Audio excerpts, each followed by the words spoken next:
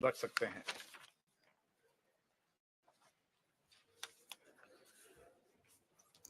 माननीय सदस्यगण, item number 12 और 13 को एक साथ ले रहे हैं। माननीय सदस्यगण, सभा की सहमति हो तो दोनों बिलों पर 4 घंटे की चर्चा करा लें, और भी आवश्यक है तो और बढ़ा देंगे। माननीय गृह मंत्री जी का कहना है कि सब बोलें।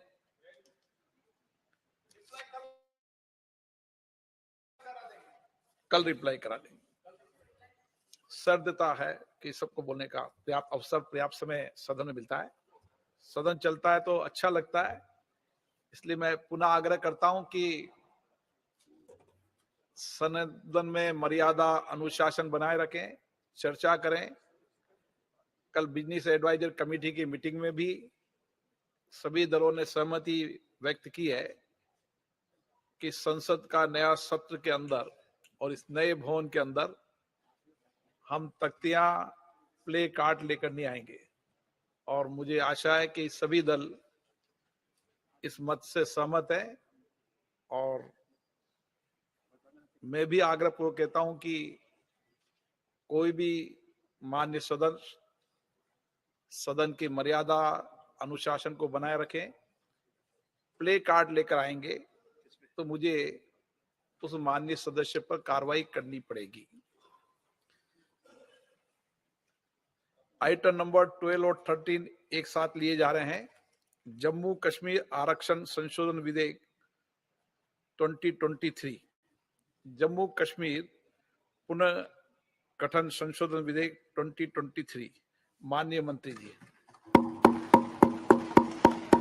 माननीय अध्यक्ष जी, मैं प्रस्ताव करता हूं कि जम्मू कश्मीर आरक्षण अधिनियम 2004 का और संशोधन करने वाले विधेयक पर विचार किया जाए, और जम्मू कश्मीर पुनर्गठन अधिनियम 2019 का और संशोधन करने वाले विधेयक पर विचार किया जाए।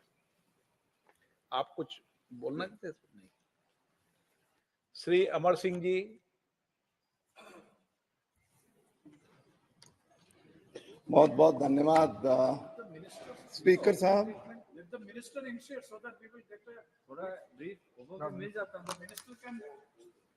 रिप्लाई पे विस्तार से देंगे। कन्वेंशन है सर, शॉर्ट। सभी लोग बोले, मैं बहुत विस्तार से, आप बिठाना मत, लंबा जवाब दूंगा।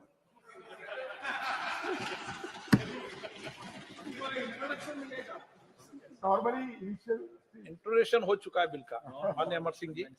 Normally mover will tweak something. धन्यवाद स्पीकर साहब। आज दो बिलों पर चर्चा हो रही है।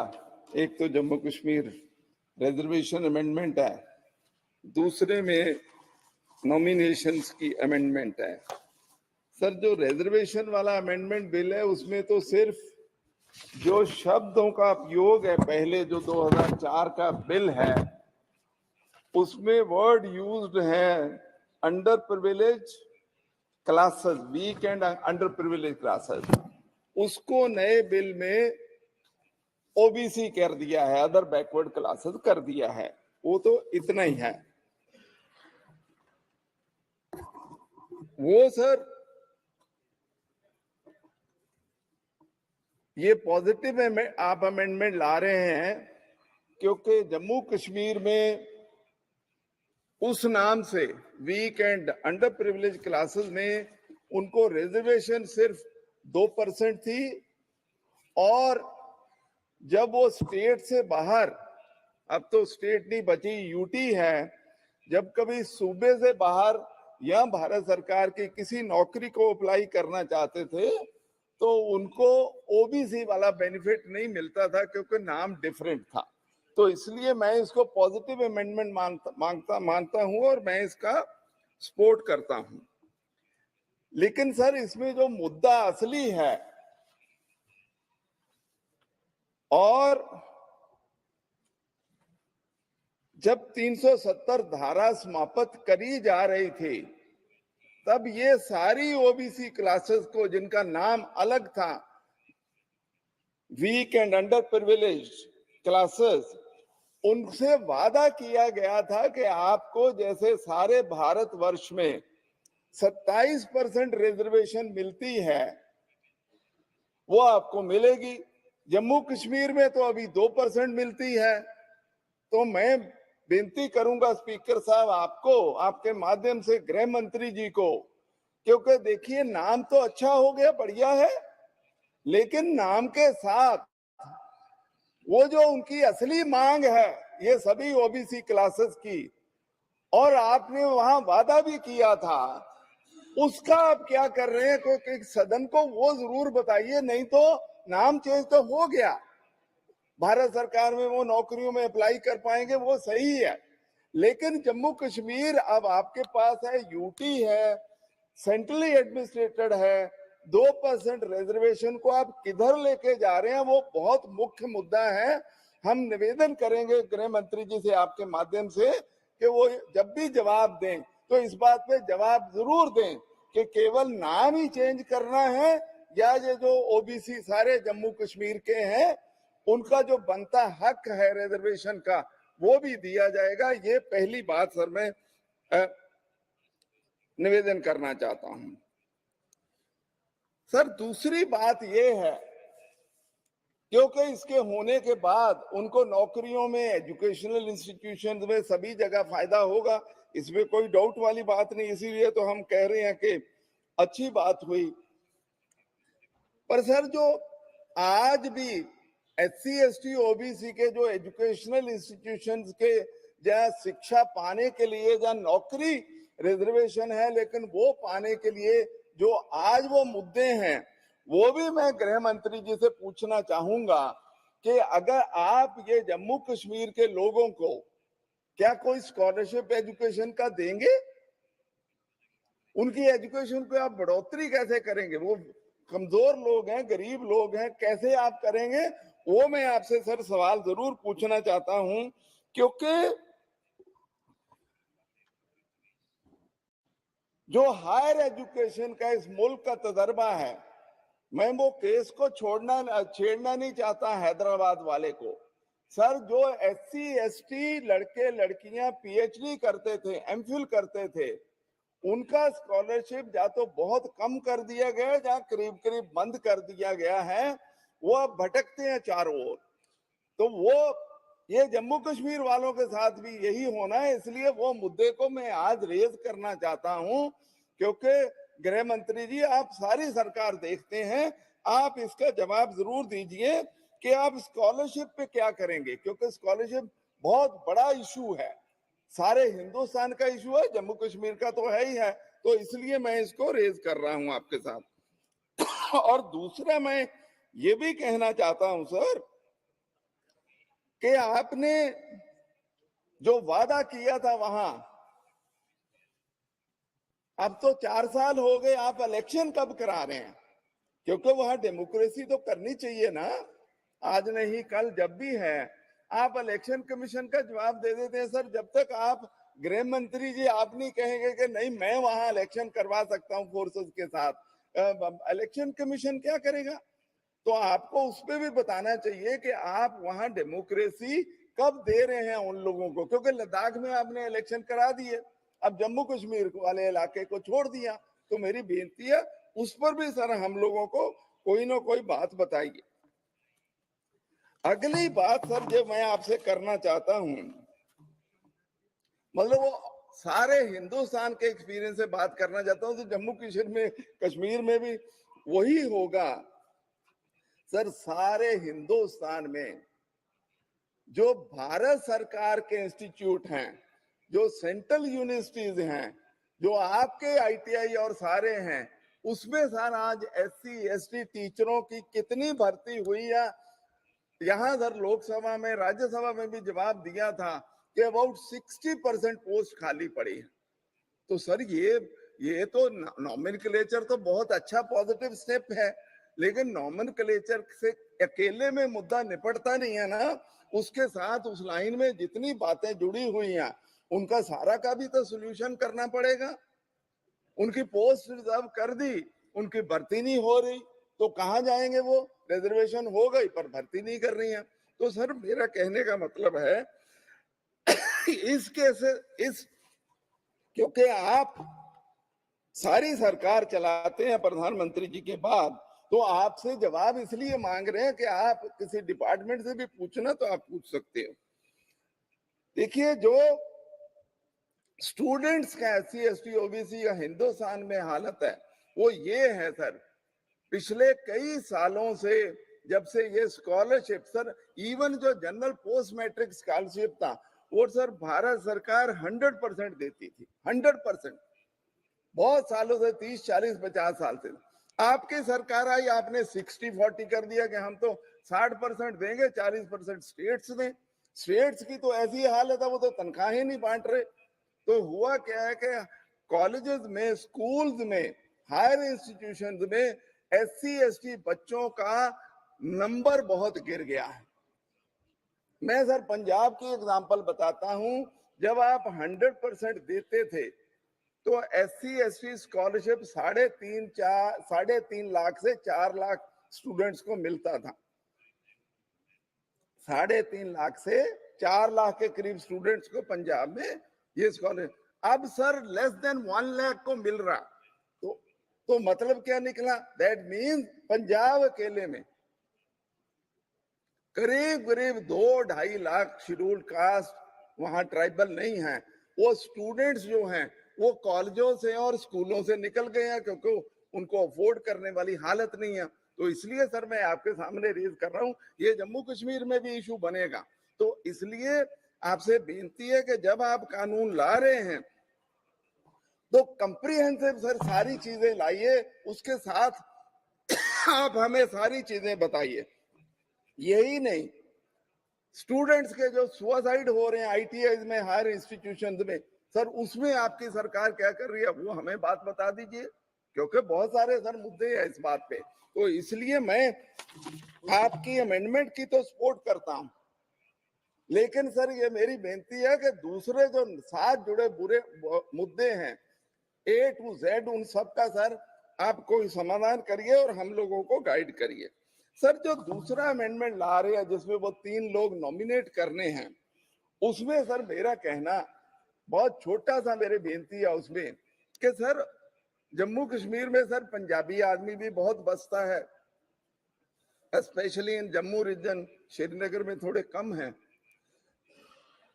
तो सर पंजाब की ओर से मैं बेनती करना चाहूंगा, सर कोई हमारा भी कोई आदमी उसमें नॉमिनेट करिए उन 3 लोगों में, पंजाब का आदमी। मैं पगड़ी वाला नहीं कहूंगा, कोई पंजाबी तो कर दीजिए क्योंकि वहां हमारे इतने पंजाबी रहते हैं। बाकी आप करिए, उसमें कोई बात नहीं। ऐसा नहीं कि सर पंजाब इग्नोर हो जाए, पंजाबी लैंग्वेज बस सर वहां पहले चलती थी वो बंद कर दी, तो वो भी उसको चालू करिए, वहां सर होती थी वो उसको बंद कर दिया। मेरा कहने का मतलब ये है कि सर बहुत सारे इश्यूज है जम्मू कश्मीर के, अच्छी अमेंडमेंट आप लेके आए, से साथ जुड़े मुद्दे भी निपटाने का करिए। और लास्ट बात कहना चाहता हूं सर, भारत सरकार में जॉइंट सेक्रेटरी और सेक्रेटरीज पे सर ये SC ST OBC का कोई नंबर बढ़ाइए। मैं एग्जैक्ट परसेंटेज बोलना नहीं चाहता हूं क्योंकि सर वैसे मुझे सारा पता था, मैं बोलना नहीं चाहता हूं। और उनको जब आप भारत सरकार सर लेके आते हैं तो उनको जरा अच्छी पोस्टिंग भी दीजिए। उनको हमेशा ही कभी उधर, मैं किसी डिपार्टमेंट का नाम नहीं, पर आई अंडरस्टैंड दैट थिंग, पर सर उनको, क्योंकि हमारे प्रधानमंत्री जी SC ST की, OBC की, उनके भले की इतनी बात कहते हैं, तो यार सर जो उनके ऑफिसर्स बन गए हैं, IAS IPS बन गए हैं, उनको जरा, उनको भी important posting government of India में दे दिए। आप अभी पावर में हैं तो मैं उस बिल का सर समर्थन करता हूं, लेकिन जो मैंने दूसरी बेनतियां करी हैं मैं उसका सर जवाब चाहता हूं। बहुत बहुत धन्यवाद।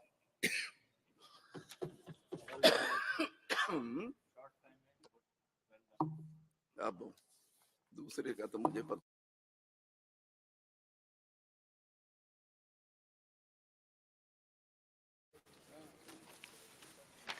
धन्यवाद अध्यक्ष महोदय।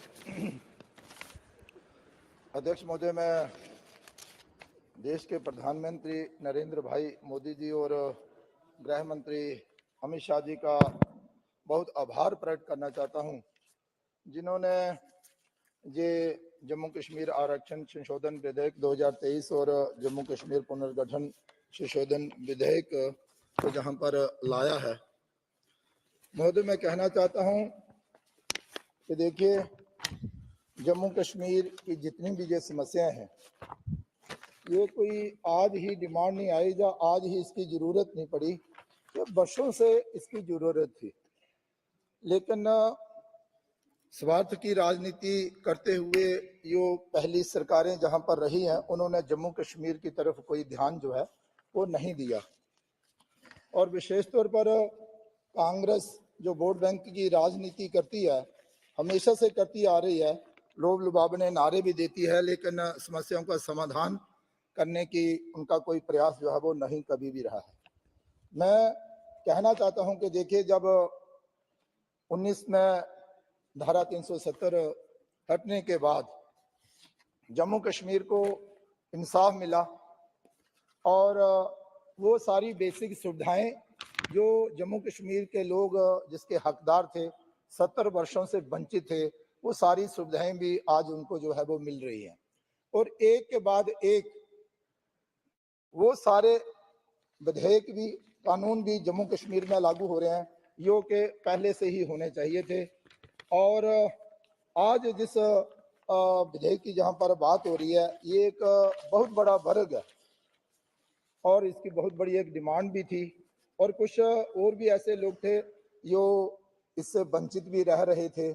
लेकिन आज देश के गृह मंत्री जी ने ये जहां पर विधेयक लाकर उन सब जो वर्ग के लोग थे उनके साथ इंसाफ करने का जो है वो काम किया है। महोदय, मैं बताना चाहता हूं कि देखिए, इसमें जैसे जहां पर हमारे भाई कह भी रहे थे, ये दुर्बल और शोषित वर्गों के नाम से जो विधेयक था, या इस अन्य पिछड़ा वर्ग के नाम से करने का जो है उपबंध जहां पर है, ये अब पूरे देश की भांति जम्मू कश्मीर में भी लागू हो जाएगा और इसी नाम से जाना जाएगा। और जहां पर चर्चा हो रही थी कि भाई नाम बदलने से कुछ नहीं होता, मैं ये कहना चाहता हूं कि महोदय देखिए, एक के बाद एक जो कानून जम्मू कश्मीर में बदले गए हैं, उन सब का लाभ जो है वो जम्मू कश्मीर की जनता को जो है वो मिल रहा है।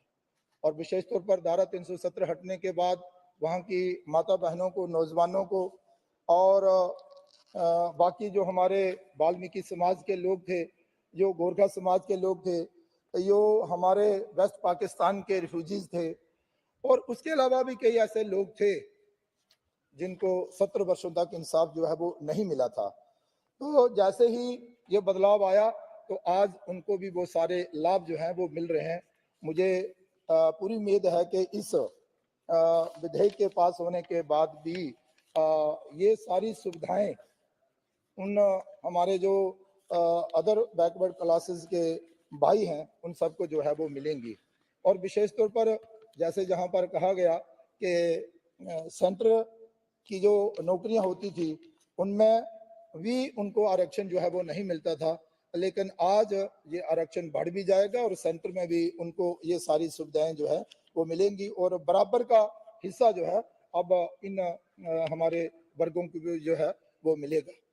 महोदय, शिक्षा आधारों की बात हो चाहे दूसरे आधारों की बात, जो आज तक नहीं होता था वो आज वहां पर होगा। और जो डिमांड उनकी थी और कई बार उन्होंने संघर्ष भी किए, और मुझे ये कहते हुए खुशी होती है कि जम्मू कश्मीर में अब तक ओबीसी आरक्षण नहीं था। जम्मू कश्मीर आरक्षण संशोधन विधेयक के जरिए जम्मू कश्मीर आरक्षण अधिनियम 2004 में बदलाव का प्रावधान किया गया है। इसके तहत कमजोर और वंचित वर्गों की शब्दावली को बदलकर अन्य पिछड़ा वर्ग कर दिया जाएगा। इस विधेयक के कानून बनने के बाद पहली बार राज्य में ओबीसी को दूसरे राज्यों की भांति सरकारी नौकरियां और छात्रवृत्ति आरक्षण सहित बाकी अन्य लाभ भी जो है मिलेंगे और संवैधानिक अधिकार जो है उन्हें हासिल होगा।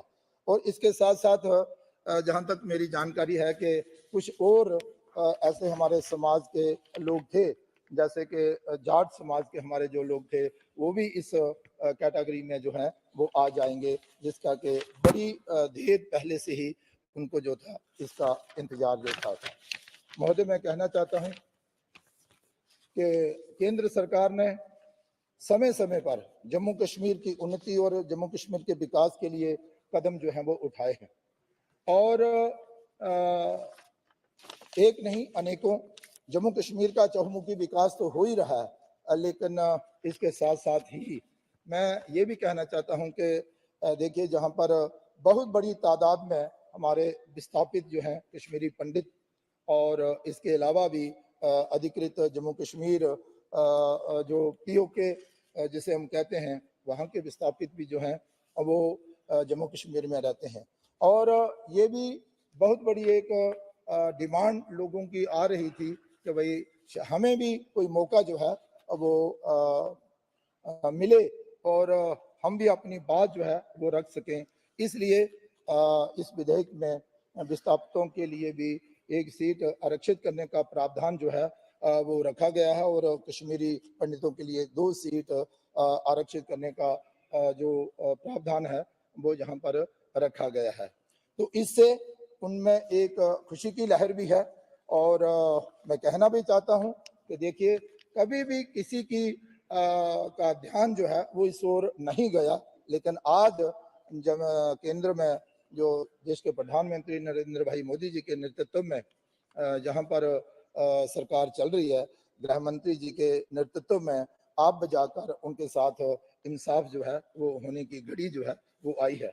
महोदय, मैं कहना चाहता हूं कि देखिए, इस विधेयक के साथ साथ ही ये जो हमारा वाल्मीकि समाज है इसे भी इंसाफ मिलने वाला है और बाकी कुछ और भी प्रावधान जो हैं जो इसमें रखे गए हैं। मैं कहना चाहता हूं कि देखिए, जब से देश में प्रधानमंत्री जी के नेतृत्व में सरकार जो बनी है, उन्होंने हर वर्ग और हर समुदाय के साथ जो है वो इंसाफ जो है वो किया है।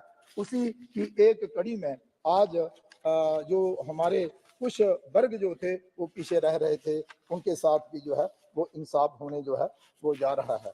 महोदय, मैं इतनी ही बात कहते हुए इस विधेयक का समर्थन करता हूं और एक बार फिर अपने प्रधानमंत्री और गृह मंत्री जी का धन्यवाद करता हूं। Shri Saugata Rai ji.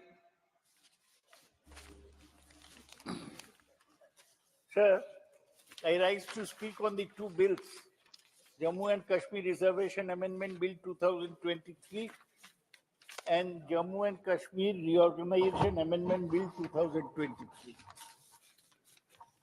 Let me start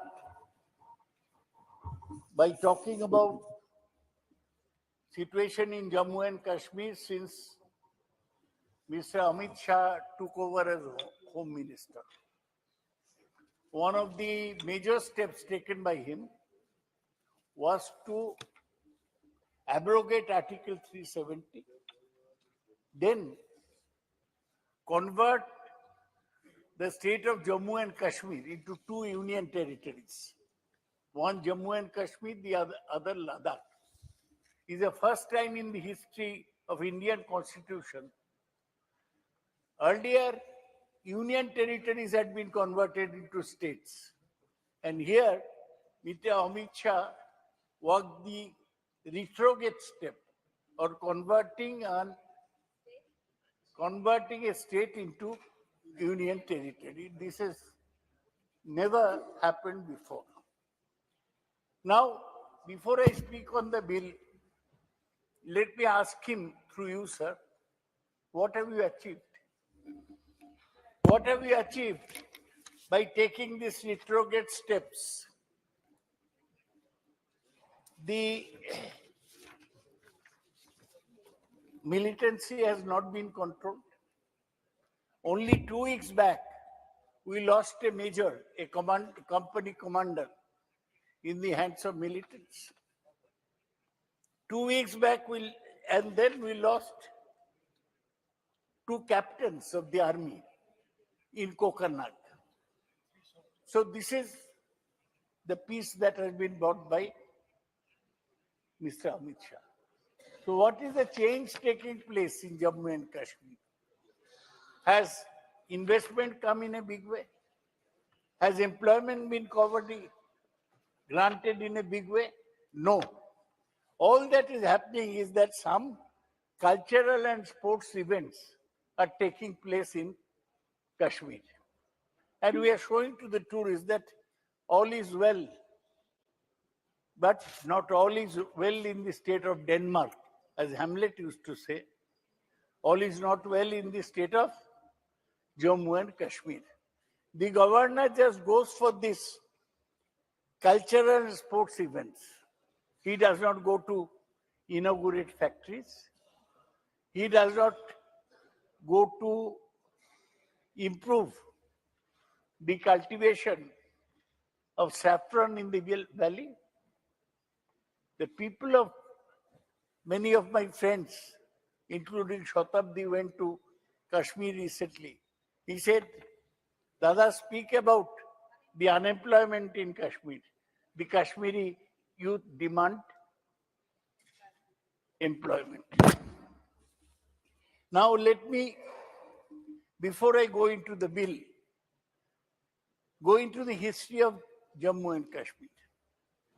47, 48, part of it is given in the statement of objects and reasons of the second bill. That is in 47, 48, first aggression took place. Pakistan occupied a part of Kashmir, which is known as POK, Pak occupied Kashmir. Then during 65 war, and again during the 71 war, parts of Kashmir were troubled, and the minister has given the total number. Total number of displaced persons as 1 lakh. So total is 41,804 families were displaced during the 3 wars. That process has not been reversed.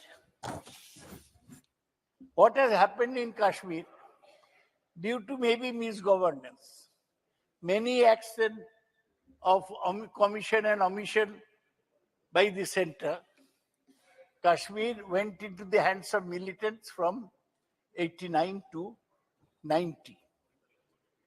And people were killed. Pakistan-inspired militants ruled in the valley. And we have gone through this time, and that is the time when large number of Hindu migrants went away from Kashmir valley. The suffering of these people, their total families number are 46,517 families who left during militants. The total number is 1,58,976 who have registered themselves as displaced persons. The government promised much. Have they been able to bring back the Hindu migrants, the Pandits who left the valley? No, they have not been able to. Now, what is the roadmap? Mr. Home Minister, I ask through you, sir. Nothing can be done in Kashmir unless you hold election. Last election was held in 2014. For 10 years almost, there has been no election. How can you rule a state, not giving power to the people to elect. One person, Mr. Manoj Sinha, he was in parliament with us. He has gone there as governor. What is his connection to Jammu and Kashmir? Jammu and Kashmir should be ruled by people of Jammu and Kashmir. क्यों नहीं? इसको हटाओ पर ये disturbing man. हाँ. Yes. नहीं जरूरत नहीं है, वो बहुत हो गया, बैठिए please. So he does not.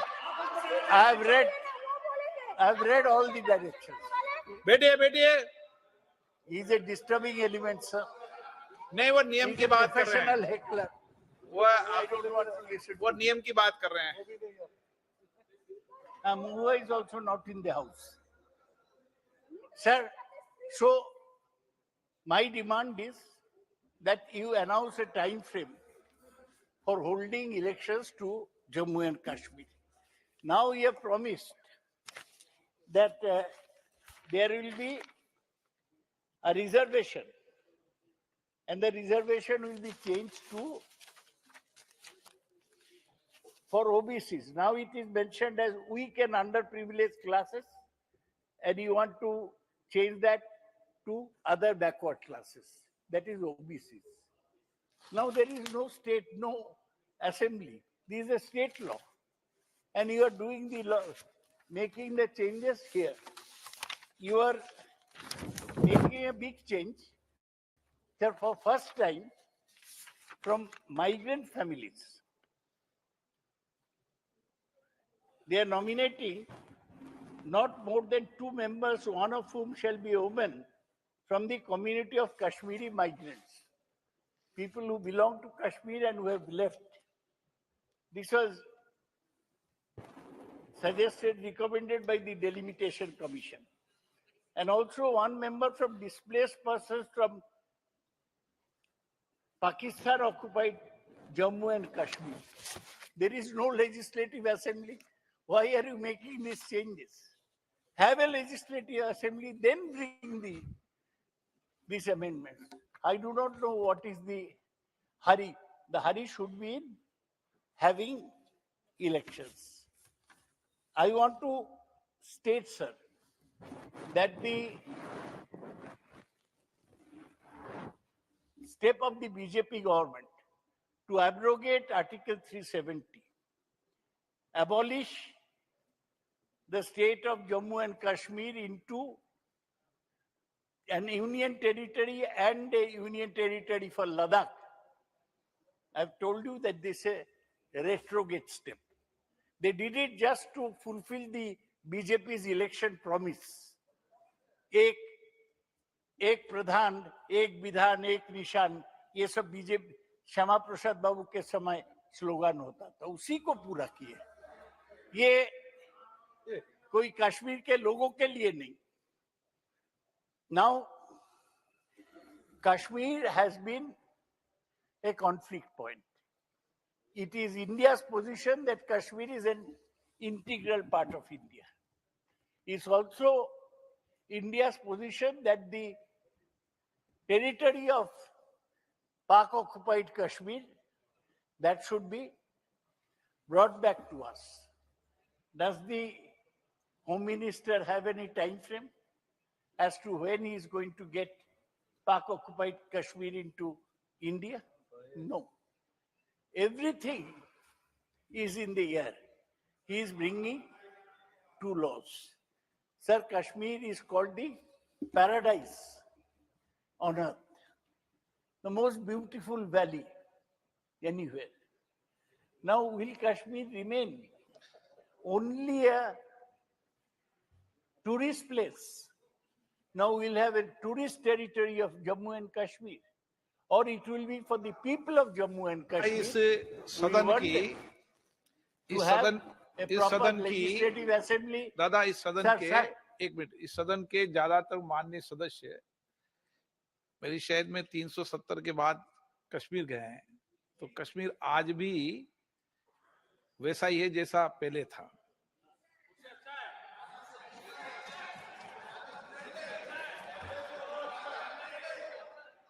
उनको बताओ मत, तो सुनते हैं पूरी बात को, अभी कान कमजोर नहीं हुए उनके।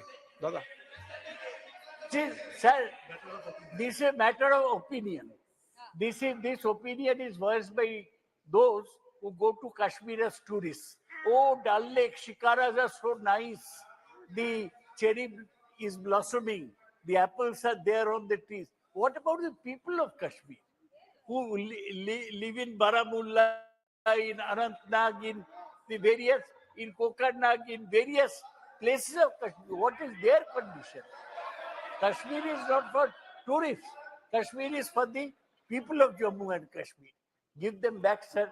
ये कहना है कि आज मैं आशा करता हूं कि मंत्री जी अनाउंस करेंगे कि कब जम्मू कश्मीर में चुनाव होगा। डेलिमिटेशन कमीशन अपना काम पूरा किए है।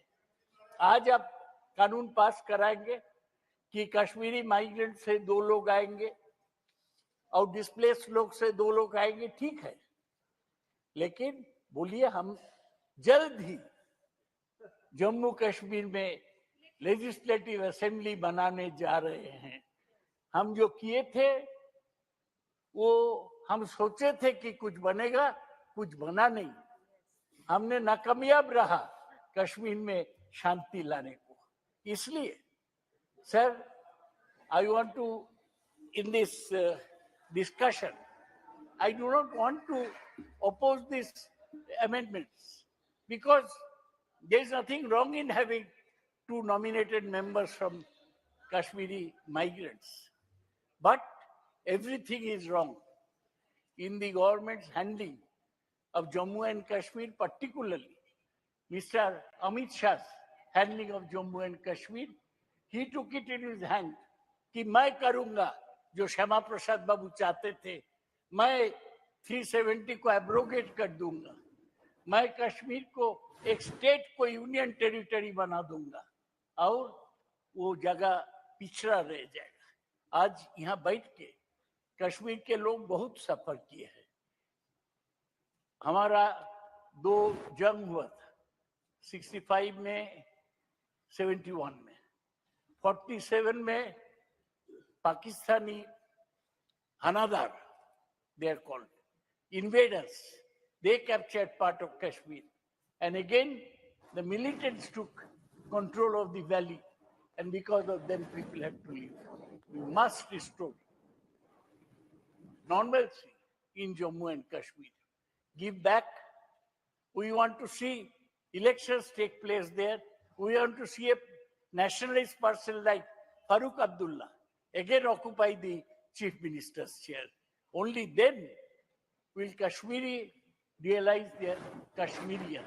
Kashmir is very special.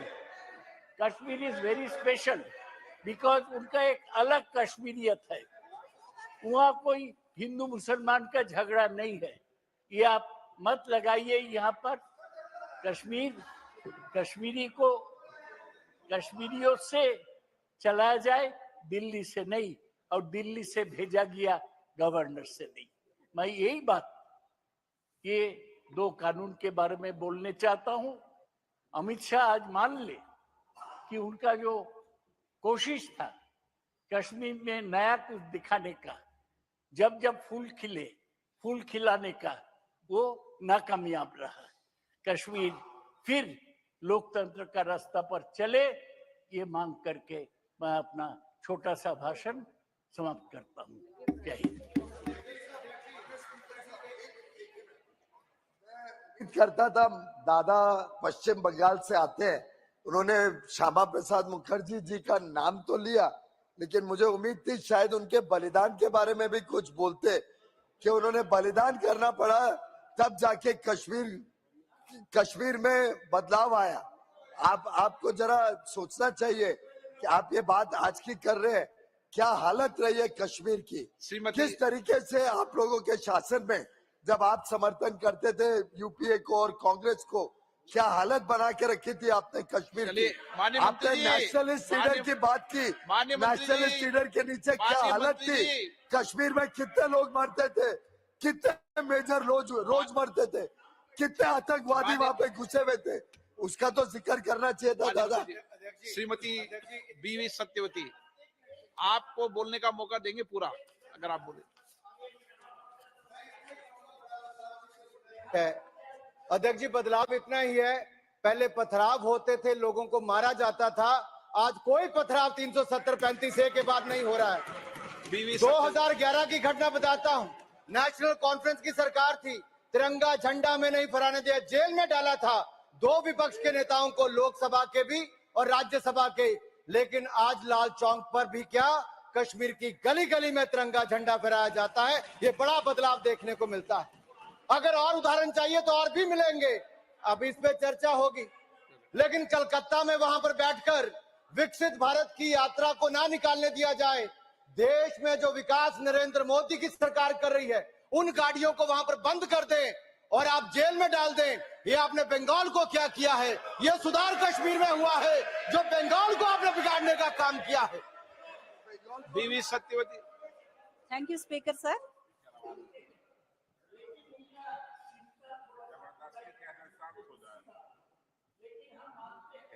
मैं जो कॉलेज में पढ़ाता था वो श्यामा प्रसाद मुखर्जी के नाम में है। उनका जो स्लोगन, एक प्रधान एक विधान एक निशान, वो उनका स्लोगन था, वो पॉलिटिकल स्लोगन था। लेकिन आज भी ये माननीय अध्यक्ष जी, ये बहुत ऑब्जेक्शनल है।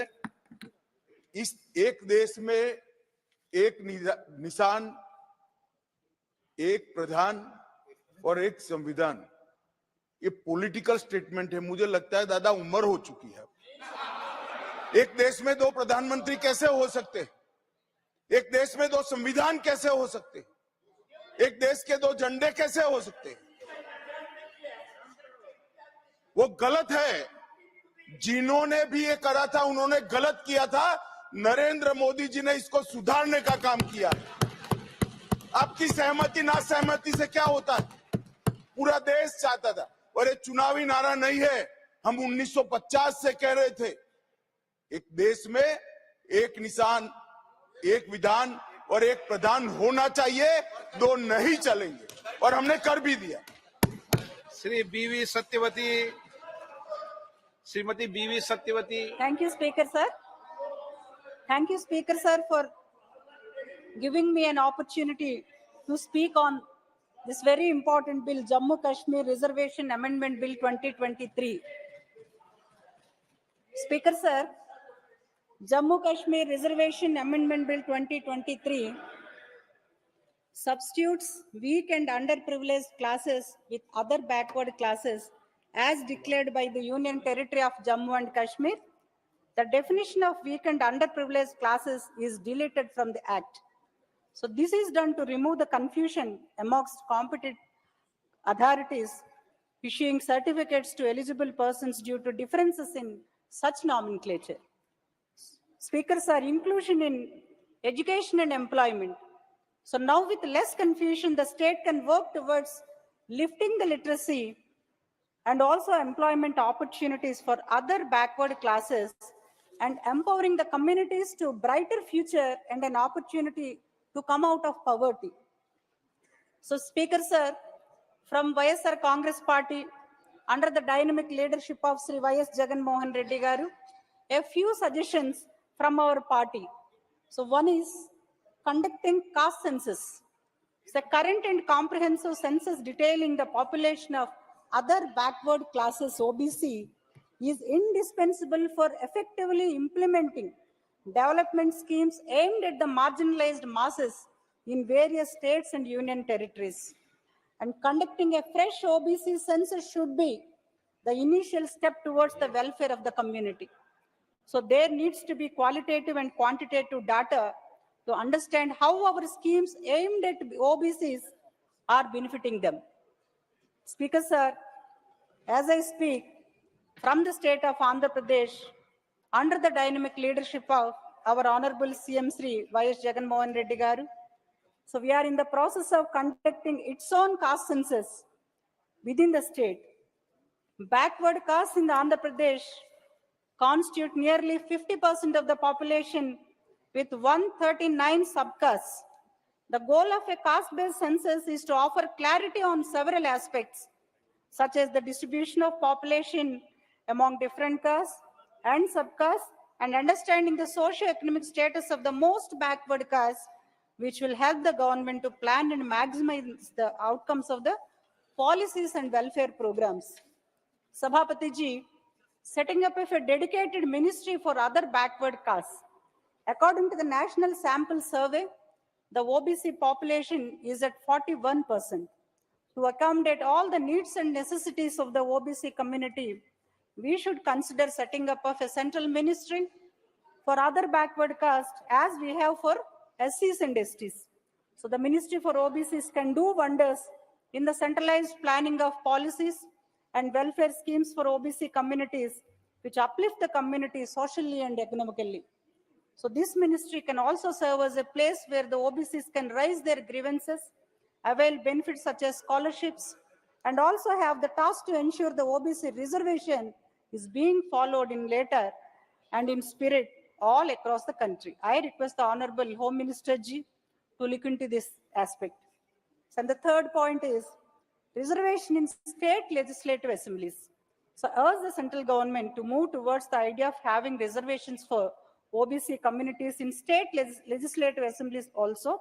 This will enhance the political development of the OBCs. Remembering the Baba Saheb Ambedkar ji's ideas of achieving political diversity by empowering backward castes by breaking the barriers by reservation. So it's an essential step towards maintaining inclusivity and diversity in our political systems. The fourth point I want to mention, Honorable Chairperson Ji, national-wide skill development programs.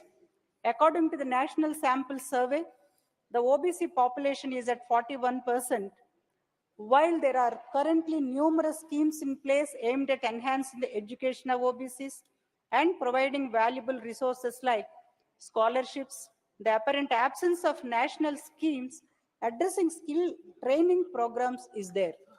Introduction to nationwide schemes for skill development programs targeted specifically at the OBCs will make the community job ready. And before I conclude, Sabhapati ji, the Jammu and Kashmir Reservation Amendment Bill 2023 marks a significant step towards clarity and inclusivity by replacing the term weak and underprivileged classes with other backward classes. The legislation aligns the evolving social dynamics of Jammu and Kashmir. So hence I urge the central government to conduct the caste census along with the population census, provide OBC quota reservations in state legislative assemblies, establish a ministry for OBC, and introduce more schemes for targeting the specific needs of OBCs, which will help the community nationwide. I want to bring only one sentence, which our Honorable CM Garu frequently says, backward classes, they are not backward, they are the backbone classes to the society. So hence, I bring to the notice of this August House. So I conclude this bill from this, I support this bill from YSR Congress Party and also take it to consideration of the suggestions made by YSR Congress Party. Thank you very much, sir. Jai Hind. Thank you very much. Sri. Kashmir, seeing it as a union territory. As already said, it is always the union territory which looks ahead of going into a statehooship so that they can have more authority. But this is the first instance where we see a state being converted into a union territory. And what is the main reason behind it? The BJP has just won many of these state elections and they have come into this house. They see themselves and their strength is always seen as winning elections after elections and going after micromanagement. But what happens in Jammu and Kashmir? Why are they not able to do that? Since they are not able to do that, they bring a state into a union territory where they can have control over the governor and then they can run the governance through that. If they were capable and if they were very confident of winning Jammu and Kashmir, would they have gone in for a union territory? So that is the main reason that the people of this country should think that the power of this BJP is only winning elections and mainly in the heartland states of Hindi and what we generally call as the Gomutra states. You cannot come to South India. You see all the results of what happens in Tamil Nadu, Kerala, Andhra, Telangana, and Karnataka. We are very strong over there. So we will not be surprised if you have an option of converting all these states also into union territory, so that you can come into indirect power of having, because you can never dream of setting foot over there and taking control of all these southern states. So having the reservation bill into confidence. So we should first look into the history, because the Dravidian ideologies have always been strong and has been pro-reservations. So in the early years, before independence, the country was ruled by a minority of 3% people having a majority stay in all the government jobs, work, everywhere, education. It was the Dravidian ideology. It was our forefathers of DMK, the Justice Party, in the year 1926 that brought in the Reservation Act for work and for education in OBC sectors and for all class people. Till then, it was marginalized, and only a section of the people, or 3% majority of the people, had jobs and other things. So in the year 1926 was the first time that in India, in Tamil Nadu, Justice Party brought all these reservations for people, so that people from all class can take part in governance. And what happened after that? After India obtained independence in the year 1947, it was struck down by the Madras High Court that these reservations shall not exist anymore. And then again, when we went to Supreme Court, the same this thing was done, that it was struck down and no reservation was there. It was our leader, the great Dravidian ideology of Principal Tandai Periyar, who had, along with the then Prime Minister Jawaharlal Nehru and the Law Minister Ambedkar, had gone and sought that we need reservations for work and for education. It is completely necessary. And then after fight, at last the union government, under the leadership of Prime Minister Jawaharlal Nehru, agreed for reservation in work.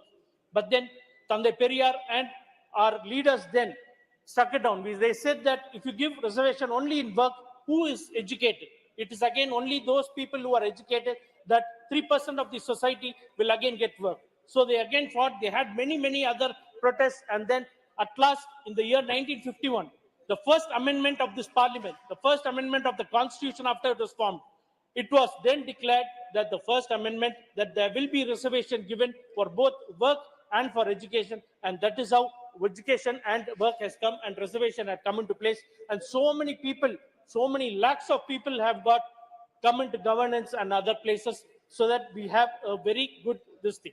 So taking the 4 pillars of the democracy, both the legislative, we have reservations. It is very good that we have come till that, and now this government has also introduced the women's bill, which is a very good this thing. So, but coming into the executive, there is no reservation for OBCs. It is fully dominated by other castes, the so-called forward caste people, and a very marginalized section of the scheduled castes or the scheduled tribes. So we would like to urge upon this government to give more importance into the executive for OBCs. So DMK is always seen as a champion of the OBCs.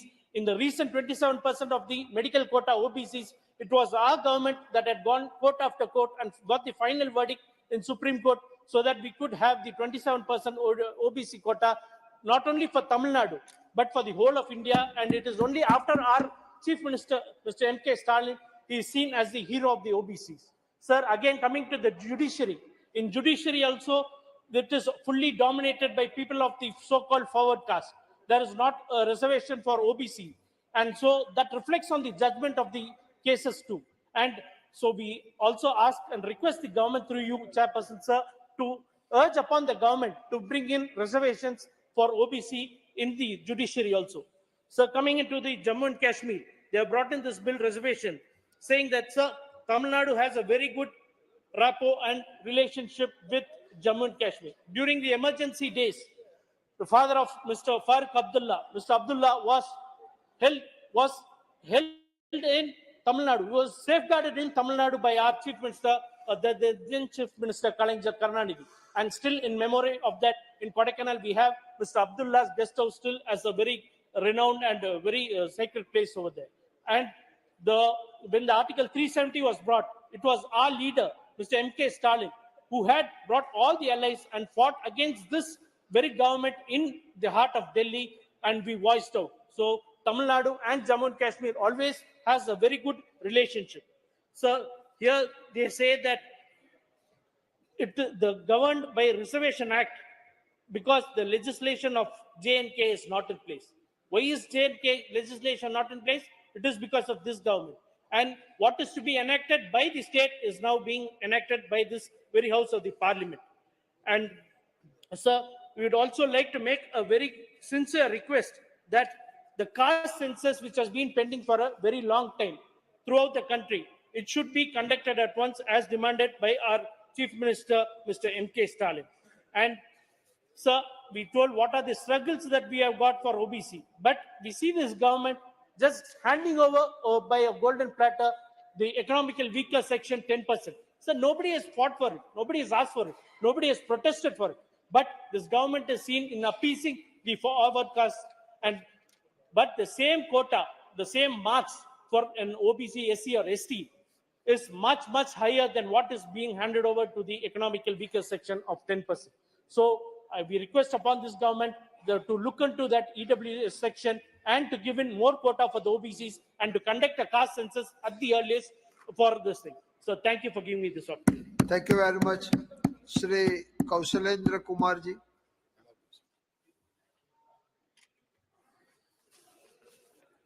सभापति महोदय, आपने मुझे जम्मू कश्मीर आरक्षण संशोधन विधेयक और जम्मू कश्मीर पुनर्गठन संशोधन विधेयक पर बोलने का अवसर दिया, इसके लिए बहुत बहुत धन्यवाद। यह विधेयक मूल रूप से जम्मू कश्मीर आरक्षण अधिनियम 2004 में कुछ संशोधन के लिए लाया गया है। अब दुर्लभ और शोषित जो वर्ग हैं, सामाजिक जातियां के स्थान पर अन्य पिछड़े वर्ग करने की बात कहा जा रहा है। यह शब्दों के कारण जो भ्रम और परेशानियां थी वह अब दूर हो जाएगा। बहुत ही अच्छा कदम है। यह धाराओं और उप धाराओं में भी संशोधन होने जा रहा है।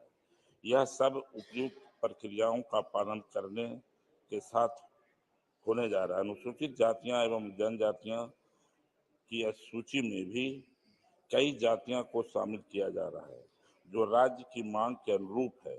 इसी प्रकार देश के अन्य राज्यों से भी काफी सुझाव आए हैं, उन्हें भी सरकार को ध्यान में रखने के लिए मैं अपनी मांग रखता हूँ।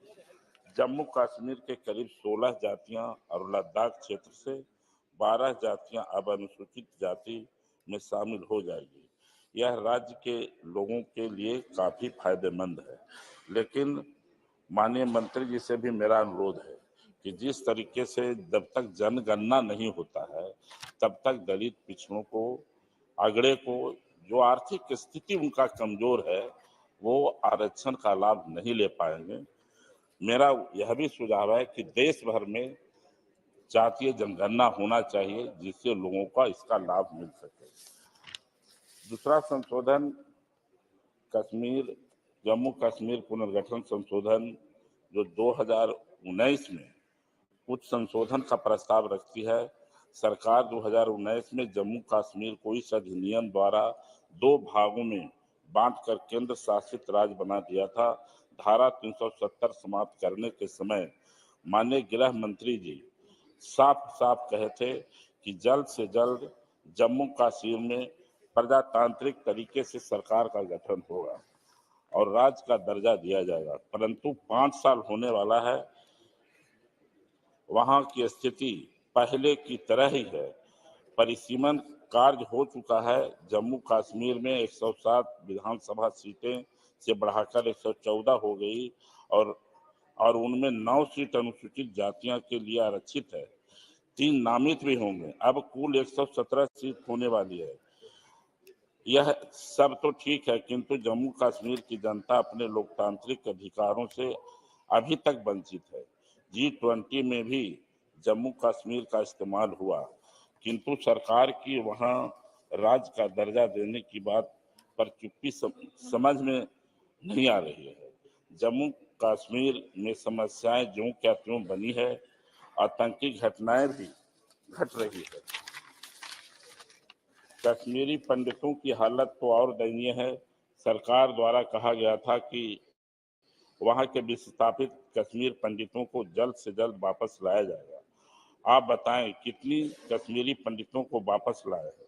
अन्य राज्यों में श्रमिकों की हत्याएं वहां होती है रहती है। पर्यटकों की संख्या दिनों दिन कम रही है। वहां के नागरिकों की आमदनी बंद हो रही है। वहां का किसान बेहाल है। देखा जाए तो जम्मू कश्मीर की स्थिति पहले से भी बदतर हो चुकी है।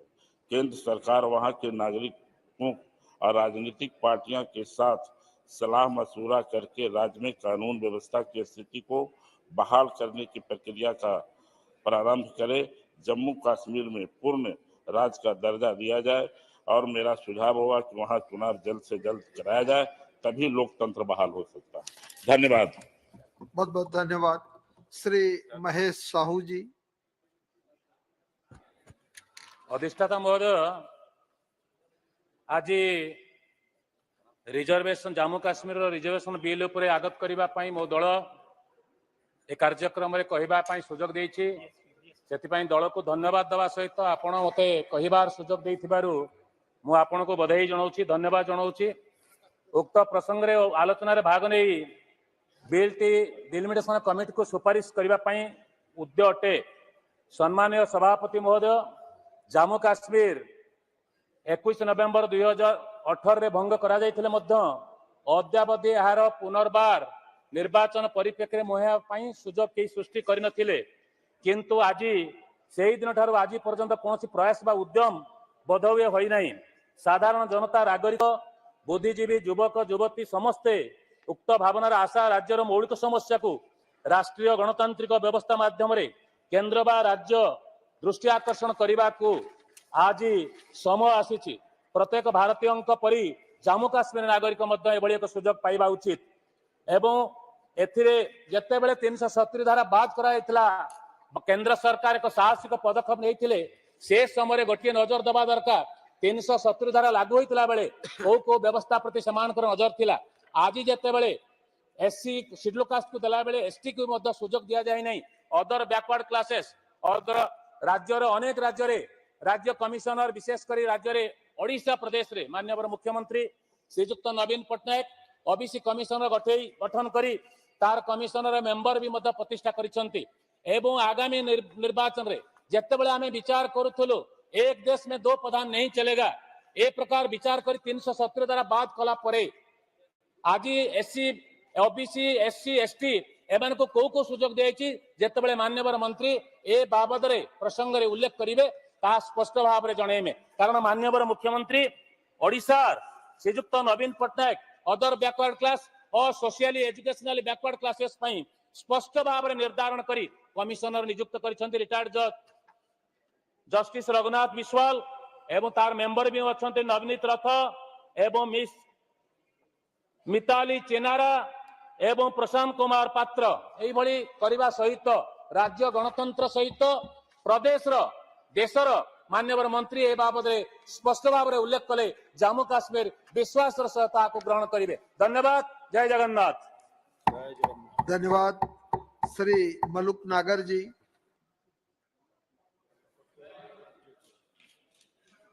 सब धन्यवाद, आपने बोलने का मौका दिया।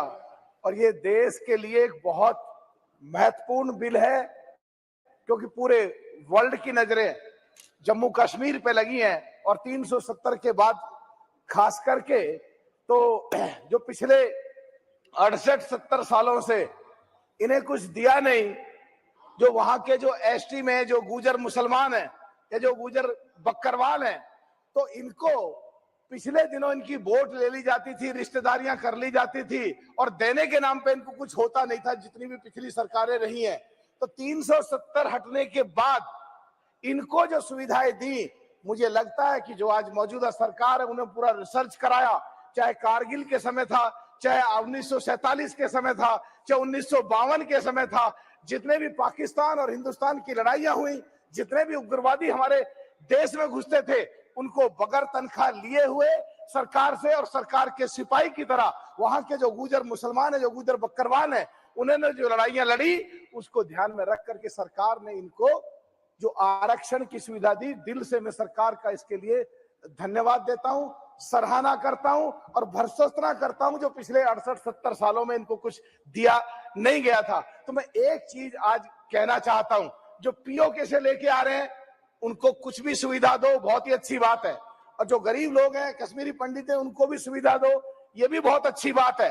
लेकिन जो वहां के जो गुर्जर मुसलमान हैं, जिन्होंने हमेशा जाने दिए देश के लिए, लड़ाइयां लड़ी हैं देश के लिए, और 370 पे जिन्होंने मिठाइयां बांटी पाकिस्तान और हिंदुस्तान की बाउंड्री पे, उनके लिए सरकार ने जो एक आरक्षण निश्चित किया, अगर किसी को कुछ दे देते हैं, किसी को दान दे देते हैं, किसी को कोई चीज दे देते हैं, उसमें से अगर वापस लेते हैं तो फिर बहुत जोर पड़ता है। तो अध्यक्ष जी, आपके माध्यम से मैं सरकार से मांग करता हूं कि आरक्षण किसी को भी देना है तो जो पहले उनको 10% दे दिया उससे अलग रखा जाए, उनका आरक्षण ना छेड़ा जाए, और जो अब देना चाहते हैं सरकार आरक्षण, उनको अलग से कितना ही दे दो, तो हम देश के लिए जो लोग जान दी और देश हित में और जनहित में और जम्मू कश्मीर के गुजर बकरवाल के हित में आपके माध्यम से सरकार से मांग करता हूं कि उनके आरक्षण को ना छेड़ा जाए।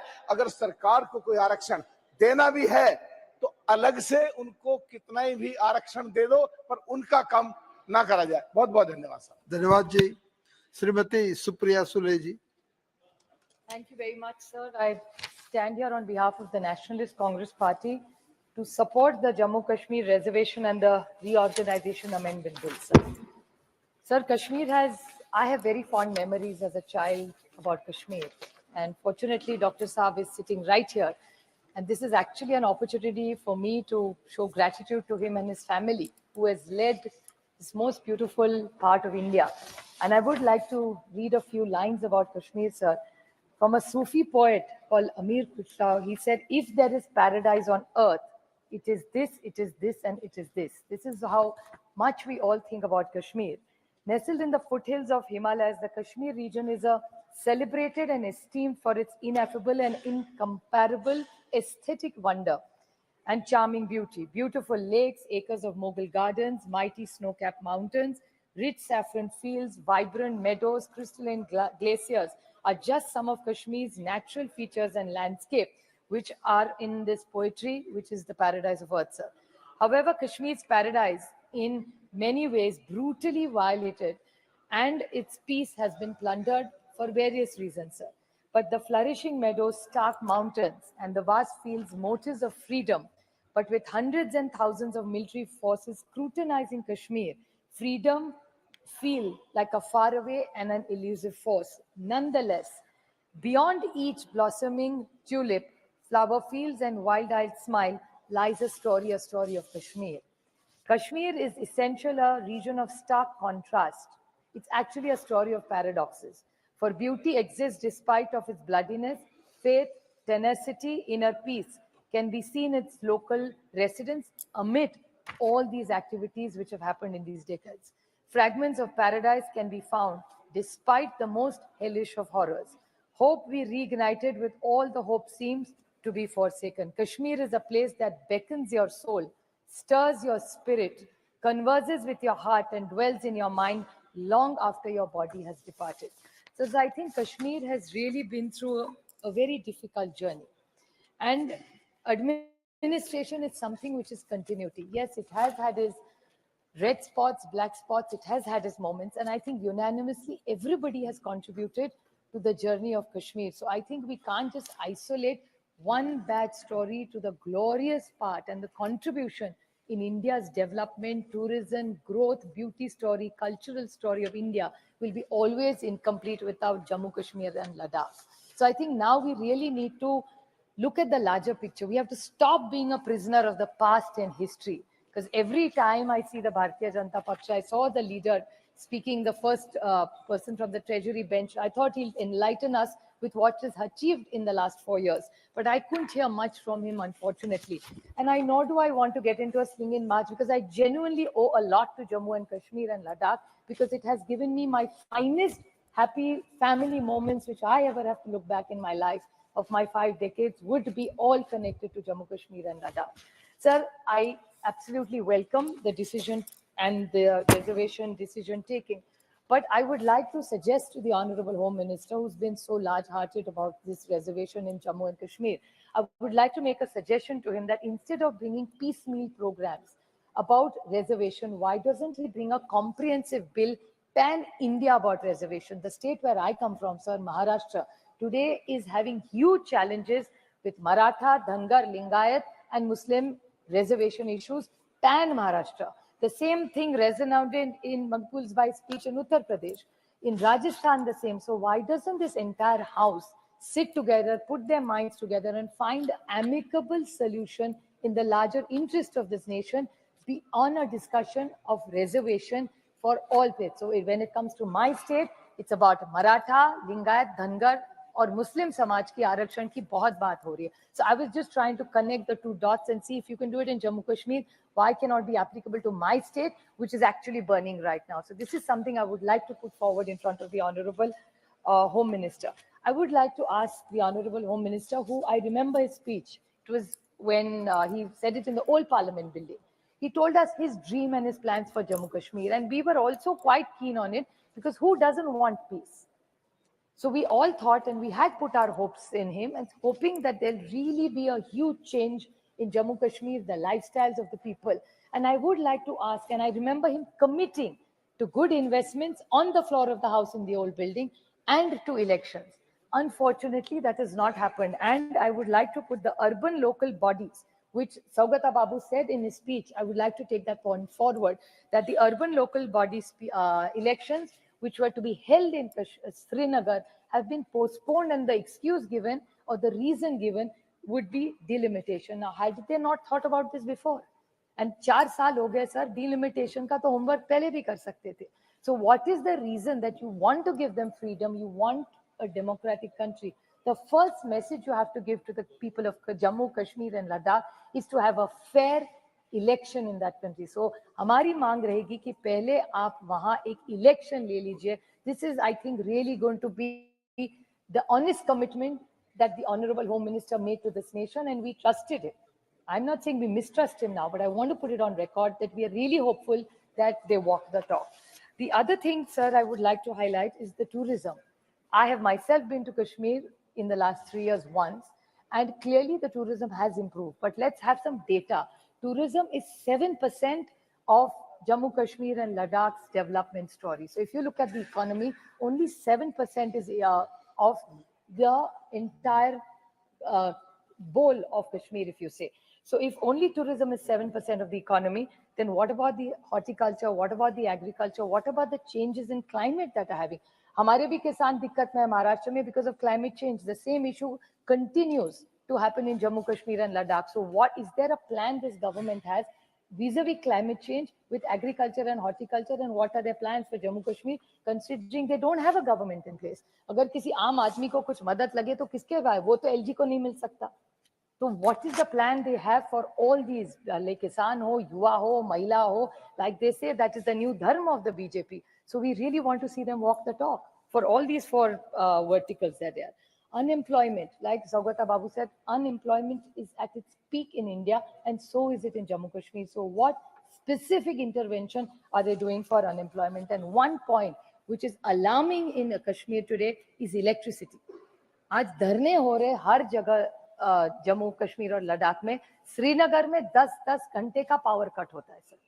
So what has really happened in the last 4 years? What magic has happened? If there is no electricity, how are all the other things going to work? So these are some things which I'd like to, I'm sure the Honorable Home Minister would throw some light and enlighten us on how these things are going to be taken forward. And if there is a gap of electricity, एक बार India में कहते हैं there's a surplus of electricity. So national grid से क्यों जम्मू कश्मीर लद्दाख में नहीं जा रहे हैं बिजली? Why do people, our brothers and sisters and our children in Jammu Kashmir have to suffer with no electricity for 12 hours in a place like Srinagar? अगर श्रीनगर में 12 घंटे बिजली नहीं है तो बाकी के जो छोटे-छोटे गांव है वहां क्या होता होगा sir? So this is something we need to really discuss. The other big point which I was coming by, which is my last point, sir, that yes, things are better, but that doesn't mean they are okay. In September 2023 and in November 2023, there have been 2 major attacks, and we have lost very, very brave sons of India. They are our sons, sir. ये शहीद हुआ है देश के बच्चे, और उसमें कौन है? Colonel Manpreet Singh, major Ashish Dhonchak, DYSP in JNK Police, Humayun Bhatt. This is in September 2023. In November 2023, the martyrs are Captain M.V. Pranjal, Captain Shubham Gupta, Haribhav Abdul Majid, Lance Naik Sanjay Bisht, and paratrooper Sachin Laur. These are people in Rajouri and Punj where there is a problem. So we can't say everything is wonderful. पहले से बेहतर है, जरूर है, और अच्छे को अच्छा बोलना चाहिए. तो जो अच्छा हुआ है उसके लिए I do compliment the government, but a lot needs to be done. Everything is not okay because we've lost our sons. So tourism has gone up? Yes, it has. But when we lose our sons of soil, then really can we say the wonderful stories about Kashmir and say, oh, we are so happy tourism has gone up. But when our so many sons have gone, बच्चे शहीद हुए इस देश के लड़के नौजवान हैं. So we really need to introspect. It's not just about thumb chesting and, oh my God, we've done something wonders, sir. We really need to walk the talk. वो माँ जानती है जिसका बेटा वहाँ शहीद हुआ है. वो बीवी जानती है उसका दुख, उसके बच्चे जानते हैं उसका दुख. For us, these are names. We will pay श्रद्धांजलि, आदरांजलि to them because जिंदा उनको रहना है. उनकी फैमिली का दुख रोज हमको नहीं पता. वो उनके बीवी, माँ और बच्चों को ही वो दुख पता है. So I think this house needs to be far more synthetic.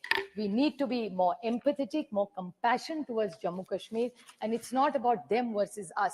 I think we all love Kashmir equally. So it's not that they have done something wonderful and we did something disastrous, not at all. And let's put some data. Kashmir was always very tourist friendly. People hosted us, they opened their homes to us. So they have been wonderful, proud Indians. And I would like to talk about Farooq Abdullaji's family's contribution in making sure that Kashmir remained an integral part of India. If it happened, I will put it on record. It's only because of his family and the commitment at that time that Pandit Jawaharlal Nehru did in the United Nations and Lord Mountbatten's contribution at that time, the way they negotiated it, that India, they stayed with us, they loved, and all the reason for many, many decades that there was no violence there is the contribution of Dr. Farooq Abdullah and his entire family. So I would like to even, so it's a combination. And it's not only that, even the Mufti family. आज ये इनके खिलाफ बोलते हैं, but कभी तो एक थाली में खाना खाए ना. Abdullah family also was their partners and so were the Muftis. So today it's not fair that just because they're on this side, they've done a bad job, and if they're on that side, they have a good job. I think अच्छे को हम भी कह सकते हैं, तो आप भी थोड़ा बड़ा दिल दिखाइए. And I think we are committed to contributing and supporting this government in whatever way we can, in a small way that we can, to make sure that the peace, happiness of Kashmir comes back, and every Indian who's so proud of this jewel in our crown, to make sure it's a safe place and it's a secure place, and every child gets a good quality education, every senior citizen has good freedom, he has to have good quality hospitals there without power cuts. So I think it's a large picture. Many things have been discussed. These are two small steps in the larger good of Kashmir, but still lot more needs to be done. So it's not, and we would prefer that these decisions get taken in their own assembly. Why should we do decisions for somebody else's assemblies? We are only looking at India as a piece. We don't want to take state decisions. Unfortunately, sir, today even during question hour, assembly ke sawal hum parliament mein chinta kare. I think I remember, and I'd like to quote Arun Jaitley ji, who used to always support cooperative federalism. I think I miss Arun ji so much in the house and Sushma ji both, because if there were two leaders in the BJP who believed in cooperative federalism, were Sushma ji and Arun ji. And I think we would like to resonate, remember them. And I hope from what I've said, the BJP remembers their senior leaders who really fought for cooperative federalism and gives the fair rights to the people of Jammu, Kashmir and Ladakh, which were an entire state by itself, which is broken into three. But abhi jo ho gaya, no point disagreeing or agreeing with what has happened. But I hope the BJP and the central government is committed to bringing up all the glory of Jammu, Kashmir and all the people, giving them a fair and a happy life in the future. Thank you, sir. Thank you very much. Sri Hasnan Masoodi ji. बहुत शुक्रिया जनाब. जनाब, आज बाबा कौम शहरी कश्मीर शेख महमूद अब्दुल्ला का जो हमें पैदाइश है, पहले मुझे इजाज़त दीजिए कि मैं उनको खराज इज़्ज़त पेश करूं. जनाब, सरदारी आवाम का हक है, हिंदू मुस्लिम सिख इत्तेहाद और लैंड टू टिलर जैसे स्लोगन उनके हैं, क्योंकि जो आज हम बहस कर रहे हैं कि जो हमारे अभी बेख्तियार तबके से हैं उनको बाख्तियार बनाने की जो बात हम करते हैं तो उनको ज़रूर हम याद करेंगे, क्योंकि जो भी जम्मू कश्मीर के लिए सोशल जस्टिस प्रोग्राम को चलाने के लिए जो काम किया वो तो सारी बरसगीर में उसकी कोई मिसाल नहीं। जनाब, जब पहले मैं आऊँगा जनाब Jammu Kashmir reservation amendment act, जनाब ये एक्ट में सीधे सीधे 5 अगस्त 2019 के फैसलों पर लेता है। क्यों? क्योंकि 5 अगस्त 2019 के फैसलों को मार्केट किया गया। एक के बाद एक मंत्री ने कहा, एक के बाद एक लीडर ने कहा कि वहां कुछ नहीं था, स्टोन एज है, कोई रिजर्वेशन नहीं, कुछ नहीं, वहां पर सब पिछड़े थे, कोई एससी की कोई बात नहीं। ये जो एक्ट है 2003 का है, जिस एक्ट में आज आप तरमीम कर रहे हैं ये 2003 का है। 2003 में सारा रिजर्वेशन दिया गया था, तो आज आप उसका सिर्फ तरमीम कर रहे हैं, तो ये पहले जानने की जरूरत है जो मिस टू दिस पर जो मार्केट किया गया 2019 के फैसले वो सारा गलत था। और जो ये एक के बाद एक वजीर ने जो यहाँ कहा कि वहां कुछ नहीं था, कोई तरक्की नहीं थी, वो सारा बिल्कुल एक फ्रेब था, एक झूठ था, मिसलीड किया गया कंट्री को। इससे आज उसकी तायीद होती है। तो जनाब दूसरी बात यह है कि आज हम स्टेट जो लेजिस्लेचर है, जम्मू कश्मीर का लेजिस्लेचर है, उसके इख्तियारात का इस्तेमाल कर रहे हैं। क्यों कर रहे हैं, कैसे कर रहे हैं? यह कानून तो जम्मू कश्मीर के लेजिस्लेचर का बनाया हुआ ना, इसका संशोधन, इसकी तरमीम तो वही करेगा ना। ये क्यों हम कर रहे हैं, कैसे करें, किस इख्तियार के तहत कर रहे हैं? जनाब ये हम कर रहे हैं रीऑर्गेनाइजेशन एक्ट के तहत, उसका उपयोग करके, उसका इस्तेमाल करके हम कहते हैं कि हम ये यहाँ ये तरमीम करेंगे। जनाब मुझे कहिएगा, एक फंडामेंटल क्वेश्चन है, रीऑर्गेनाइजेशन एक्ट जो है उसको चैलेंज किया गया सुप्रीम कोर्ट के सामने।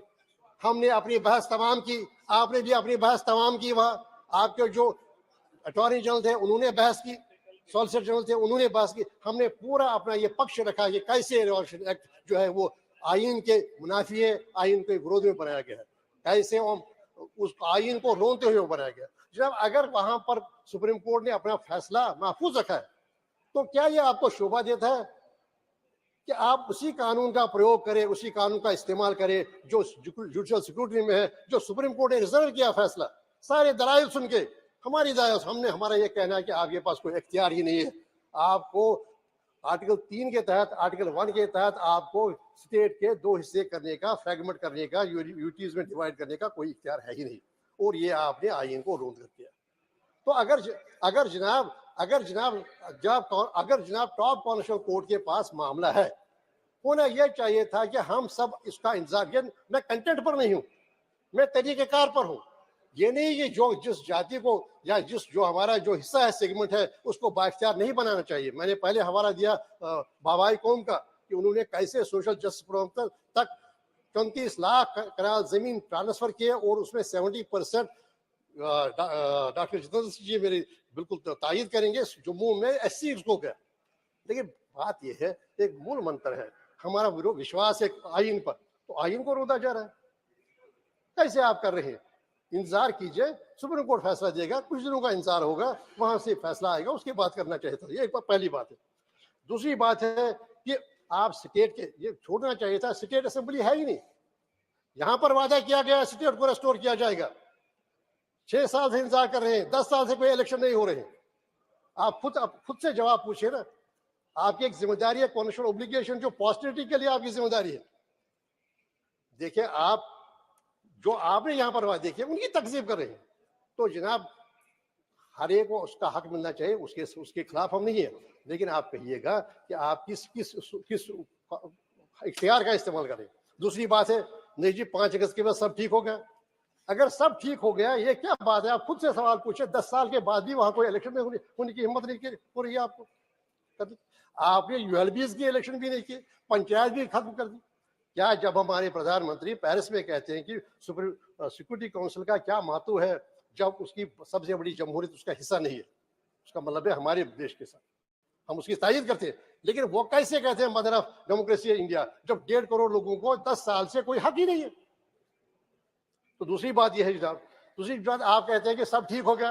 अगर आप बात कर दीजिए जम्मू कश्मीर का मामला, अगर सब ठीक है तो जनाब आप G20 में वहां के जो आए थे उनको दाशिगाम क्यों नहीं ले सके, गुलमर्ग क्यों नहीं ले सके? आप कहिए आप एम्बेसडर्स को लाए, लेकिन आपकी हिम्मत नहीं हुई गुलमर्ग लेने की। दूसरी बात यह है, जब आप कह रहे हैं कि पथराव बंद हो गया, अरे पथराव बंद हो गया चलिए ठीक है, लेकिन ये हाइब्रिड मिलिट्री की नई चीज किसने बनाई? ये आपके सिक्योरिटी फोर्स है कि आप हमारे दरमियान बैठे हैं, सारा सदन सुन ले, आप कह रहे हैं हमारे दरमियान बैठे हैं हाइब्रिड मिलिट्री। वो क्या है? हाइब्रिड मिलिट्री है जो अपना काम काज करता है, अपना स्टॉल है, अपनी दुकान पर बैठा है, अपनी नौकरी पर बैठा है, लेकिन हाइब्रिड मिलिट्री है उसके जेब में या कहीं पर कोई हथियार है, जब इसको संदेशा मिलेगा उसको हिदायत होगी, वो करे, वो अपना काम करेगा। यही ईदगाह में हुआ, हमारे पुलिस अफसर पर गोली चलाई गई, यही अभी टंगमार्ग में हुआ, एक पुलिस अफसर को शहीद किया गया। और अभी जैसे कि सुप्रिया जी ने जिक्र किया, कोकरनाग में, वो तो अंडा के साथ वाला इलाका है, कोकरनाग में हमारे कमांडिंग ऑफिसर चले गए, और आपका अपना एतराफ है कि ये वहां का जो कश्मीर का है वहां से ही कोई नौजवान था। तो जनाब जो आप बेच रहे हैं देश को, सब नॉर्मल है, नॉर्मल सी नैरेटिव बना रहे हैं, कुछ कल्चरल प्रोग्राम्स के बुनियाद पर, कुछ इवेंट्स की बुनियाद, कैसे आप गुमराह करें देश को? आपकी जिम्मेदारी है देश को वो कहें जो सच है।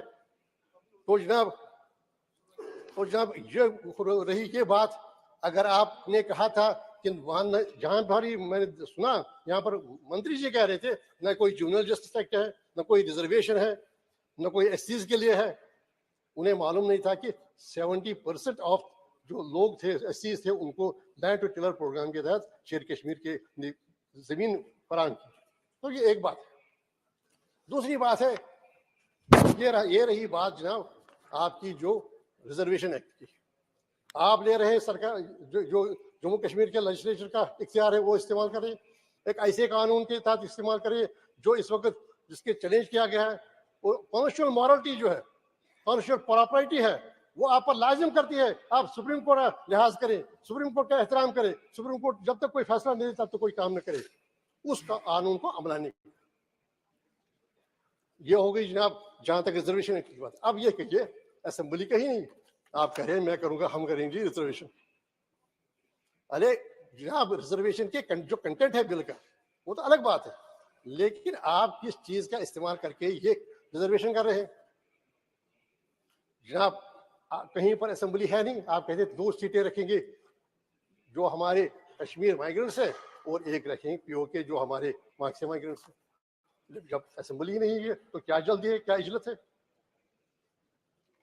And more so when we have the Parent Act and that is kind of being implemented now is under judicial scrutiny before the top constitutional court of the country.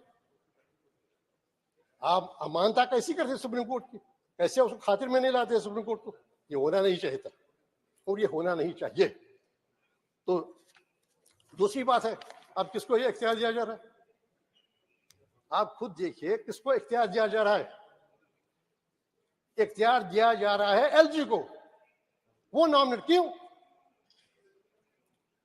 आप एलजी को जो एक नॉमिनी है, जो एक appointee है president के, आप उसको कैसे इख्तियार दे रहे हैं?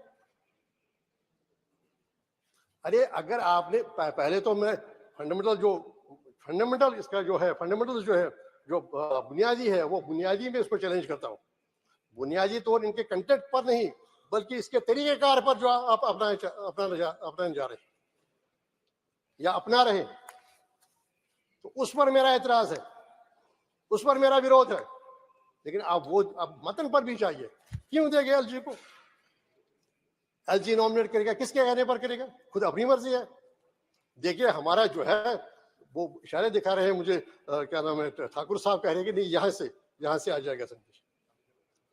यहाँ से संदेश की बात है, ये तो वहां को जब आप नॉमिनेट करेंगे तो नॉमिनेशन में उनका जो रोल होगा, जो वहां के जो इलेक्टेड चीफ मिनिस्टर होंगे, जब भी स्टेट आप जैसे कि आपने वादा किया है, जब लेजिस्लेचर बनेगा तो वहां का उसके जो वहां पर जो गवर्नमेंट है उसकी रिकमेंडेशन होगा, जैसे हर जगह होता है।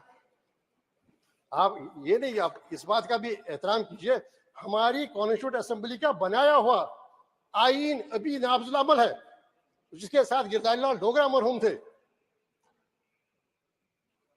कृष्णदेव सेठी थे, तो सरदार बुद्ध सिंह थे, कोशक बकवाला थे। क्या वो किसी ने भी मनसूख किया वो आईन? खुद से सवाल पूछे, क्या आईन पार्लियामेंट को आईन मनसूख करने का हक है, इख्तियार है? नहीं है।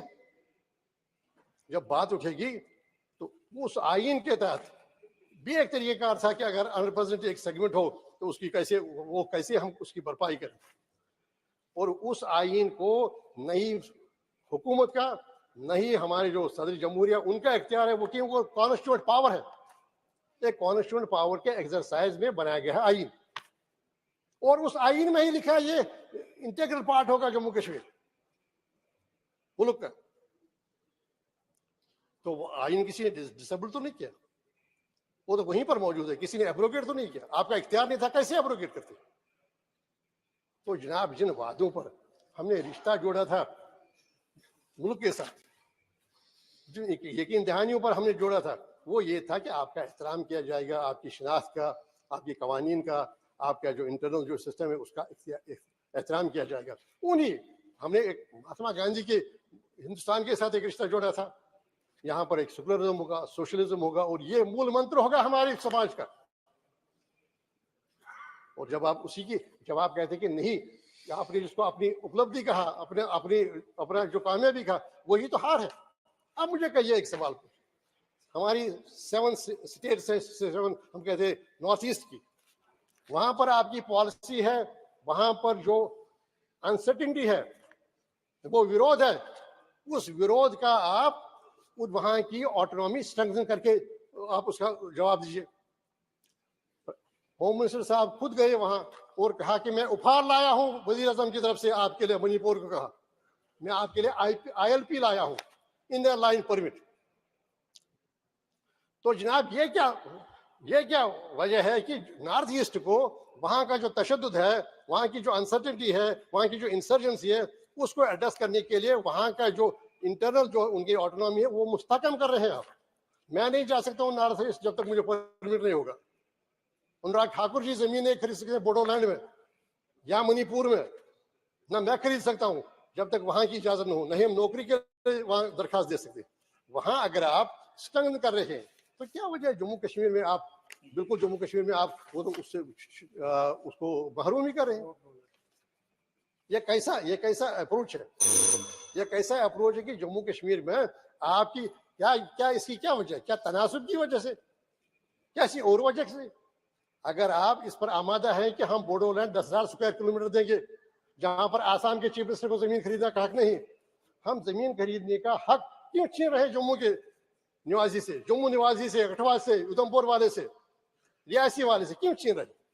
अगर वहां का आप कह रहे हैं मणिपुर वाले में कोई नहीं आएगा जमीन खरीदने के लिए, यहाँ का हम डिसम्पावर कर रहे हैं जम्मू वाले को, जम्मू निवासी को, पुंछ वाले को, राजौरी वाले को, जम्मू वाले को, क्यों उसकी रोजी रोटी छीन रहे? तो जनाब ये सारे मामले जो हैं इनकी तरफ आपको तवज्जो देनी हो जाएगी। सबसे पहले आप देखिए, ये नहीं अफसरशाही नहीं चलेगी। अगर अफसरशाही कामयाब होती तो फिर अफसर सारी मुल्क में चलाइए। आप क्यों जश्न मना रहे हैं 5 रियासतों में अपनी कामयाबी की? वो तो बड़ा अच्छा है, जश्न मनाना आपका सही है, लोगों ने अपना एक वर्डिक्ट दिया, उसको क्यों सेलिब्रेट आप कर रहे हैं? लेकिन जब जम्मू कश्मीर का लोगों की बात आती है, प्लीज कंक्लूड, हमारा ही मामला है ना, तो आप कहते हैं देश का क्राउन है कश्मीर, बात सुनने का। तो जनाब जम्मू कश्मीर में कोई भी इख्तियार क्यों किया जा रहा है? नौकरियां क्यों दी जा रही है जम्मू कश्मीर की? हम तो कुछ नहीं मांग रहे, हम जो देश का हिस्सा है, हम देश के साथ है, देश के साथ रहे हैं, देश का दिफा किया है, लेकिन जनाब हमारे भी कुछ हुकूक है ना, हमारे जम्मू के नौजवान के कुछ हुकूक है, कश्मीर के नौजवान के कुछ हुकूक है। तो क्यों आप इस पर बिल्कुल आप इंसिस्ट कर रहे हैं, you are kind of keen that they should be deprived. आप जम्मू कश्मीर को एक लेबोरेटरी बनाना चाहते हैं, क्यों बनाना चाहते हैं? अब देखिए ये सारे 5 साल के पोस्ट 5 अगस्त 2019 का देखिए वातावरण क्या है। ये खुद है, ये सदन के लिए जो यहाँ के ऑनरेबल मेंबर्स है, इनके लिए एक पैगाम है, आप में हिम्मत नहीं हो रही है इलेक्शन करने, इलेक्शन कराइए, वहां की वो जो भी आएगा वो शपथ लेगा आईन का, लेकिन वो नहीं करा रहे। दूसरी बात ये है कि जो आप नॉर्मल सी नैरेटिव बिल्डअप कर रहे हैं, वो नॉर्मल सी नैरेटिव की बुनियाद कहाँ पर है? तो जनाब जो बार बार आप कहते हैं एक बड़े लीडर का आप नाम दे रहे हैं, सबका उनके लिए एहतराम है, लेकिन मुझे कहिएगा जिस बड़े लीडर का नाम मैंने पहले भी 5 अगस्त को भी उसका नाम लिया था, जिस पर सारा आप खड़े हुए थे, राजनाथ सिंह जी भी और अमित शाह जी भी और मुझे लगता है और जो पार्लियामेंट्री अफेयर्स मिनिस्टर भी, बात यह है कि देखिए क्या वो नाम क्या वो हस्ती शामिल नहीं थी 1947 के फैसलों के साथ? एक बात है, क्या वो 19 अप्रैल 1952 तक नेहरू काबीना का हिस्सा नहीं थे? क्या थे या नहीं थे? क्या 1947 का जो नवंबर 1947 का फैसला था 1970 के बारे में, क्या वो सब सर्वसम्मति से नहीं हुआ था? इत्तेफाक राय से नहीं हुआ था? कंसेंसस से नहीं हुआ था? तो जनाब जिस दिशा में आप जा रहे हैं, ये हमें पिछले 5 सालों में, इसी साल में, अब देखिए सितंबर से जी ने अभी यहाँ पर जिक्र किया, छोटी बात नहीं होती है कमांडिंग ऑफिसर कमांडिंग का। मुझे लगता है कि रेगुलर जो वार हुए उसमें भी ऑफिसर कमांडिंग कभी नहीं हुआ। रेगुलर वार में भी ऑफिसर कमांडिंग, एक मेजर, 3 कैप्टन, अभी ये तो पिछले हफ्तों की बात है, एक डीएसपी, एक पुलिस ऑफिसर। तो जनाब बात ये कि जो रास्ता जो आप इख्तियार करें, आप फौरन ही इलेक्शन का ऐलान कीजिए, इलेक्शन कराइए, सुप्रीम कोर्ट का एहतराम कीजिए। जब तक सुप्रीम कोर्ट का वर्डिक्ट नहीं आता है, मुझे लगता है ये बॉर्डर्स ऑन कंटेम्प्ट जो आप अभी ये जो आप यूज कर रहे हैं ना, जब आप यूज कर रहे हैं उस कानून का जो अंडर जुडिशियल सिक्योरिटी है, जो एक अंडर क्लाउड है, सुप्रीम कोर्ट का फैसला भी आना बाकी है, जब आप उस कानून को इस्तेमाल करते हैं, ये सारे जो इंट्रोड्यूस करने, मुझे लगता है कि तब तक उस अपमानता है सुप्रीम कोर्ट की। ये टॉप कॉन्स्टिट्यूशनल कोर्ट हमारा, हमें फख्र है सुप्रीम कोर्ट पर। हमारे सुप्रीम कोर्ट के फैसले रेफर किए जाते हैं बाकी दुनिया में, लेकिन आप ही उसका अपमान कर रहे हैं। And it borders on that. एक ऐसा कानून जो एडमिट किया फॉर्मल हियरिंग के लिए, जिस पर हियरिंग कंप्लीट की गई, और जो अभी रिजर्व किया, आपके अटॉर्नी जनरल ने अपने मारूजात पेश किए, सॉलिसिटर जनरल ने अपने मारूजात पेश किए, उन्होंने दिफा किया, उन्हें डिफेंड किया, नहीं जी होना चाहिए, हमने कहा नहीं बिल्कुल करते। मैंने जब बात यह है कि आप देखिए, आप प्रेम्प्ट कर रहे हैं ना जजमेंट, आप डिसीजन प्रेम्प्ट कर रहे हैं। कैसे जनाब, जब कोई फैसला होगा जो आएगा, अब देखिए, let us assume for a while, कल जो है, let us assume for a while, कल फैसला आ जाएगा रिऑर्गेनाइजेशन एक्ट गलत था, ये रिऑर्गेनाइजेशन एक्ट नहीं होना चाहिए था, आर्टिकल 3 के विरुद्ध में था, जिसमें कहीं जिक्र नहीं है कि आप स्टेट को फ्रेगमेंट कर सकते हैं। ये विरुद्ध था आर्टिकल 1 के, जो कहता है India is union of states. आपने India of union of states, एक स्टेट की शनाख्त ही खत्म की। ये देखिए, जैसे एक मोहल्ले में 10 घर हैं, हर एक घर एक मोहल्ला बनाता है, एक हैबिटेशन बनाता है, इस तरह ये फेडरल सिस्टम है, हर एक ने इकट्ठे करके इसको फेडरल सिस्टम को एक नेशन बनाया। जब हमें जम्मू कश्मीर को आपने फ्रेगमेंट किया, डिवाइड किया, तो क्या उसका मतलब ये नहीं कि हमारी शिनाख्त जो as member of that in terms of article 1, आप तो खुद IAS ऑफिसर रहे फॉर, तो लॉ मिनिस्टर हैं, तो आप कहिए क्या ये उस जब एक व्यक्ति की, एक कुंबे की, एक फर्द की आप शिनाख्त खत्म करते हैं, क्या वो उल्लंघन नहीं है? क्या वो वायलेशन नहीं है? क्या ये विरुद्ध नहीं है आर्टिकल 1 के? और जबकि आर्टिकल 3 आपको इख्तियार, यही हमने बहस की सुप्रीम कोर्ट के सामने, और बहस सुनी गई। तो जनाब, ये जो आप जो रास्ता आप अपना रहे हैं, डॉक्टर साहब, आप थोड़ा सा सब्र कीजिए। तो जनाब, ये सारा जो आप कर रहे हैं, ये सारा जनाब, इससे कोई मामले सुलझेंगे नहीं। हम देश के साथ हैं, हमें देश के साथ रहने दीजिए।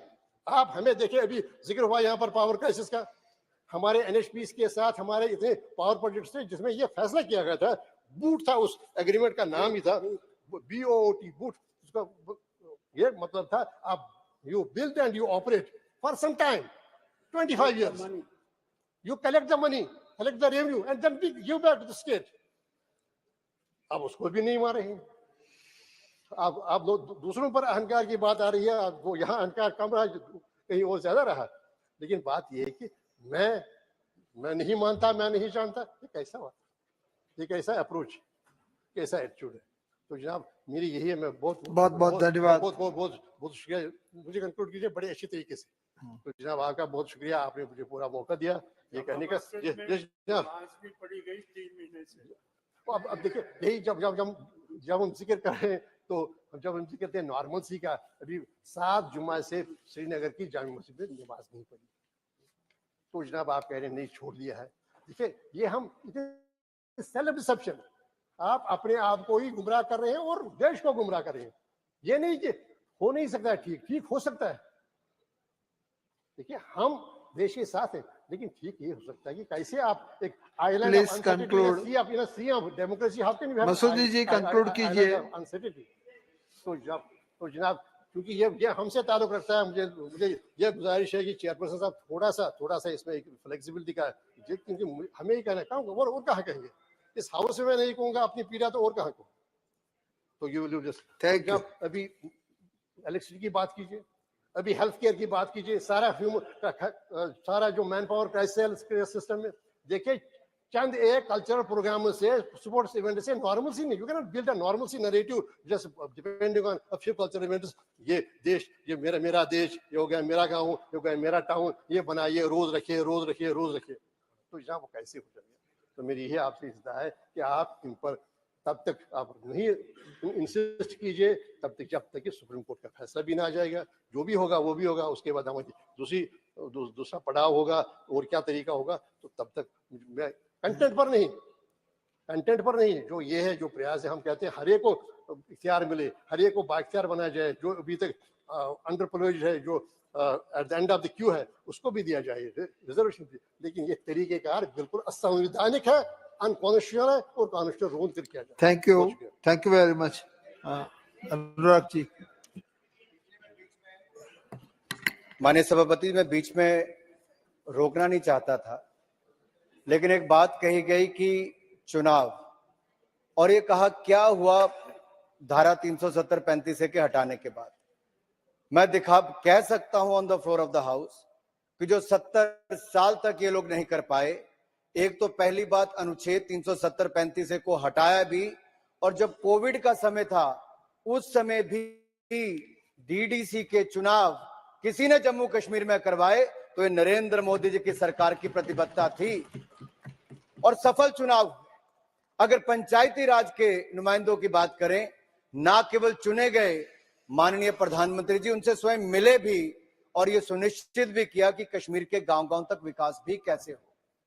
और यही नहीं, यहां पर कहा गया कि इस परिवार का या उस परिवार का बहुत बड़ा योगदान है। मैं उस पर नहीं जाता, मैं किसी को कम करने नहीं जाता, लेकिन महाराजा हरि सिंह का ही नाम भूल गए जिन्होंने विलय साइन किया था। क्या उनका कोई उसमें योगदान नहीं होगा? क्या सरदार पटेल जिन्होंने 553 रियासतों को भारत में जोड़कर आज मजबूत भारत की नींव किसी ने रखी है, तो सरदार वल्लभ भाई पटेल जी ने रखी थी। जो कमियां नेहरू जी की गलती के कारण रह गई, उसको सुधारने का काम अगर 5 अगस्त 6 अगस्त को यहां पर देश की संसद में किया गया, तो नरेंद्र मोदी जी की अध्यक्षता में उस भूल को सुधारने का काम भी भारत की सरकार ने, संसद ने उस समय किया। आपने ठीक कहा, किसी भी फौजी के या पुलिस वाले के शहादत पर हम सबको उतना ही दुख होता है जितना आपको भी हुआ, लेकिन उससे ज्यादा दुख मुझे इस बात का है कि 75 साल में से 60 साल से ज्यादा आप सत्ता में रहे। 45,000 लोगों की मौत जम्मू कश्मीर में हुई, जिसमें हजारों सैनिकों की भी मृत्यु हुई, शहादत हुई। तब तक तो आप में से कोई नहीं बोला।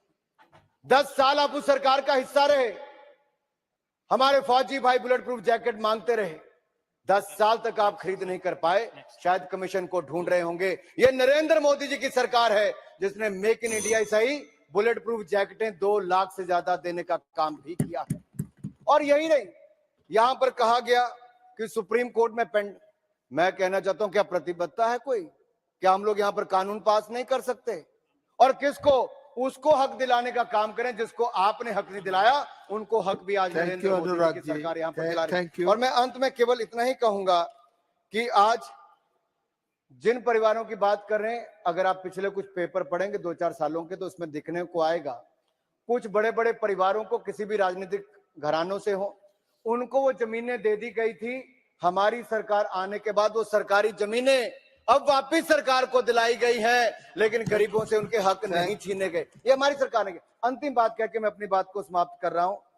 आपने सुषमा जी और अरुण जेटली जी को याद किया, मैं इतना ही कहूंगा, जब ये धारा 370-35 से हटाने का काम हुआ, तो मुझे आज भी याद है सुषमा जी ने प्रधानमंत्री जी को और अमित भाई को, दोनों को बधाई दी थी। वो इतनी उत्सुक थी, और फोन पे, मैं तो साक्षी हूं, क्योंकि उन्होंने फोन किया, मैं उसके बाद एम्स अस्पताल भी गया। सुषमा जी ने अंतिम समय में भी अपने ये बात कही कि जो डॉक्टर श्यामा प्रसाद मुखर्जी ने उस युवावस्था में अपना मंत्री पद त्याग के ये कहा था एक देश में 2 संविधान, 2 विधान, 2 प्रधान नहीं चल सकते। आज हमारी सरकार ने मोदी जी के नेतृत्व में उसको पूरा करने का काम किया है सुषमा जी के श्री जाम्यांग। और अंत में मैं इतना कहूंगा, वही सुषमा जी और वही अरुण जेटली जी ये नेता प्रतिपक्ष थे राज्यसभा के और लोकसभा के, और जब वो तिरंगा झंडा 26 जनवरी को लाल चौक पर फहराने की बात करते थे, तब उस समय किसकी सरकार वहां पर थी जब 25 जनवरी को मेरे साथ उनको जेल में डाल दिया गया था। अपराध केवल इतना था कि जम्मू कश्मीर में तिरंगा झंडा फहराने की बात करते थे। इसलिए मैं कहना चाहता हूं ये सत्य से परे है। अगर मजबूती भी वहां पर कहीं आई है और विकास भी हुआ है तो पिछले 4 वर्षों में बहुत बड़ा बदलाव देखने को मिला। बहुत बहुत धन्यवाद अध्यक्ष महोदय, आपने मुझे इस जम्मू कश्मीर से रिलेटेड 2 बिल पे जो बोलने का मौका दिया। मैं पूरे जम्मू कश्मीर वासियों और साथ ही साथ पूरे देशवासियों की ओर से माननीय प्रधानमंत्री, लद्दाख भी देश में ही आता है दादाजी, शायद आपको नहीं पता है, माननीय प्रधानमंत्री जी को आभार व्यक्त करना चाहूंगा। Jammu Kashmir reservation amendment bill और Jammu and Kashmir reorganisation amendment bill, जिस दोनों के माध्यम से इसको संशोधन करके जम्मू कश्मीर में एसटी कम्युनिटी हो, एससी कम्युनिटी हो, वेमेन हो या कश्मीरी माइग्रेंट, कश्मीरी पंडित, विस्थापित परिवार, सोशली और एजुकेशनली जो बैकवर्ड से, उन सबको एम्पावर करने का जो बिल यहाँ पे लाया है, मैं इस बिल का स्वागत करता हूं और बताना चाहता हूं इस बिल से पहले जब जम्मू कश्मीर में विधानसभा का जब इलेक्शन होता था उसमें टोटल 87 एमएलएस जो चुने जाते थे और उसके अलावा 24 सीट जो है पीओके जो कि भारत का अभिन्न हिस्सा था है और रहेगा, उनके लिए जो रिजर्व रखते थे। दुर्भाग्य की बात यह था 24 सीट रिजर्व के नाम से खाली रखते थे, लेकिन अपने इस देश के अंदर जो लोग वंचित थे, जो लोग डिप्राइव्ड थे, उन्होंने ये मांग किया, और वो मेरे लद्दाख में भी ऐसे क्षेत्र है जो 1971 के युद्ध के बाद आजादी हो के भारत के साथ फिर से जोड़े, ऐसे तुरतुक, त्याक्षी, थांग, गिरेरी, चुलुंखा जैसे गांव मुझे खुद याद है कि हम बार बार मांगते थे कि जो वहां से इस तरफ आए ऐसे गांव, ऐसे विस्थापित लोग, ऐसे हमारे कश्मीर के अंदर, जम्मू के अंदर, लद्दाख के अंदर जो लोग रहते हैं, जो लोग वंचित है, उन रिजर्व सीट से 1-2 सीट उनके लिए निकाला जाए। लेकिन कोई सुनने के लिए तैयार नहीं था, सबको अपना अपना कुर्सी मिल चुके थे।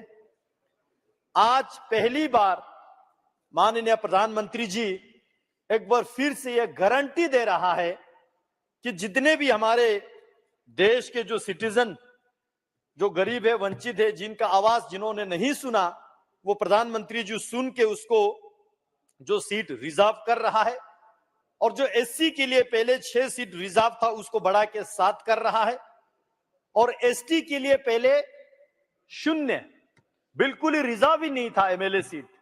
हालांकि जम्मू कश्मीर में बहुत अच्छे संख्या में एसटी कम्युनिटी के लोग रहते हैं, उनके हक, उनके हुकूक, उनके रिजर्वेशन जिन लोगों ने शासन चलाया उन्होंने नहीं दिया। आज प्रधानमंत्री जी इस बिल के माध्यम से एसटी कम्युनिटी के लिए 9 एमएलएस की सीट जो है रिजर्व कर रहा है। मैं इस चीज को आभार व्यक्त करता हूं पूरे देश के एसटी कम्युनिटी की ओर से, क्योंकि मैं भी एसटी से आता हूं, और पूरे एसटी वालों की ओर से प्रधानमंत्री जी को आभार व्यक्त करता हूं। इसी के साथ साथ कश्मीरी माइग्रेंट और विस्थापित लोगों के लिए जो 2 सीट रिजर्व कर रहा है, और इसमें भी गौर करने वाले बात यह है प्रधानमंत्री जी किसी भी पॉइंट को बाहर ना छोड़े, इस बात का सुनिश्चित करते हुए इसमें भी वुमेन का रिजर्वेशन गारंटी दे रहा है, मैं इस चीज को आभार व्यक्त करता हूं। वैसे देश के जितने भी हमारे नारी शक्ति है, प्रधानमंत्री जी की ओर आभार व्यक्त हमेशा करते रहेंगे। इसी नए संसद भवन में वुमेन रिजर्वेशन बिल पारित करके पूरे देश में एक वुमेन सशक्तिकरण करने का जो काम किया, उसी के साथ आज लगे हाथों जम्मू कश्मीर के विधानसभा में भी जो कश्मीरी माइग्रेंट और विस्थापित लोगों में वुमेन रिजर्वेशन को भी इंश्योर कर रहा है। उसी के साथ साथ जिस रिजर्वेशन के जो बिल को अमेंड करके इसमें जितने भी, चाहे वो सरकारी नौकरी में हो या प्रोफेशनल एजुकेशनल इंस्टीट्यूशन में हो, हमारे बच्चों को रिजर्वेशन देके प्रधानमंत्री जी जो है एक बार फिर से जम्मू कश्मीर के युवा पीढ़ी को एम्पावर करने का जो काम इस बिल के माध्यम से कर रहे हैं। मैं अभी सुन रहा था इस बिल के चर्चा पे, बहुत लोगों ने ये पूछा कि वहां पे इलेक्शन क्यों नहीं हो रहा है, और शायद असेंबली इलेक्शन के बारे में पूछ रहे होंगे, क्योंकि ऐसा तो नहीं है कि बिल्कुल ही वहां इलेक्शन ही नहीं हुआ। मैं बताना चाहता हूं, मुझे अपने पार्टी ने जनसंपर्क अभियान के मत जो चलाने के लिए मुझे साउथ कश्मीर का जो जिम्मेवारी दिया, साउथ कश्मीर के जो 4 डिस्ट्रिक्ट में जाने का मुझे मौका मिला, और वहां साउथ कश्मीर यानी कि सबसे जो मिलिटेंट अफेक्टेड एरियाज माने जाते हैं, वहां जाने के बाद वहां मुझे 2-3 रात रुकने का भी समय मिला, और वहां अपने पार्टी के कार्यकर्ताओं के अलावा वहां के दुकानदारों से, डिस्ट्रिक्ट लेवल के जो एम्प्लॉय से, वहां के अलग अलग जो स्टेक होल्डर से मिलने का जो मुझे मौका मिला। मैंने वहां लोगों को पूछा कि 370 खत्म होने के बाद 2019 के 5-6 अगस्त के जो डिसीजन के बाद यहां जम्मू कश्मीर के और खासकर कश्मीर के जो साउथ कश्मीर के एरिया में क्या चेंजेस आया, लोग क्या महसूस कर रहा है। और मैंने ये भी पूछा कि यहाँ पे असेंबली इलेक्शन जल्दी होना चाहिए या देर से होना चाहिए। वहां के लोगों ने बोला कि इलेक्शन के हमें कोई जल्दी नहीं है, क्योंकि आम नागरिक है जो दुकान चलाते हैं, जो टैक्सी चले, जो रेडी चलाते हैं, जो नौकरी करते हैं, जो आम लोग चाहते हैं अभी के शासन जो है लोगों को जितने भी जो सरकारी स्कीम्स हो, जो डिलीवरी सिस्टम हो, जो ट्रांसपेरेंसी हो, जो करप्शन खत्म करने का काम किया है, वो 5-6 अगस्त के बाद मोदी जी ने जम्मू कश्मीर में सबसे बेमिसाल का काम किया है। इसलिए वहां के आम नागरिक बता रहा है कि उनको असेंबली के इलेक्शन के कोई जल्दी नहीं है। हम समझते हैं जिन लोगों को अभी कुर्सी नहीं मिला है वो थोड़ा चिल्लाएंगे, लेकिन कुर्सी मिलने के बाद क्या करेंगे? हम भी तो जम्मू कश्मीर के रहने वाले थे, हमने भी तो जम्मू कश्मीर के सरकार को झेला। वहां चाहे डिस्ट्रिक्ट कार्डर का जो एम्प्लॉयमेंट लेना हो, या किसी मुलाजिम का ट्रांसफर करना हो, या किसी को आवास योजना में घर दिलाना हो, मैं बता सकता हूं सदन में करप्शन के अलावा कोई काम होता ही नहीं था। सेक्रेटरीट में जम्मू कश्मीर के किसी मंत्री जी से मिलने के लिए, अपॉइंटमेंट के लिए भी हमें करप्शन देना पड़ता था। यह दौर था आपके जम्मू कश्मीर के हुकूमत में। लेकिन आज प्रधानमंत्री मोदी जी ने 370 दरा हटाने के बाद वहां जम्मू कश्मीर में जो मैकेनिज्म, चाहे वो इन्वेस्टमेंट के बाद यहां पे हुआ, एम्प्लॉयमेंट का हुआ, पीस मेंटेन करने का हो, सिक्योरिटी के दृष्टि से हो, टूरिज्म के दृष्टि से हो, हर सेक्टर में जो है एक बेमिसाल का काम प्रधानमंत्री जी ने किया। ये केवल मैं नहीं बोल रहा हूं, साउथ कश्मीर के रहने वाले जो है हमें चिल्ला चिल्ला के बताते हैं। मैं इस बात के हैरान हूं, जब साउथ कश्मीर गया, जाने से पहले एक डर होता था कि कश्मीर जाने से पहले, और खासकर साउथ कश्मीर जैसे इलाके जाने से पहले पता नहीं मन में क्या एक वहम सा छा जाते हैं कि जिंदा लौटे कि नहीं लौटे। लेकिन उस दिन मैंने वहां देखा, आज ये बयान वहां के साउथ कश्मीर वाले भी सुन रहे होंगे और वो लोग भी इस बात का इंडोर्स करेंगे। पहले जिस जगह पे गोला बारूद बंदूक के जो शूटिंग चलते थे, आज वहां पे मूवी फिल्म शूटिंग चल रहा है। पहले जो वहां महीना महीना साल साल कर्फ्यू चलते थे, दफा 144 लगा के बंद रखते थे, आज वही दुकानदार बोल रहा है कि पिछले 1-1.5 साल से उनके दुकान एक दिन एक रात भी बंद करना नहीं पड़े, बल्कि रात के 11 बजे तक जो है वहां की दुकानें खुले रहते हैं। जो school, educational institution, professional colleges महीना महीना बंद रहते थे। आज वहां के स्टूडेंट्स बता रहे हैं कि वहां के स्कूल एक दिन भी डिस्टर्ब नहीं होता है और कश्मीर के जो छोटे छोटे बच्चों को तालीम हासिल करते हैं कोई तालीम से महरूम नहीं रखते हैं। इसका श्रेय प्रधानमंत्री मोदी जी को जाता है। जम्मू कश्मीर टूरिज्म के अलावा सेफ्रून के नाम से जाने जाते हैं, एप्पल के लिए जाने जाते हैं। आज वही सेफ्रून के जो खेती करते हैं, वही एप्पल के जो खेती करते हैं, आज पूरे एक्सपोर्ट इंपोर्ट से लेके अच्छे रोजगार वहां के लोग कमा रहे हैं। मैं बताना चाहता हूं इलेक्शन के बारे में। लोग कहते हैं कि इलेक्शन इलेक्शन। यहां हमारे जम्मू कश्मीर के जो पूर्व मुख्यमंत्री फारूक साहब बैठे हैं, बड़े आदर के साथ, रिस्पेक्ट के साथ, सम्मान के साथ मैं जानना चाहता हूं, मैं पूछना चाहता हूं, आपकी जिंदगी में कितने इलेक्शन आपने देखे और कोई ऐसा इलेक्शन आप बताइए सदन में जो कि बिना बंदूक के कोई इलेक्शन हो, जिना फायरिंग की हो, बिना दफा 144 के कहीं पे कोई इलेक्शन हुआ है क्या? मैं बताना चाहता हूं जम्मू कश्मीर में इलेक्शन से ज्यादा पीस, लोगों के सिक्योरिटी की जरूरत है। जान है तो जहान है। प्रधानमंत्री मोदी जी ने कहा था जान है तो जहान है। आज हम सिक्योरिटी को तख्त पे लगा के at the cost of national security, at the cost of people's security, लोगों के जान को बाजी लगा के हम चुनाव नहीं कर सकते। ये मैं अपना ओपिनियन बता रहा हूं। और ऐसा भी नहीं कि कोई इलेक्शन नहीं हुआ। दफा 370 हटने के बाद पंचायत इलेक्शन हुआ, बीडीसी का इलेक्शन हुआ, डीडीसी का इलेक्शन हुआ और ग्रास रूट डेमोक्रेसी और ग्रास रूट जो इंस्टीट्यूशन खड़ा करने का काम प्रधानमंत्री मोदी जी ने किया। यहां डिस्कशन में चर्चे में आए कि 370 हटाने के बाद हमने क्या हासिल किया। शायद बहुत कम लोगों को यह जानकारी होगी कि हमने क्या क्या हासिल किया। मैं बताना चाहता हूं जम्मू कश्मीर में इन्वेस्टमेंट 2019-20 तक 297 करोड़ रुपीस के जो इन्वेस्टमेंट आया था, आज के डेट में 2153 करोड़ का इन्वेस्टमेंट जो है जम्मू कश्मीर में अभी तक आया है। प्रधानमंत्री ग्राम सड़क योजना के माध्यम से 2019 तक 1175 किलोमीटर के जो सड़कें बने, आज 2023 तक जो है इसको बढ़ के 8066 किलोमीटर का जो रोड पूरे जम्मू कश्मीर में कंप्लीट प्रधानमंत्री मोदी जी ने किया। पहले जम्मू कश्मीर के जो अपने छोटे मोटे स्कीम से house hold tap water connection केवल 5,75,000 हाउस होल्ड को ही दे पाया, यानी कि पूरे जम्मू कश्मीर के 31% लोगों तक ही सीमित था। आज उसको बढ़ा के 72% यानी कि 13.54 लाख हाउस होल्ड को जो है वहां पे टैप वाटर का कनेक्शन दिया।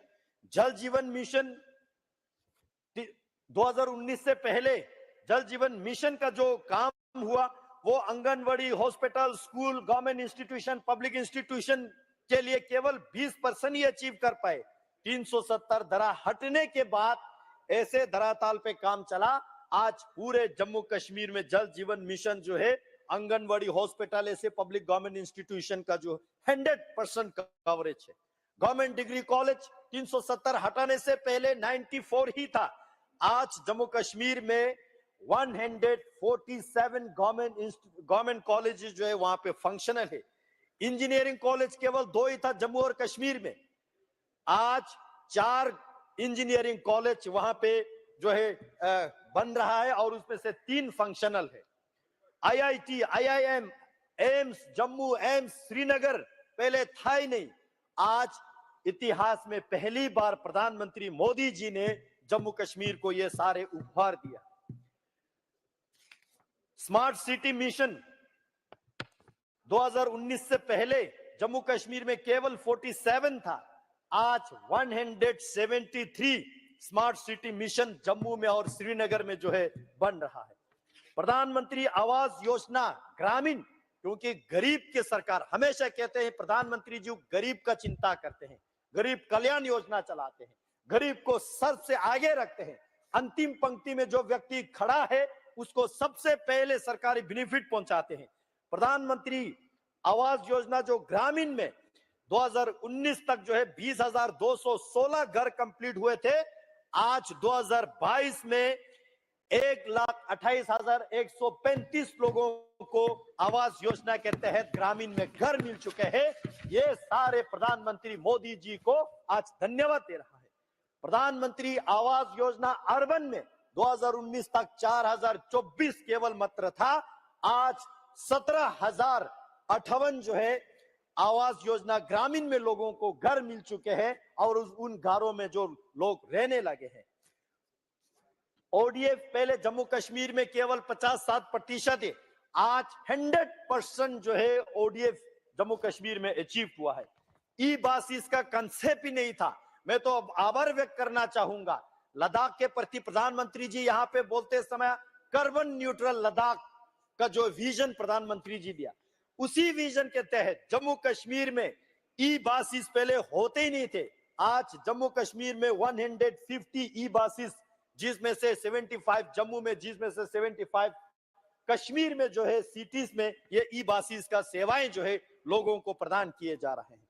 उसी तरह नेशनल ई गवर्नेंस का कंसेप्ट जो है जम्मू कश्मीर में ई गवर्नेंस का कंसेप्ट था ही नहीं। आज धारा 370 हटाने के बाद जम्मू कश्मीर में ई गवर्नेंस जितने भी हमारे यूनियन टेरिटोरी से सबसे पहले नंबर पे first ranking e governance Jammu Kashmir में स्थापित प्रधानमंत्री मोदी जी ने किया है। उसी तरह ई ऑफिस, ई पीआरएस, ईपीएम, ईएचआरएम उन्नत, उसी तरह जैके स्पैरो, जैके पे सिस्टम, बीम, ये सारे जम्मू कश्मीर में लागू ही नहीं होते थे, जिसके कारण से सरकारें हर स्कीम में घोटाला होते थे, कमीशन होते थे। आज जम्मू कश्मीर में ये सारा लागू करके जम्मू कश्मीर के एडमिनिस्ट्रेटिव सिस्टम अंदर से मजबूत किया है, अंदर से क्लीन किया है और अंदर से ट्रांसपेरेंट किया है। सेवाएं जम्मू कश्मीर में केवल 60 मात्रा था जम्मू धारा 370 हटाने से पहले। आज जम्मू कश्मीर में ऑनलाइन सेवाएं 1,102 स्कीम्स पे जो है लागू है। पहले दरबार मूव होते थे हमारे, summer capital Kashmir, winter capital Jammu, जिस दरबार मूव में बहुत कुछ और मूव होते थे, हमारे फाइलें गुम हो जाते थे, बहुत सारे करप्शन होते थे, गवर्नमेंट के सरकार के ट्रेजरी पे एक बर्डन होता था और लोग जो है तरसते थे उस सरकार जो दरबार मूव के कारण से, एम्प्लॉयज भी तरसते थे।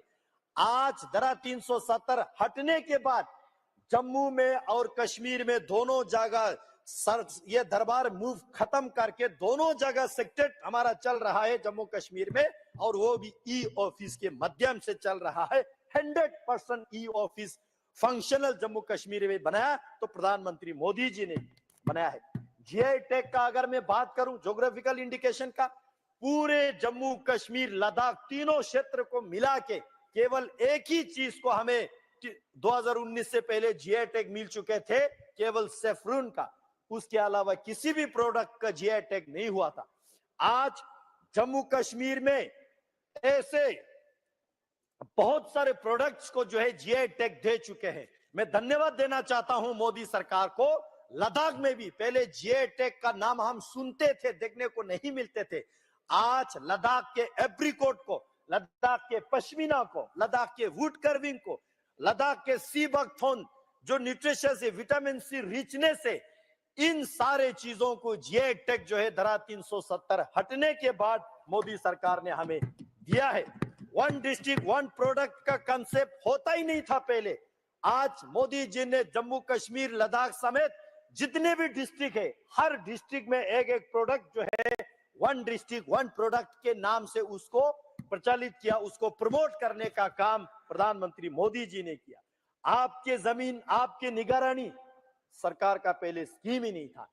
आज आपके जमीन आपकी निगरानी के माध्यम से लोगों को भूमि का जो है अपना अपना लैंड का हक उनको देने का काम मोदी जी ने किया। हमारे सरकारी, चाहे सरकारी जमीन हो चाहे आवाम का जमीन हो, लैंड रिकॉर्ड का पता ही ठीक से नहीं होते थे।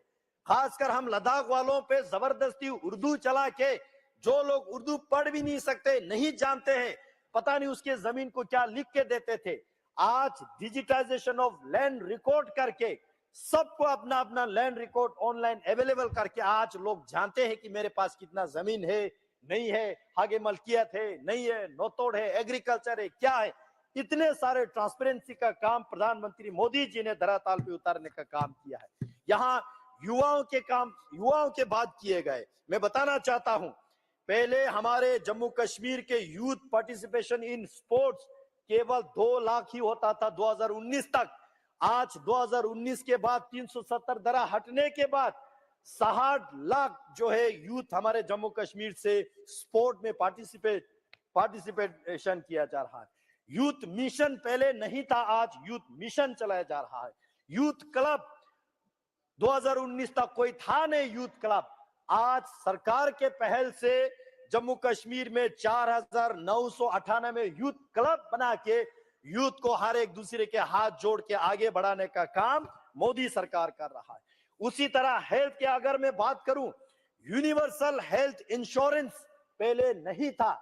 आज प्रधानमंत्री मोदी जी ने जिस तरह पूरे देश में आयुष्मान भारत के माध्यम से गोल्डन कार्ड का लागू किया, 5-5 लाख हर गरीब के जेब में इंश्योरेंस रखने का काम किया। मैं आभार व्यक्त करना चाहता हूं जम्मू कश्मीर और लद्दाख वालों की ओर से। हमारे जम्मू कश्मीर और लद्दाख में 100% यूनिवर्सल कवरेज कर दिया। हर किसी के जेब में जो है 5-5 लाख का इंश्योरेंस दिया गया, ताकि किसी गरीब मजदूर को इलाज करने के पैसा ना होने के कारण से उस व्यक्ति का जान गंवाना ना पड़े। इस चिंता प्रधानमंत्री मोदी जी ने किया है। मेडिकल कॉलेज की अगर मैं बात करूं, जम्मू कश्मीर में केवल 4 ही होता था पहले। 2019 के 370 धारा हटने के बाद 7 नए मेडिकल कॉलेजेस बन चुके हैं। अभी जम्मू कश्मीर में यह सारा ऑपरेशनल है। मैं आभार व्यक्त करना चाहता हूं, लद्दाख के लिए अलग से मेडिकल कॉलेज सैंक्शन देके हमारा कंस्ट्रक्शन का काम शुरू भी हो चुके हैं। मैं इस बात की आभार व्यक्त करता हूं। मेडिकल सीट के, क्योंकि यूथ के बहुत यहां पे चर्चा किए जा रहे हैं, तो मैं एक एक चीज गिनना जरूरी समझता हूं। मेडिकल सीट्स पहले 2019 तक 500 एमबीबीएस सीट जम्मू कश्मीर के युवाओं को मिलते थे। आज एमबीबीएस सीट जम्मू कश्मीर के युवाओं को 800 जो है उस पे प्लस करके आज 1300 एमबीबीएस का सीट रिजर्वेशन जम्मू कश्मीर के युवाओं को मिल रहा है। पोस्ट ग्रेजुएशन का सीट पहले 367 ही होता था, आज 664 पोस्ट ग्रेजुएशन मेडिकल सीट जो है जम्मू कश्मीर के लिए अवेलेबल किया गया। मैं इस बात के लिए प्रधानमंत्री जी को प्रशंसा करना चाहता हूं।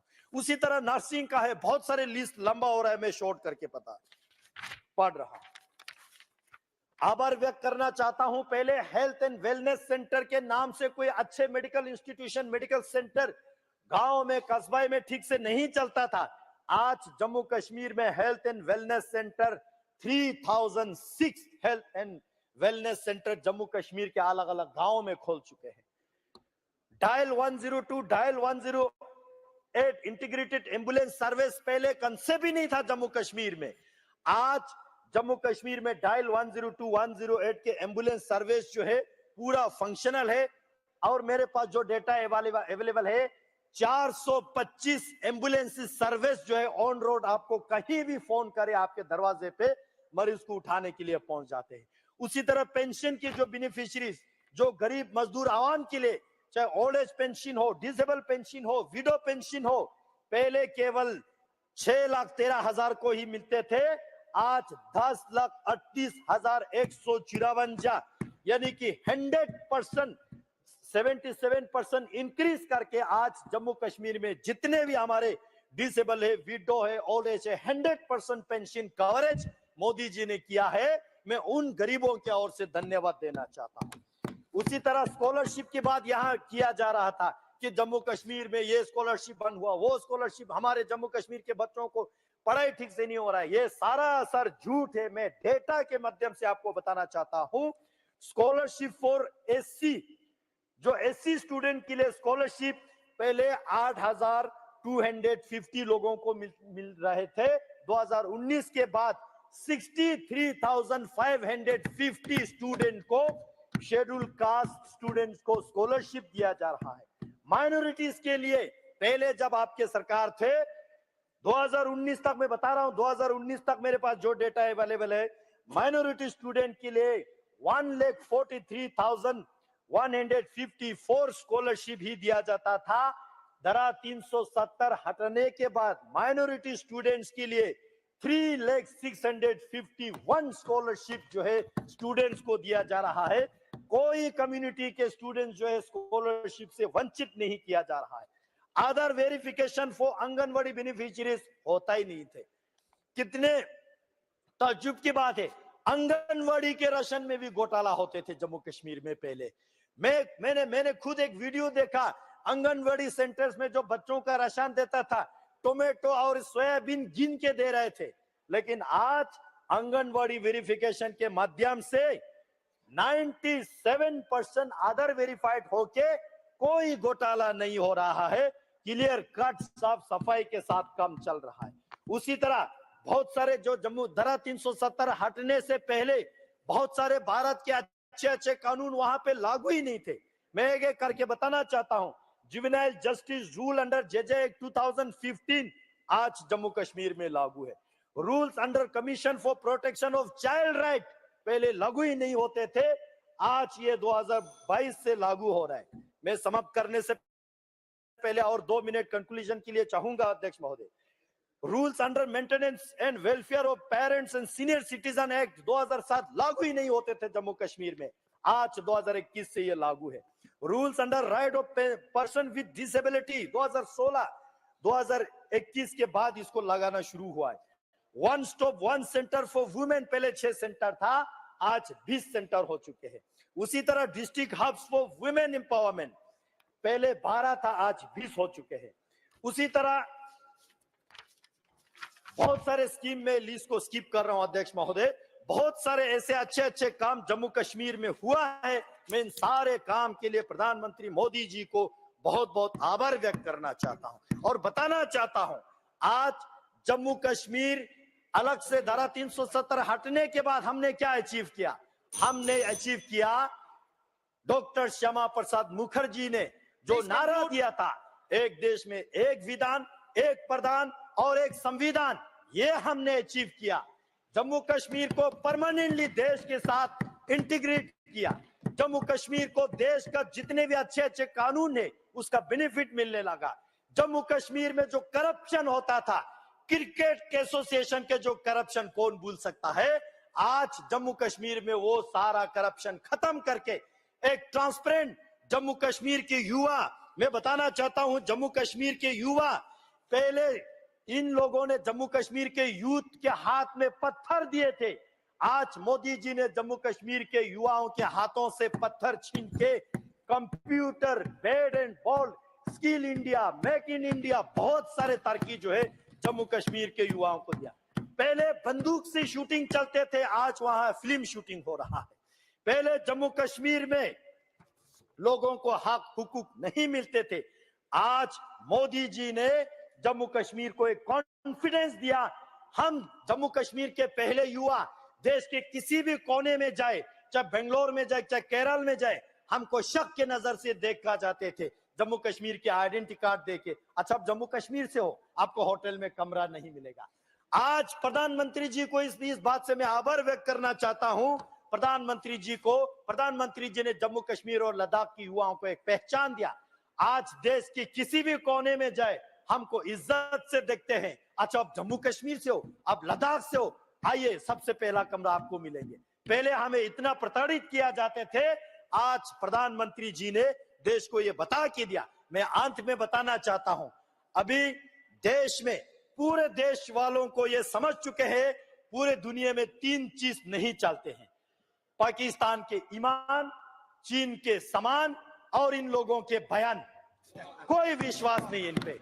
आज देश में एक ही चीज चलता है, प्रधानमंत्री मोदी जी के गारंटी, जिस गारंटी को लेके मध्य प्रदेश ने, राजस्थान ने, छत्तीसगढ़ ने, उसी के साथ साथ तेलंगाना ने, आज 3 मेजर स्टेट ने जम्मू कश्मीर के धारा 370 हटाने का विश्वास को देख के प्रधानमंत्री जी को एक बार फिर से बड़ी बहुमत से जीत दिलाया और ये इंश्योर करते हैं कि 2024 में भी प्रधानमंत्री मोदी जी का ही गारंटी चलना है और किसी के दोगलापन, किसी के नौटंकीबाज किसी के जो है कोई ड्रामा नहीं चलना है।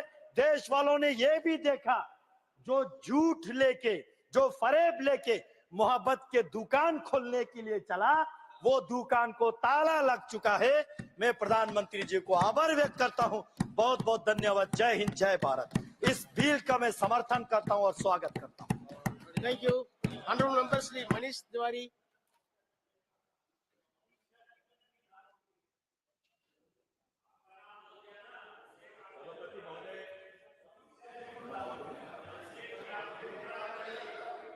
महोदय, मैं अपनी बात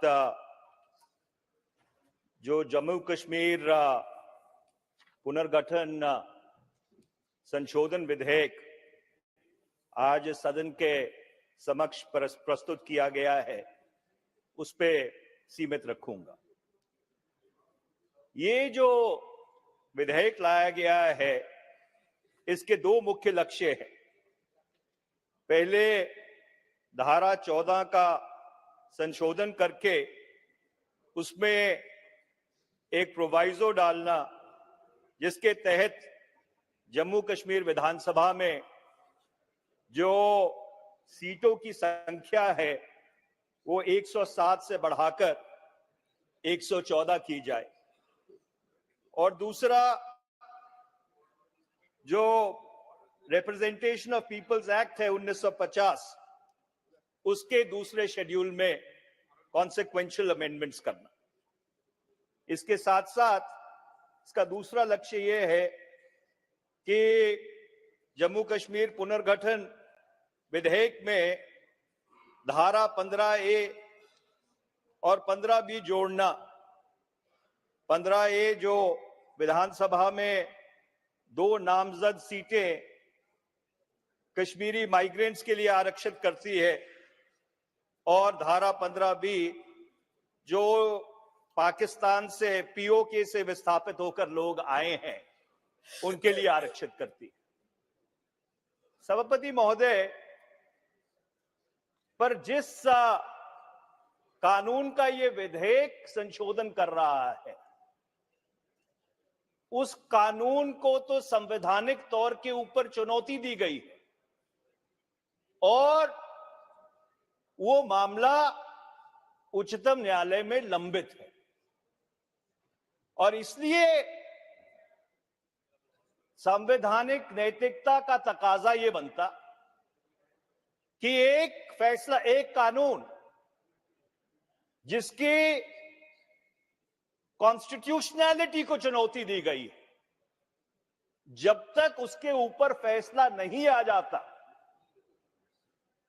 उसमें कोई संशोधन करने वाला कानून इस सदन के सामने आना ही नहीं चाहिए। और जो बुनियादी चुनौती है उस कानून को इस विधेयक के संबंध में वो ये है कि 5 और 6 अगस्त 2019 को जो इस सदन में हुआ, संविधान उसकी अनुमति ही नहीं देता। और मैं धारा 3 जो संविधान की है वो आपको पढ़ के सुनाना चाहता हूं। धारा 3 ये कहती है, formation of new states and alteration of areas, boundaries or names of existing states. Parliament may by law form a new state by separation of territory from any state. Pehla. Dusra, or by uniting 2 or more states or parts of a state. Tisra, by uniting any territory to a part of any state. B, increase the area of any state. C, diminish the area of any state. D, alter the boundaries of any state. E, alter the name of any state. पर संविधान ये नहीं कहता कि किसी प्रदेश को आप 2 केंद्र शासित प्रदेशों में तब्दील कर सकते। और इसके साथ साथ संविधान ये भी कहता है कि कुछ भी करने से पहले उस प्रदेश की जो विधानसभा है उसके साथ सलाह मशवरा करना अनिवार्य है। और इसलिए जब एक बुनियादी चुनौती एक कानून को दी गई हो और उसके ऊपर 2 महीने उच्चतम न्यायालय में बहस हुई हो और फैसला लंबित हो, तो इसलिए हमारा ये मानना है और बहुत अदब और सत्कार के साथ मेरा ये कहना है कि कॉन्स्टिट्यूशनल मोरालिटी, संवैधानिक नैतिकता ये कहती है कि इस विधेयक को इस सदन के सामने नहीं आना चाहिए।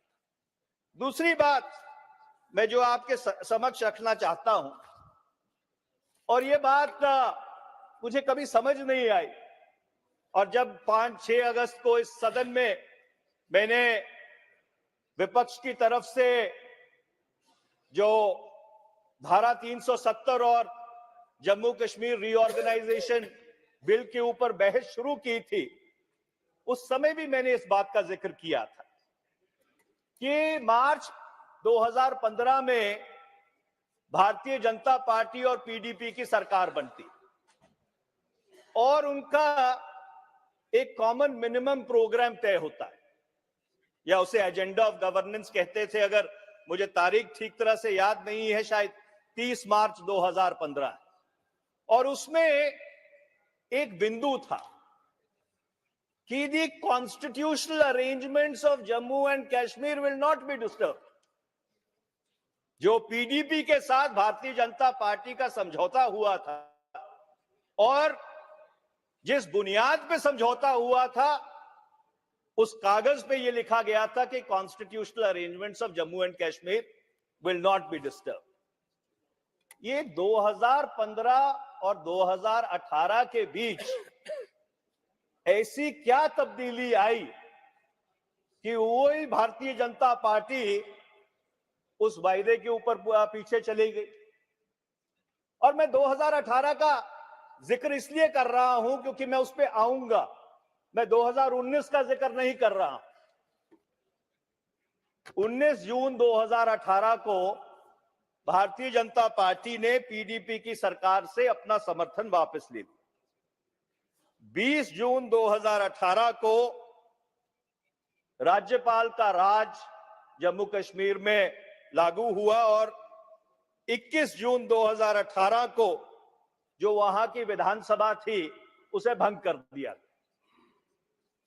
19 दिसंबर 2018 को जब राष्ट्रपति शासन लागू किया गया 6 महीने के बाद, क्योंकि राज्यपाल का शासन 6 महीने से ज्यादा नहीं रह सकता, तो उसकी जो प्रोक्लेमेशन थी, उस प्रोक्लेमेशन में एक बहुत ही अद्भुत धारा थी और उस समय किसी को समझ नहीं आई, क्योंकि किसी को यह कल्पना भी नहीं थी कि ऐसा हो सकता है।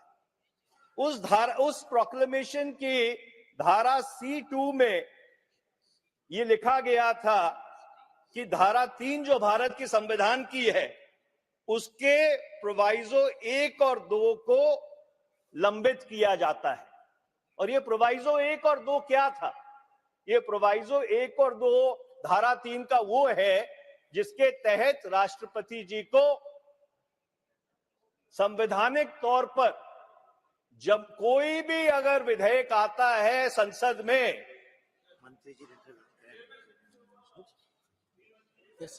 गृह मंत्री जी बात तो खत्म करने दीजिए।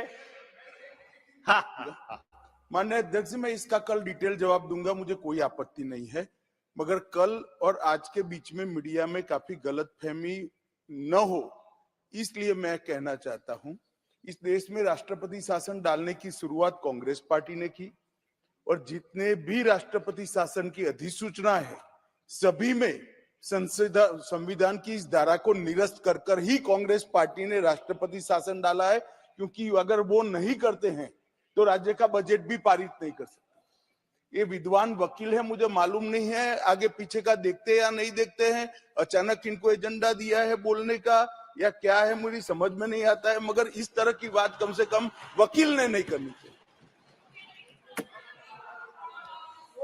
गृह मंत्री जी Let him continue. गृह मंत्री जी, Please continue. नहीं, गृह मंत्री जी एक मिनट। दादा मैंने ये नहीं किया, वो खराब किया है। वो जरूरी इसलिए है क्योंकि बाद में स्टेट असेंबली का जो बजट पारित करने का अधिकार है वो भी पार्लियामेंट को नहीं मिलता है, तो स्टेट कहां से चलेगा? ये रिक्वायरमेंट है। मगर आप तो नहीं समझ सकोगे, मुझे मालूम है। आपकी बात से और लोगों को कोई मिसअंडरस्टैंडिंग न हो, इसलिए मैं खड़ा हूं। गृह मंत्री जी की मैं व्यक्तिगत तौर पे बहुत इज्जत करता हूं और मुझे मालूम है कि ये काफी अध्ययन करते हैं, पर जहां तक मेरी जानकारी है, धारा 3 का, संविधान की धारा 3 का बजट से कोई लेना देना नहीं। धारा 3 संविधान की सिर्फ प्रदेशों के पुनर्गठन से एक मिनट मनीष जी, एक मिनट। मैं धारा 3 की बात ही नहीं करता। राष्ट्रपति शासन में आपने कहा कि 2C का डिलीट कर एक किया गया, इसकी बात कर रहा हूं, जिस पर आप थे कि इसलिए राज्य का अधिकार ले लिया क्योंकि 370 डालना था। हर राष्ट्रपति शासन की अधिसूचना में ये किया जाता है। गृह मंत्री जी, जहां तक मेरी जानकारी है, और आप विस्तृत तौर पे इसका जवाब दे लीजिएगा, और मैं भी जो बाकी प्रेसिडेंशियल प्रोक्लेमेशंस हैं उनको अपने संज्ञान में ले लूंगा, पर जहां तक मेरी जानकारी है, जो प्रोवाइजो 1 और 2 है धारा 3 का, वो सिर्फ राज्यों के पुनर्गठन से संबंधित है, उसका बजट से कोई लेना देना नहीं। और इसलिए मेरा ये कहना है, और मैं गृह मंत्री जी का इस पर जवाब सुनना चाहूंगा, कि जो 5 और 6 अगस्त 2019 को हुआ, उसकी जो न्यू थी वो 19 दिसंबर 2018 को ही रख दी गई थी। उस प्रेसिडेंशियल प्रोक्लेमेशन में ये बात है कि किसी को कोई चीज, ये चीज किसी के उस समय संज्ञान में नहीं आई। अब जहां तक 5 और 6 अगस्त 2019 को जो विधेयक राज्यसभा में, लोकसभा में पारित हुआ और उसके बाद राष्ट्रपति को उसकी स्वीकृति मिली, वो आज उच्चतम न्यायालय में लंबित है। पर मैं एक बुनियादी सवाल पूछना चाहता हूं, और ये सवाल हमारे बाकी साथियों ने भी पूछा है, कि अगर अपने फैसले के ऊपर इतना ही भरोसा था कि जो आपने फैसला किया है वो जम्मू कश्मीर के हक में किया है, जम्मू कश्मीर के अवाम के हकूक को सामने रख के किया है, तो 5.5 साल में जम्मू कश्मीर में चुनाव क्यों नहीं? क्योंकि कोई भी जो फैसला होता है, उस फैसले की जो पुष्टि है, उसका जो अनुमोदन है, वो जनता करती है, और वो अनुमोदन चुनाव के जरिए होता है। मैं ये तो समझ सकता था कि 1 साल चुनाव नहीं हुआ, 2 साल चुनाव नहीं हुआ, 2.5 साल चुनाव नहीं हुआ, परिश्रमण में, डिलिमिटेशन में टाइम लग रहा है, पर 5.5 साल विधानसभा भंग करने के बाद चुनाव ना हो। और जो चुनाव हुआ भी, जब कारगिल का चुनाव हुआ अक्टूबर 2023 में, तो नेशनल कॉन्फ्रेंस कांग्रेस को 22 सीट मिली, भाजपा को 2 सीट मिली, जो निर्दलीय थे उनको 2 सीट मिली, और 78% लोगों ने वोट डाली। मैं गृह मंत्री जी से एक सीधा सीधा सवाल करना चाहता हूं, और विनम्रता से करना चाहता हूं। क्या गृह मंत्री जी इस सदन को बता सकेंगे कि जम्मू कश्मीर विधानसभा का चुनाव कब होगा? क्या लोकसभा के चुनाव के साथ होगा, उससे पहले होगा, उससे बाद होगा? क्या कोई टाइमलाइन गृह मंत्री जी जम्मू कश्मीर विधानसभा के चुनाव को लेकर इस सदन को दे सकते हैं कि नहीं? दूसरा, गृह मंत्री जी ने, अगर मेरी याददाश्त सही है, अगस्त 2019 में सार्वजनिक तौर पर यह बयान दिया था कि जम्मू कश्मीर की जो स्टेटहुड, जो उसका राज्य का दर्जा है, उसको बरकरार किया जाए। उसके बाद जो इनके राज्य मंत्री हैं, उन्होंने राज्यसभा को लिखित में ये दिया कि जब वहां पे परिस्थितियां सामान्य हो जाएंगी। At an appropriate time when normalcy is restored, जो स्टेटहुड है वो लौटा दी जाएगी। अब सरकार का ये मानना है और सरकार की तरफ से जितने भी वक्ता प्रवक्ता बोले हैं, उन्होंने सबने ये बात कही है कि 2019 से लेकर 2023 तक परिस्थितियां जम्मू कश्मीर में सामान्य हो गई। तो अगर परिस्थितियां सामान्य हो गई हैं, जो आपने संवैधानिक तजुर्बा किया है आपके हिसाब से कायम हो गया है, कामयाब हो गया है, तो जो राज्य का दर्जा है उसको क्यों नहीं लौटा देते।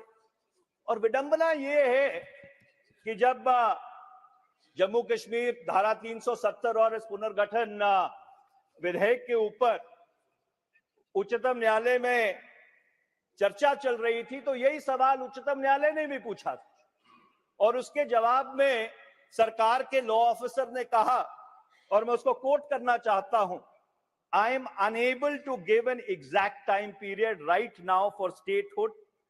Complete statehood may take time as the state has faced repeated and consistent disturbances for decades together, etc., etc.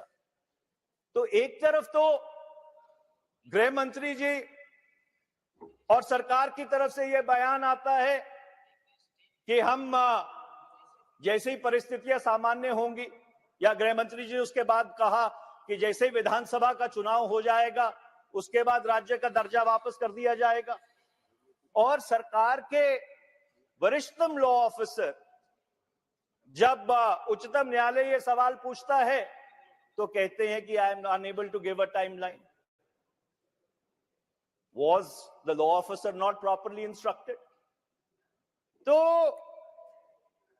मेरा कहने का तात्पर्य यह है कि ये जो आप आरक्षण कर रहे हैं, चाहे विस्थापित जो कश्मीर के जम्मू कश्मीर के लोग हैं या जो पाकिस्तान से आए हैं, 1965 की लड़ाई के बाद उजड़ के आए थे, इससे किसी को आपत्ति नहीं, इससे हम इत्तेफाक रखते हैं। पर सबसे पहले प्रदेश में एक विधानसभा का गठन तो होना चाहिए। जब विधानसभा का गठन होगा, और गठन तभी होगा जब चुनाव होंगे, तभी राज्यपाल कुछ लोगों को नामजद कर पाएंगे। तो मेरी आपसे यही गुजारिश है और अपनी पार्टी की तरफ से यही मांग है कि आप अगर इस सदन को बताने की कृपालता करें कि विधानसभा के चुनाव कब कराए जाएंगे और जो राज्य का दर्जा है जम्मू कश्मीर को वो कब लौटाया जाएगा। बहुत बहुत धन्यवाद। Thank you. Honourable Jitendra Singh. अध्यक्ष महोदय, 5 और 6 अगस्त 2019 को प्रधानमंत्री श्री नरेंद्र मोदी जी के नेतृत्व में उनके दिशा निर्देश में जो गृह मंत्री श्री अमित शाह जी विधेयक लाए थे, उसके परिणाम स्वरूप ये सारा घटनाक्रम है जिसको लेकर के आज ये चर्चा हुई। बहुत सारे हमारे मित्रों ने कुछ ऐसी बातें रखी है जो पर से शायद विषय के साथ ताल्लुक नहीं रखती, लेकिन उन्होंने जम्मू कश्मीर के भिन्न भिन्न पहलुओं को लेकर के अपनी राय रखने का प्रयास किया है। मैं जज साहब की बात सुन रहा था, वो कानून साज भी है, तो अक्सर मुझे ना मुझे गुस्सा आता है ना मैं प्रवोक होता हूँ, बल्कि मुझे जज साहब की बात जब वो समझा रहे थे कि आइन का मतलब क्या है, भारतीय संविधान का मतलब क्या, बड़े विस्तार से उन्होंने आधा घंटा बताया। तो मुझे गालिब का वो शेर याद आया कि की मेरे कत्ल के बाद उसने जफा से तौबा। 60-70 बरस जो हिंदुस्तान के आइन को वहां लागू नहीं होने दिया, उसकी धज्जियां उड़ाई, उसमें रुकावट पैदा की, वो आज हमें आइन लगे समझाने, और समझाने उनको लगे कि जिन्होंने 3 पीढ़ियां खपा दी सिर्फ इस संकल्प को लेकर के और जीवन समर्पण कर दिया कि हिंदुस्तान का आइन जम्मू कश्मीर में उसी तरह लागू हो जिस तरह से कि बाकी मुल्क में। और ये कहानी सिर्फ 1947 से शुरू नहीं होती, बल्कि उससे पहले से भी। सन 1946 में जब कॉन्स्टिट्यूएंट असेंबली की चर्चा के दौरान डॉक्टर श्यामा प्रसाद मुखर्जी ने नेहरू जी से कहा था कि क्या ये जरूरी नहीं कि पुनः विचार कर लिया जाए 370 अनुच्छेद पर, तो दादा तो मुखर्जी की जीवनी से बहुत अच्छी तरह परिचित है और ये लिखित में है उनके बहुत सारे पुस्तकों में भी। तो नेहरू जी ने जो जवाब दिया था उसका प्रिसाइज फ्रेज ये था कि मुखर्जी डोंट बी अपसेट, ये धीरे धीरे घिसते घिसते घिस जाएगी। और बाद में फ्लोर में 1963 में जब बहस हुई इसको लेकर के, जब शास्त्री जी प्रधानमंत्री थे, एक बार फिर से ये चर्चा में आया था, सॉरी नेहरू जी के जी 63 पंडित जी के दौरान 1963 में जब आया, उस समय पंडित जी ने स्वयं भी कहा था कि अब धारा को जाने का वक्त आया है। और नेहरू जी ने कहा था कि धीरे धीरे ये घिसते घिसते घिस जाएगी। अब तब से लेकर अब तक ये घिसा नहीं सके, बल्कि इसको ना घिसाने में एक वेस्टेड इंटरेस्ट बन गया। ये कायम रहे उसी में, उनको लगा कि हमारी पीढ़ी दर पीढ़ी पारिवारिक प्रभुसत्ता चलती रहेगी। और उसको अगर घिसाने का काम जो नेहरू जी से अधूरा रह गया था वो मोदी जी ने किया, तो हमें तो धन्यवाद करना है मोदी जी का। सबसे पहले तो कांग्रेस पार्टी को मोदी जी का धन्यवाद करना चाहिए कि आपने ये विधेयक लाया। हमसे नहीं हो पाया था, हमारी मजबूरियां थी, हमारी राजनीतिक मजबूरियां थी, हम कमजोर पड़ गए थे, हम परिवारवाद के आगे कमजोर पड़ गए, हम अपने स्वार्थ के आगे कमजोर पड़ गए। हम चाहते थे कि हमारे बाद बेटा, बेटे के बाद बेटी बने, लेकिन आपने वो संकल्प, वो मर्यादा, उस सिद्धांत का पालन किया। उस पर भी आते हैं। और उस समय से लेकर के फिर 46 में कॉन्स्टिट्यूएंट असेंबली, फिर आजादी का वक्त, and that series of what the history describes as Nehruvian blunders. 1947-48 में जब बाकी राज्यों का विलय हो रहा था, जम्मू कश्मीर के विलय में समय लगा, विलंब हुआ। क्यों हुआ? क्योंकि नेहरू जी समझते थे कि he understands Jammu Kashmir better than Sardar Patel, and he did not allow his own home minister and intruded into his jurisdiction, his domain. 560 से अधिक प्रिंसली स्टेट्स का विलय हो गया, इसका डिले होता रहा। और नेहरू जी की ओर से प्रत्यक्ष अथवा अप्रत्यक्ष ये दबाव पड़ता रहा कि आप महाराजा हरि सिंह पहले नेशनल कॉन्फ्रेंस को सत्ता सौंपे, शेख अब्दुल्ला साहब को एडमिनिस्ट्रेटर बनाए, उसके बाद हम आपको फौज भी देंगे, एक्सेशन भी कबूल करेंगे। और वो बात यहां तक पहुंची, किसी दौरान मौका मिल गया पाकिस्तान को हमला करने का, और हमारे इतनी बहुमूल्य जानें वहां पर शहीद भी हुई। फिर नेहरू जी ने ही 1948 में जाकर के यूएनओ में ये बात रखी, कोई आवश्यकता नहीं थी। Instrument of accession was the same for all the princely states. It was not different for Maharaja Hari Singh. It was not different for Jammu and Kashmir. There was no provision of plebiscite in any of the other princely states. Why did have the Prime Minister make this commitment and create a wrong precedence? इस प्रकार के बहुत सारे प्रदेश थे, हैदराबाद भी था, अभी ओवैसी साहब यहां से उठ कर गए। उसके बाद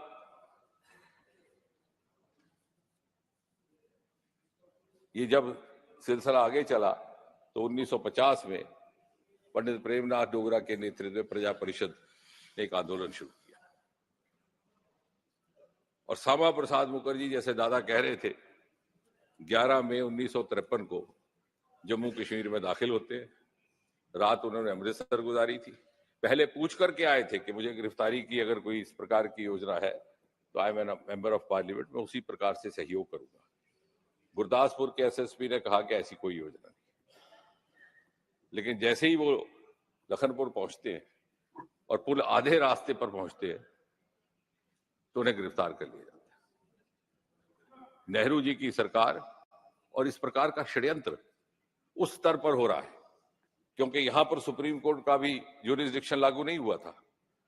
अगर उनको पहले गिरफ्तार कर लेते तो शायद हेबियस कॉर्पस करने के लिए बलराज मधोक और दूसरे साथी तैयार थे, लेकिन वो चीज ना हो पाए इसलिए ये षड्यंत्र रचा गया। यानी देखिए किस प्रकार का खिलवाड़ किया जा रहा था, और फिर वहीं से उनको रातों रात श्रीनगर ले जाया गया। 40-44 दिन के बाद संदिग्ध परिस्थितियों में उनकी मृत्यु हुई। उसका कोई बहुत ज्यादा छानबीन नहीं हुई, हालांकि उनकी माताजी ने पत्र भी लिखा था पंडित जी को, लेकिन वो एक दूसरी कहानी है। कहने का तात्पर्य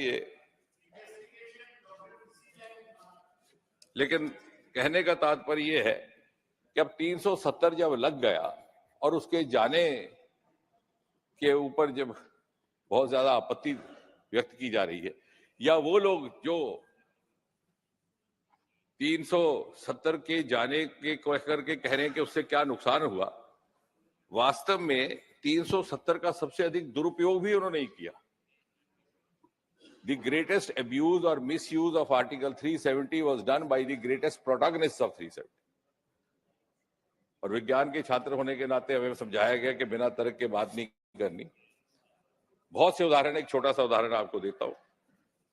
सन 1975 में श्रीमती इंदिरा गांधी ने इमरजेंसी लगाई। एक बहुत सारे अमेंडमेंट्स आए। एक था 42-43 which became quite infamous, जिसमें एम्बलम का भी जिक्र था। उसके अंतर्गत विधानसभाओं का और लोकसभा का अवधि काल 5 साल से 6 वर्ष कर दिया गया, क्योंकि इस प्रकार से उनके पास इंटेलिजेंस रिपोर्ट थी कि अभी चुनाव करने के लिए समय अनुकूल नहीं, और अधिकतर राज्यों में कांग्रेस की सरकारें थी। फिर उसके बाद 1977 में सरकार बदल गई। अब इस दौरान जब ये अमेंडमेंट लाई गई तो जम्मू कश्मीर में नेशनल कॉन्फ्रेंस की सरकार थी, उसको तुरंत बना लिया गया। हालांकि जम्मू कश्मीर के आयन के तहत जम्मू कश्मीर को यह अधिकार था वो ये फैसला करे कि कौन सा सेंटर का रूल अपनाना है कि नहीं अपनाना, लेकिन इसमें कोई दिक्कत नहीं थी, कोई दिक्कत नहीं। हम भी 6 साल रहते। अब रोचक फॉलोअप देखिए। 3 साल के बाद 1977 में मोरारजी भाई प्रधानमंत्री बनते हैं। सारे ये अमेंडमेंट्स रिव्यू किए जाते हैं। ये एक धारणा बनती है, व्यू बनता है कि ये लोकतांत्रिक भावना के और लोकतांत्रिक मूल्यों के अनुकूल नहीं था इस प्रकार का संशोधन। और उस प्रकार फिर शायद मुनीष जी को बेहतर याद होगा, वकील है, शायद 45th और 46th amendment was brought in after 42nd, और ये रिवर्स हो गया। तो 6 साल का अवधि काल पुनः 5 साल हुआ। देश भर की सारी विधानसभाएं 5 साल तक रही, लोकसभा 5 साल, जम्मू कश्मीर 6 साल, बताओ, क्योंकि उस समय 370 आ गया, और 370 हमें इजाजत नहीं देता कि हम ये अपना लें कानून, क्योंकि ये जम्मू कश्मीर हित में नहीं है। अब वो जम्मू कश्मीर का हिस्सा या सत्ताधारी पार्टी का हिस्सा या परिवार का हिस्सा, ये जनता के विवेक पर है। और ये 6 साल तक रहा, तब तक जब तक के गृह मंत्री अमित शाह जी ने 5 और 6 अगस्त 2019 को ये विधेयक लाया, तब तक। अब बताइए इसका क्या उत्तर है? अब इतना ही नहीं, कहा जाता है कि साहब 370 हमारी शनाख्त थी, हमारी पहचान थी, हमारी आइडेंटिटी थी, हमारी कश्मीरियत पर हमला हुआ। अब आप मुझे बताएं, कुछ ऐसे प्रावधान सारे हिंदुस्तान में लागू हुए थे। हमारे यहाँ पर इतनी महिला सदस्य भी हैं, और इसी सरकार ने महिला आरक्षण का भी कानून लाया, एक के बाद एक महिला प्रधान कानून लाए। आपको क्या दिक्कत थी कि आप डाउरी एक्ट नहीं लगा सके जम्मू कश्मीर में? क्योंकि एक समुदाय विशेष को रिझाने के लिए, उसके तुष्टीकरण के लिए आपको क्या आपत्ति थी कि आप चाइल्ड मैरिज एक्ट नहीं लगा सके?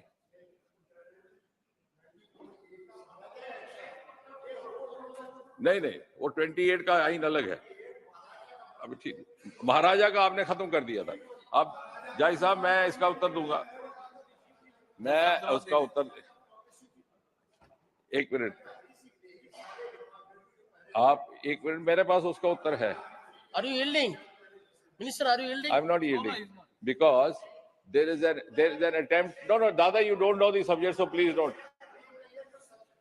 मैं आपसे बताता हूं क्या सच है.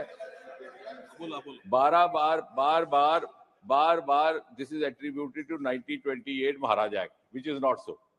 स्टेट सब्जेक्ट को लेकर के भी जो समाप्त हुआ है गृह मंत्री जी के इस प्रावधान के लाने के बाद, 370 हटाने के बाद, उसके बारे में ये कहा जाता है कि महाराजा हरि सिंह का स्टेट सब्जेक्ट, वो नहीं है. वो इसलिए नहीं है कि उसमें अलग अलग क्लॉजेस थे. क्लॉज नंबर 1 कि जो सन उतने से कट ऑफ से जम्मू कश्मीर में रहने वाला बाशिंदा है वो यहाँ का नागरिक होगा. क्लॉज नंबर 2 कि जो आता है जम्मू कश्मीर में, तजारत करता है, उद्योग करता है, शिक्षा में योगदान करता है, उसको हम आरजी रेजिडेंटशिप देंगे, जिसका नाम होगा इकरारनामा, इजाजतनामा, क्योंकि उस दिन उर्दू चलती थी. 10 साल के बाद अगर लगता है कि वाकई उसको इस राज्य को फायदा हो रहा है, तो हम उसको मुस्तकिल परमानेंट सिटीजनशिप देंगे, जिसका होगा इकरारनामा. तीसरा क्लॉज, जहां जहां भी महाराजा को या उसकी निजाम को यह लगता है कि जम्मू कश्मीर के हित में है ये बात या ये नागरिक का रहना, तो उसे सिटीजनशिप दे दी जाएगी. There was no blanket barrier. और मैं आपको मिसाल देता हूं, एक मिनट मुझे टोकिएगा नहीं. Sir Ramnath Chopra, the founder, one of the founders of CSIR, जिनको अंग्रेजों ने नाइटहुड दिया था, वो कलकत्ता में एक लेबोरेटरी से रिटायर हुए. Colonel Ramnath Chopra, knighted as sir Ramnath. 1942 में महाराजा ने उन्हें लाया जम्मू, ड्रग रिसर्च लेबोरेटरी कायम की, जो आज IIIM CSIR कहलाई जाती है. हिंदुस्तान की CSIR की पहली 3 लेबोरेटरीज में से एक वो है, एक नेशनल फिजिकल लेबोरेटरी दिल्ली की. उनको सिटीजनशिप दी, उनको एक बहुत बड़ा रकबा जमीन का दिया, उनके परिवार को वहां सेटल किया. आज भी उनकी तीसरी पीढ़ी वहां. दूसरी मिसाल, मैं आपका समर्थक हूं. उसके बाद नहीं, मैं ये बता रहा हूं कि how this is being sought to be misinterpreted to camouflage your own pitfalls.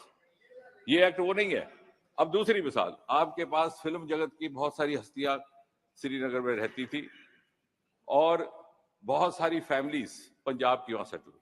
Ramanand Sagar जो फिल्म साज हुए, विधु विनोद चोपड़ा हमारे मित्र हैं, मेरे सीनियर भी रहे कॉलेज में, अभी उन्होंने फिल्म भी बनाई, कोई 12th फेल की क्या, वो भी वहां पे जाके बसे.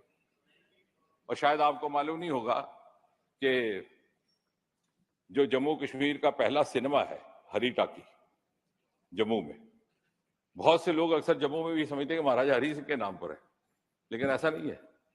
वो है हरि प्रसाद नंदा के नाम पर. और हरि प्रसाद नंदा कौन थे? वो थे राज कपूर जी के समधी, राजन नंदा के पिता. वो वहां पर नंदा क्लॉथ हाउस चलाते थे, वहां के कंट्रैक्टर थे. जहां जम्मू का एयरपोर्ट है वो कंटोनमेंट सारा उन्होंने बनाया था, वो भी वहां के बाशिंदे. बाद में 47 के बाद वो कुछ दिल्ली आ गए. कहने का ताज़े, अब मैं उसमें नहीं जाऊंगा क्योंकि वो पूरा दिन लग जाएगा, लेकिन don't try to mix the two. कभी ब्रैकेट बैन नहीं रहा महाराजा के एक्ट में. अब चढ़िए, अब उस विषय से हटके, लेकिन 370 में था और 370 में बैरियर भी था, but rather I would say that it created artificial barriers. It created mutual skepticism. इससे नुकसान सभी समुदायों को हुआ, किसी केवल कश्मीरी हिंदू को नहीं हुआ, कश्मीरी मुसलमान को भी हुआ. बाहर जाता तो उसे शक की निगाह से कहता, उसको भी लगता मैं शायद बाकी लोगों से मुख्तलिफ हूं. So abrogation of 370 gave a sense of esteem, a sense of belonging, a sense of being a part of this huge Indian peninsula. वो सेपरेटिज्म की भावना उसी से आई. और उसके बाद a long nightmare of militancy. अब उसमें हम ये तो नहीं कर सकते ऐसे कि पाकिस्तान ने ऐसा क्यों किया, क्योंकि वो तो जो उसको तो कभी इस बात से समझौता हुआ ही नहीं कि जम्मू कश्मीर हिंदुस्तान का हिस्सा बन गया. उसने जंग भी की, कन्वेंशनल वॉर भी की, प्रॉक्सी वॉर भी की. But we are here not to discuss what Pakistan did. Let's introspect on what we did. जो पाकिस्तान से शरारत हुई उसको हमने हवा दी अपने छोटे छोटे मफाद के लिए, to keep our political interest alive. 1990-79 से शुरू हुआ ये सिलसिला, क्योंकि 10% वोटिंग हुआ करती थी कश्मीर घाटी में, और हमारे यहाँ एमपी चुन के आ जाते थे और सरकारें बनती थी। Who are the beneficiaries of this arrangement? तो आतंक के साए में चुनाव होना और उसी के साए में अपने कुछ एक विधायक जीत जाने, और आप पुष्ट दर पुष्ट अपना राज चलाते रहे। अगर फिजा खुल जाए, और अगर तब भी खुल जाती तो ऐसा ना होता। So militancy became a vested interest, and I have no hesitation in saying this. It became a vested interest for the polity, it became a vested interest for the industry. एक न्यू रिच तबका उठ करके आया जो 20-25 साल में नए अमीर वहां पे दिखने लगे।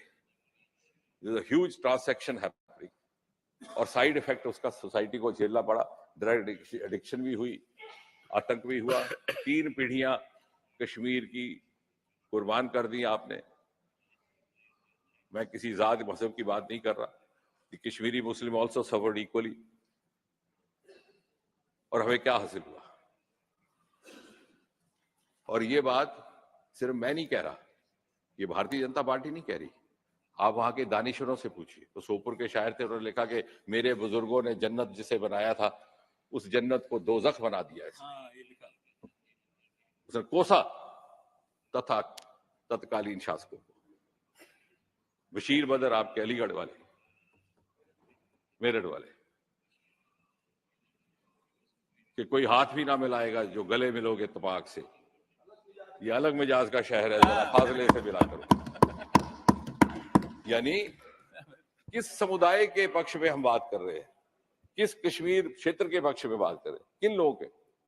हम केवल अपने और अपने परिवार और अपनी चंद एक जमात को आगे बढ़ाने रखने के लिए, उसको कायम रखने के लिए हमने इन सारी अफरा तफरी के माहौल का फायदा लिया। और मुझे लगता है कि now the time has come not only for redemption, also for introspection and for also making up for what we have lost और वी हैव अनडन। अगर जय साहब आज आइन की बात करते हैं इस सदन में, तो मुझे एक तरह से खुशी भी होती है। इतने विस्तार में उन्हें हिंदुस्तान संविधान हमें समझाया। वो खुद एक न्यायाधीश है, जज रहे हैं कोर्ट के। हालांकि मैंने शेर कहा कि मेरे कत्ल के बाद उनको समझ आई, लेकिन चलिए, भारतीय जनता पार्टी तो कुर्बानियां देने में का इतिहास है, कम से कम समझ तो आया। We have actually served the purpose of bringing out a change of thinking in that section of polity which never took the name of Indian Constitution. अब बात होती है कि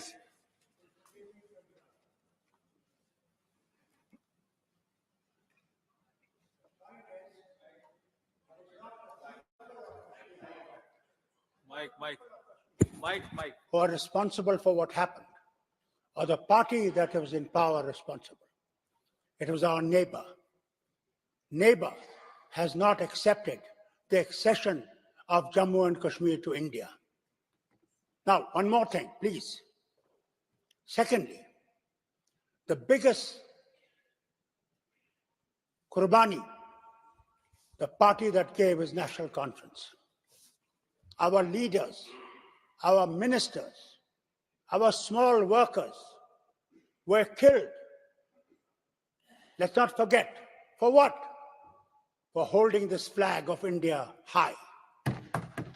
We have never denied that we are part of this nation, and we will remain part of this nation, but do justice to us. Do not point fingers at people who have suffered for this nation and continue to suffer for this nation. Thank you, sir. Thank you. I don't have to disagree with what you say. I think it's known to all, it's hardly any guarded secret that Pakistan never reconciled to Jammu Kashmir being part of India. I said that right in the beginning. But we are here not to discuss what Pakistan is doing. What we are here to discuss what we are doing. Is that facilitating Pakistan's mischief? एक बार एक seminar हुआ था, KF Rustam जी जो हमारे DG थे सबसे पहले BSF के, वो आए, वहां पर भी यही बातें की गई तो रुस्तम जी ने कहा, sir I got your point, I agree with your I agree.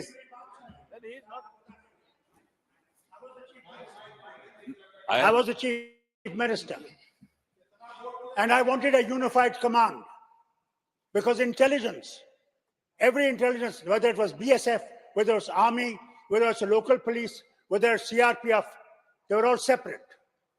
I wanted a unified command where one command would be there, so that these intelligences could be put together and we could attack those areas firmly. What happened? First General, the Chief of the Army Staff, I would not name him, he didn't want it. It was with great difficulty that I convinced Government of India that we should have a unified command. Today, if your successes are there, it's because of the unified command I created for saving the nation, not only the state, but the prestige of the nation. Unified command itself once, K.F. Rustamji was given all these inputs, and you know what he said? He said, gentlemen, I have traveled all the way from Pune, because he was settled there after retirement, not to listen to what Pakistan is doing, but to understand what you are doing. So that is what I'm saying. Let us introspect on our roles and confess to ourselves. I have not blamed an individual, but these are the facts, and I'm glad that Lok Sabha is a very senior person. He has been inspired to give a thought to what was said. Again, now what has happened in 4 or 5 years? This is a repeatedly question asked by everybody. कि पहले क्या था, अब 2019 के बाद और अब का क्या फर्क हुआ? अब आप मुझे बताएं, भौगोलिक परिस्थितियां वही है जम्मू कश्मीर की, टोपोग्राफी भी कठिन है, जो उसकी नेचुरल जो कंस्ट्रेंट्स है वो भी वैसी ही हैं, व्यवस्थाएं भी हैं, फिर कुछ ना कुछ तो हुआ होगा कि जो कल और आज में अंतर है। अब आप सिक्योरिटी की बात करते, स्टोन पेल्टिंग 0% हो गई। इसका मतलब कहीं ना कहीं यूनिफाइड कमांड में भी कहीं ना कहीं उस तरह से अमल नहीं हुआ करता था जिस तरह से होना चाहिए था, जो राज्यपाल शासन लगने के बाद हुआ, जब सीधे सीधे कमान गृह मंत्रालय के हाथ में आई। कुछ ना कुछ तो इसका जवाब देना होगा ना। ये तो एक केस स्टडी बनेगा। क्या कारण, ऐसा कौन सा जादू हो गया 4 साल में? सिविलियन और ओवरऑल किलिंग्स में 80-90% कमी हुई। अभी आप कह रहे थे हम कश्मीर जाते हैं, पहले भी जाते थे, अभी भी जाते हैं, लेकिन भाई साहब अभी आप जाते हैं तो 150-2 करोड़ टूरिस्ट वहां पे है। पहली बार जम्मू कश्मीर में होम टूरिज्म शुरू हुआ है। मैं पूर्वोत्तर में रहा 7 साल, वहां होम टूरिज्म हमने शुरू करवाया था मेघालय में, क्योंकि होटल नहीं थे। जम्मू कश्मीर में होम टूरिज्म का कभी कल्चर नहीं था। डॉक्टर साहब तो इतना सालों से जान रहे हैं। इतना टूरिस्ट आया इस बार कि लोगों ने अपने दरवाजे किवाड़ खोल दिए, फिर भी उसकी गुंजाइश 2.25 करोड़। तो ये अंतर आया है, और ये लोग इसीलिए आए, उन्हें लगा कि परिस्थितियां अनुकूल है वहां भ्रमण करने। G20 का वहां समिट हुआ, और सबसे ज्यादा कामयाब, ये मैं नहीं कह रहा, जो विदेशी डेलीगेट आए उन्होंने कहा, DDC के चुनाव हुए, भारी संख्या में वहां मतदान हुआ।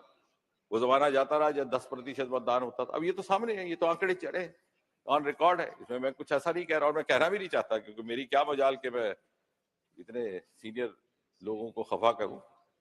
आई am just reading out the facts which are registered in the records. Centre की स्कीमों का लगना अभी हुआ। योजना Ayushman JNK is the first union territory or first state in the country which has implemented 100% universal Ayushman. अब उन स्कीम्स में मैं नहीं जाऊंगा, गृह मंत्री जी के जवाब में आपको मिल ही जाएंगे। अब कश्मीरी आप गवर्नेंस की बात करते हैं, उसमें तो कोई दिक्कत नहीं थी, कश्मीर की छवि का कुछ नहीं था। इंटरव्यू की प्रथा मोदी जी ने जनवरी 1, 2016 में देश भर में समाप्त कर दी, ताकि सरकारी नियुक्तियों में, मैं आपको एक उदाहरण दे रहा हूं कि सरकारी नियुक्तियों में लेवल प्लेइंग फील्ड रहे। क्योंकि ये शिकायत आया करती थी कि 100 अंक मिलते थे किसी को रिटर्न में, उसको फेल कर दिया जाता था इंटरव्यू में, इंटरव्यू 100। जम्मू कश्मीर में ये कानून लागू हुआ राज्यपाल शासन लगने के बाद, नहीं लगाया गया 370 की आड़ में कि भाई अपने लोगों को कैसे हमने नियुक्तियां देनी है। ये एक छोटा सा मैं आपको उदाहरण दे रहा हूं। सेल्फ अटेस्टेशन अब वहां लगी, अब तो खैर और भी बहुत सारे सुधार हो रहे हैं।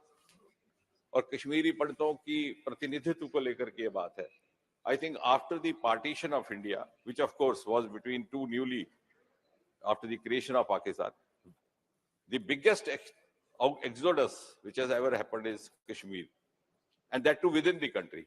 Though it's not, it doesn't have the equal parallel with 1947 because that was partition resulting from the creation of a separate state. But here within the country, you had displacement of such a huge population, leaving their homes and hearths overnight. और अगर उनको प्रतिनिधित्व दिया गया है, तो क्या ये हमारी जिम्मेवारी नहीं सामूहिक, कोई भी राजनीतिक दल क्यों ना हो, नेशनल कॉन्फ्रेंस क्यों ना हो, भारतीय जनता पार्टी क्यों ना हो, कांग्रेस क्यों ना हो, is it not our collective responsibility to restore that sanctity and that culture and tradition of Kashmir, for which Kashmir is known all over the world? And is that possible in the absence of Kashmiri Pandit? Kashmiri पंडित की अनुपस्थिति में क्या वो कश्मीर की रिवायत और कश्मीर की तहजीब और संस्कृति, जिसके लिए कश्मीर दुनिया भर में जाना जाता है, तो अगर ये करा जा रहा है तो इसमें दिक्कत क्या है, इसमें आपत्ति क्या है? और बात आई लद्दाख की, जयमियांग जी ने बात की बहुत सारी स्कीम्स की, लेकिन एक महत्वपूर्ण बात वो भूल गए, तो मैं जोड़ दूं कि सबसे पहली बार यूनियन टेरिटरी की मांग लद्दाख का एक डेलीगेशन लेकर के आया था दिल्ली में सन 1948 में, तत्कालीन प्रधानमंत्री पंडित जवाहरलाल नेहरू जी से मिला। तब से लेकर आज तक 70 साल में गए, कई प्रधानमंत्री आए गए, कई सरकारें आई गई। शायद ये हमारी किस्मत में था, लद्दाख की किस्मत में था कि मोदी जी प्रधानमंत्री बने और फिर लद्दाख की unit. This is the fact of history, this can be check. तो these are the political sequence which makes us believe otherwise. अब बहुत ज्यादा इसमें बात नहीं करनी है, लेकिन दादा ने अभी श्यामा प्रसाद मुखर्जी की बात की। श्यामा प्रसाद मुखर्जी की शहादत के बाद जंग हुआ वहां पर, और अगर जैसे मैंने कहा कि series of Nehruvian acts of omission commission, अगर आकाशवाणी भवन जाकर के Nehru ji unilateral cease fire declare ना करते बिना अपने मंत्रिमंडल से परामर्श किए हुए, तो आज ये पाक अधिकृत जम्मू कश्मीर का हिस्सा होता, भारत का हिस्सा होता, ये पीओजे के अलग ना होता। और आज गृह मंत्री को उनके लिए नॉमिनेशन सीट नहीं लानी पड़ी, जो आज इस विधेयक में आ रहा है ना कि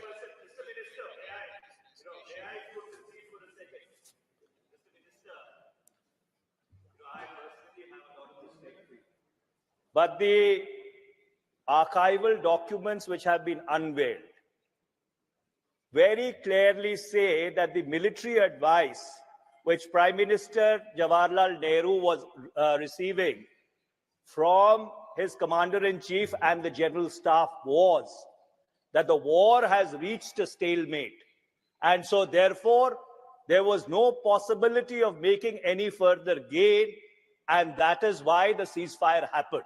And if you do not have faith in me, you can Google a Guardian article which was published just about a couple of months back, citing the Nehru archives and citing the advice of the Commander-in-Chief of the Indian Army, who said that a stalemate has been reached and no further progress is possible, and that's why a stalemate, that's why a ceasefire was called. Yes, I fully trust you. See, Dada, no, I'm not yielding. नहीं अभी नहीं, एक minute बात होने दो, ऐसा नहीं है। Manish ji, I fully trust you, but I am not allowing myself, I will not allow myself to get distracted by this tilted argument. The fact is that the head of government is Prime Minister, so it is the responsibility of the Prime Minister. हमने तो यही कहना ना कि प्रधानमंत्री ने जाके cease fire का घोषणा की, हमने ये नहीं कहना कि उसको रसोई घर में किसी ने सलाह दी थी कि किसने दी थी कि उसको कसूरवार ठहराएगी। The ultimate responsibility will lie on the head of the state and the first minister of the country. See what I am trying. See, देखिए Manish ji, that subject will come up. No. See, that subject. Minister Yes. Diwali, the entire country is watching this debate. Yes. Thank you. Should not should the blame here and there. Thank you. Because these are all happened in the British rule. This matter will come up for discussion if tomorrow somebody decides to hold an investigation into why Prime Minister Nehru went and declared ceasefire. then we can give this argument that so and so, advised him, he was misguided, etc., etc. But the matter of fact is, as the saw, it was Prime Minister speaking on the Akashvani. So that's what the entire world knows. Anyway.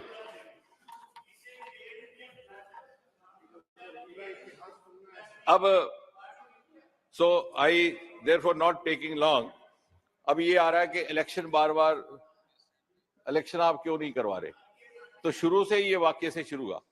तो मुझे ये लगा कि ये सवाल treasury benches से पूछा जा रहा है या इलेक्शन कमीशन से पूछा जा रहा है. You can ask election commission, but not here. हम तैयार हैं. भारतीय जनता पार्टी का हर कार्यकर्ता 24/7 365 कोई भी चुनाव हो, पंचायत का हो, विधानसभा का हो, लोकसभा का हो, हमारा कार्यकर्ता इस तरह सक्षम है, उसको रात को भी सोए हुए जगा ले तो उठ करके भारत माता की जय करके निकल पड़ता है अभियान. हमारी तरफ से कोई इनकार नहीं. लेकिन जब उचित एक प्रणाली है, हम संवैधानिक संस्थाओं में दखल नहीं देते. Possibly your thought is conditioned by what the UPA was doing or what the Congress was doing. You were dictating the constitutional bodies. We do not.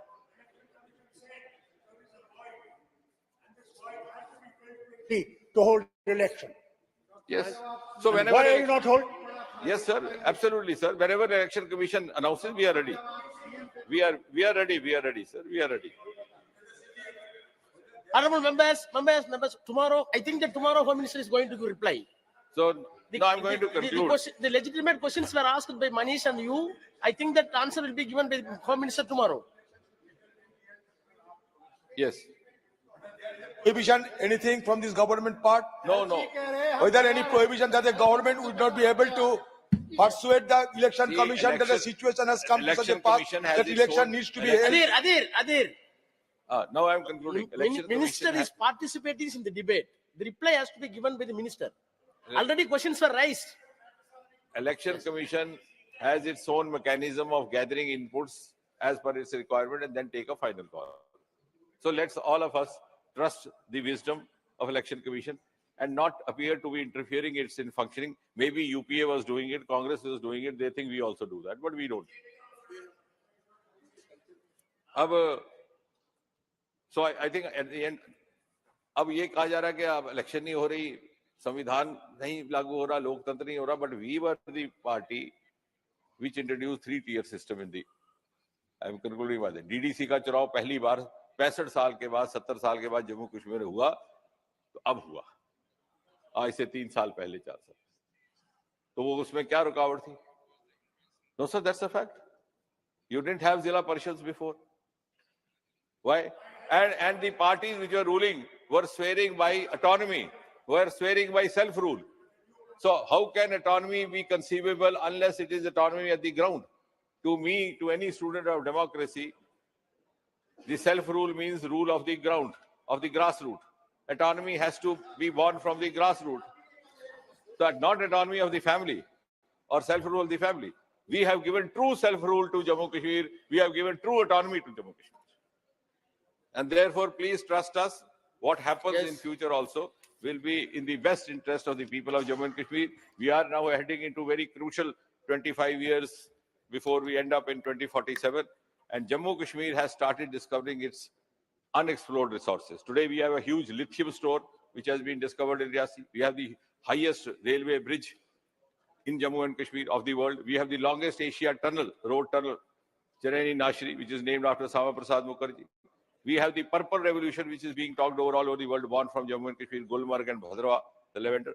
So many new avenues and resources which had remained unexplored earlier, thanks to Prime Minister Modi's drive, his push, and also the technology that we are discovering that. And I'm sure in the next 25 years, when India reaches that pedestal which we researched, Jammu Kashmir is going to add maximum value to achieve that target. So we have a very critical role. I think I call upon all of us to become a party of that journey of ascent of India, of which Jammu and Kashmir is going to play a lead role. Thank you, Speaker, sir. Thank you. Shri Shrang Appa Bani.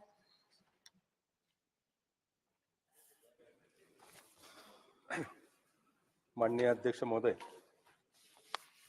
Jammu और कश्मीर पुनर्गठन संशोधन विधेयक 2023 और जम्मू और कश्मीर आरक्षण विधेयक 2023 पर 4 साल बाद केंद्र सरकार ने सामाजिक बदलाव लाने का ये बड़ा कदम उठाया। सरकार ने वंचित पिछड़े वर्गों को दूसरे राज्यों के तहत संवैधानिक अधिकार देने की दिशा और कदम बढ़ाए, जिसका मैं स्वागत करता हूं। माननीय अध्यक्ष जी, 5-6 अगस्त 2019 में भारतीय संसद में जम्मू कश्मीर को विशेष दर्जा देने वाले अनुच्छेद 370-35 को रद्द किया है, जो कि केंद्र सरकार का एक बहुत ही बड़ा सराहनीय कदम था, जिसके परिणाम स्वरूप जम्मू और कश्मीर को केंद्र शासित प्रदेशों में जम्मू और कश्मीर और लद्दाख हूं, क्योंकि कभी ऐसा लगता नहीं था कि जम्मू और कश्मीर में 370 कलम ये निरस्त किया जाएगा, बल्कि जम्मू और कश्मीर में जो पीड़ित है उनकी जो हालत देखी जाए तो जम्मू संशोधन विधेयक के जरिए केंद्र सरकार ने प्रदेश के एसटी की सूची में पहाड़ी, गड्ढा, ब्राह्मण, पदारी, जनजाति और कोली समुदाय को शामिल करने का प्रावधान किया है। ये बहुत ही बड़ा सराहनीय कदम है। माननीय अध्यक्ष महोदय,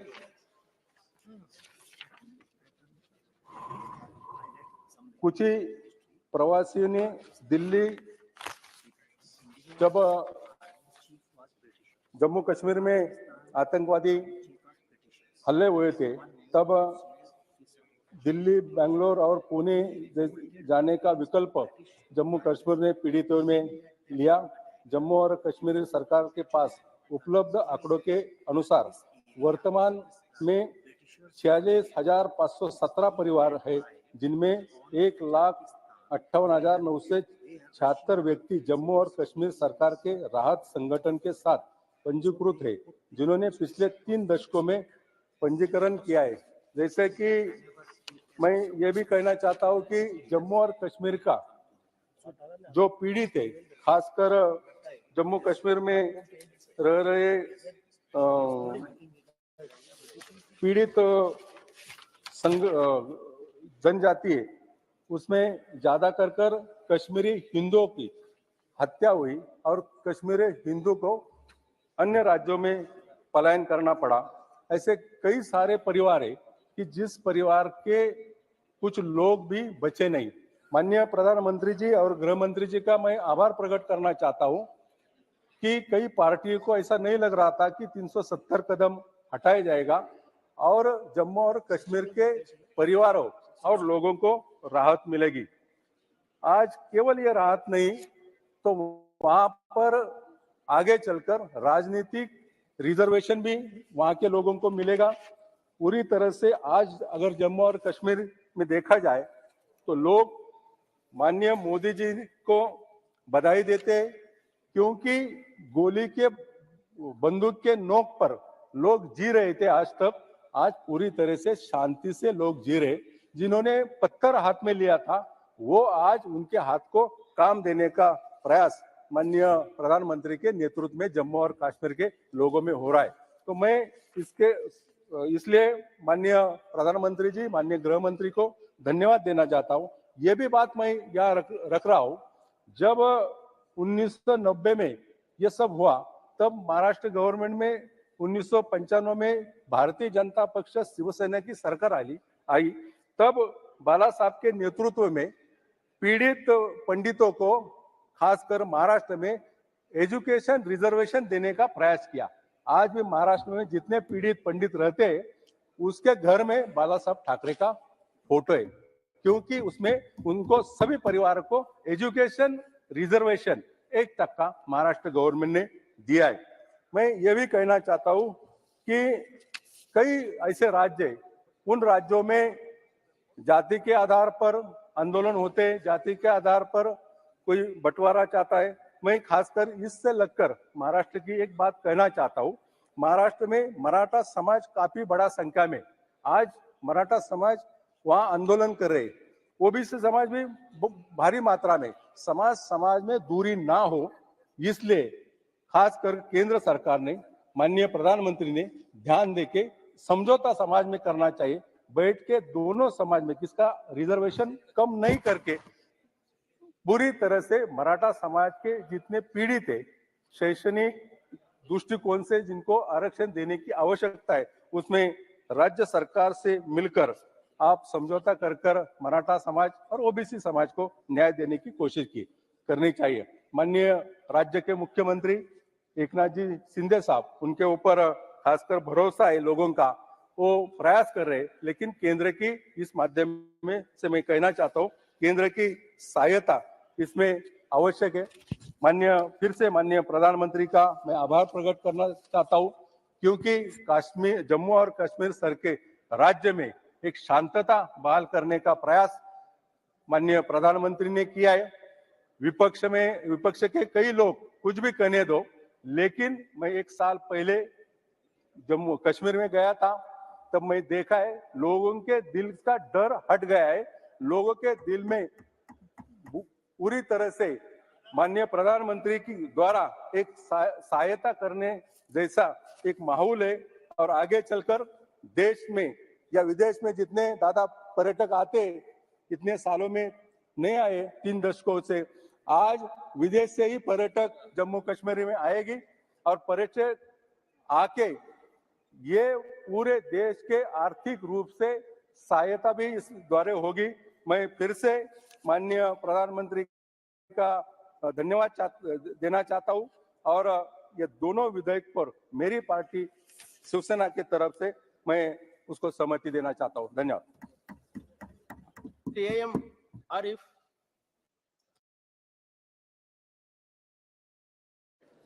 Thank you for giving the opportunity to speak on Jammu and Kashmir Reorganization Amendment Bill 2023 and the Kashmir Reservation Amendment Bill 2023 to express the views of the CPIM. Sir, these bills are nothing but an attempt by this government to keep alive the Kashmir issue ahead of the coming parliament elections. Sir, we have no objection in providing reservation for communities for nominating members of unrepresented communities, but that should not force skewed political interests. Sir, I wish to draw your attention on how this government treated the Anglo-Indian community in this country by taking away the nominated seats from them in Lok Sabha as well as state assemblies, including Kerala a few years ago, which existed there since 1951. Sir, about the nomination, giving the power to the Lieutenant Governor to nominate members is nothing but giving the BJP to nominate members. Sir, coming to the reservation of the scheduled tribes, we know the double standards of the applied by the BJP government. Sir, our ancestors have regarded Jammu and Kashmir as the crown of India at the top, but this government has downgraded Jammu and Kashmir to the status of crown, only because the majority of the people are Muslims, whom the RSS oppose the ideology. The special status of the Jammu and Kashmir was abolished, which itself shows the intolerance of the BJP government. Sir, I wish to remind the government that they have also not kept the promise of holding the election to Jammu and Kashmir Assembly as the Honorable Amit Shah ji had promised on the floor of this house in many times. I wonder when the appropriate time comes. Will it come in the end of the century, sir? So instead, the government is, including the minister, is repeating the rhetoric that it has successfully conducted the election to the local self-government institutions. What is the reality, sir? Sir, I had been Jammu and Kashmir as a member of participating in the study tour of the Standing Committee on Housing and Urban Affairs a few months back. Sir, how come this government could claim that with just 15 or 20% of the total voter turnout as a success? 80% of the voters were not participated in the local body elections, sir. Also, I could not witness any development revolution in Kashmir as claimed by this government and the members of Ladakh, except the schemes implementing all over India, Jal Jeevan Mission, PMAY, and Making India, etc., etc., etc. Sir, even after the abrogation of the Article 370, you could not control the terrorism in the valley. Sir, the news has been coming about the terrorist activity still continuing in the valley.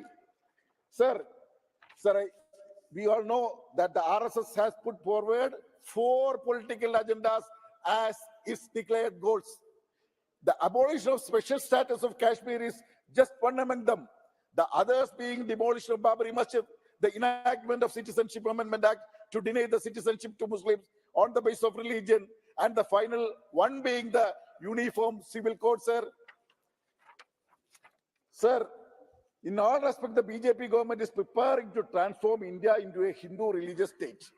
And we have just seen the portrayal of Dhanvantari, a Hindu god replacing the national symbol in the logo of National Medical Commission, is a beginning, sir. Sir, the BJP government is portraying the victory in the recently held assembly election to Rajasthan, Madhya Pradesh, and the Chhattisgarh as a license to act at its whims and fancies. Sir, I wish to remind the still don't have a mandate. Even half of the voters of India, and if stand united, the opposition parties have a strong chance to win in the heart of the voters, sir. At the end, sir, on behalf of the family members of the great martyrs of the Pulwama, I urge upon the government to conduct a free and fair judicial inquiry upon the truth revealed by the former Jammu and Kashmir Governor Sri Satyapal Malik upon the Pulwama incident. With these words, I conclude my speech.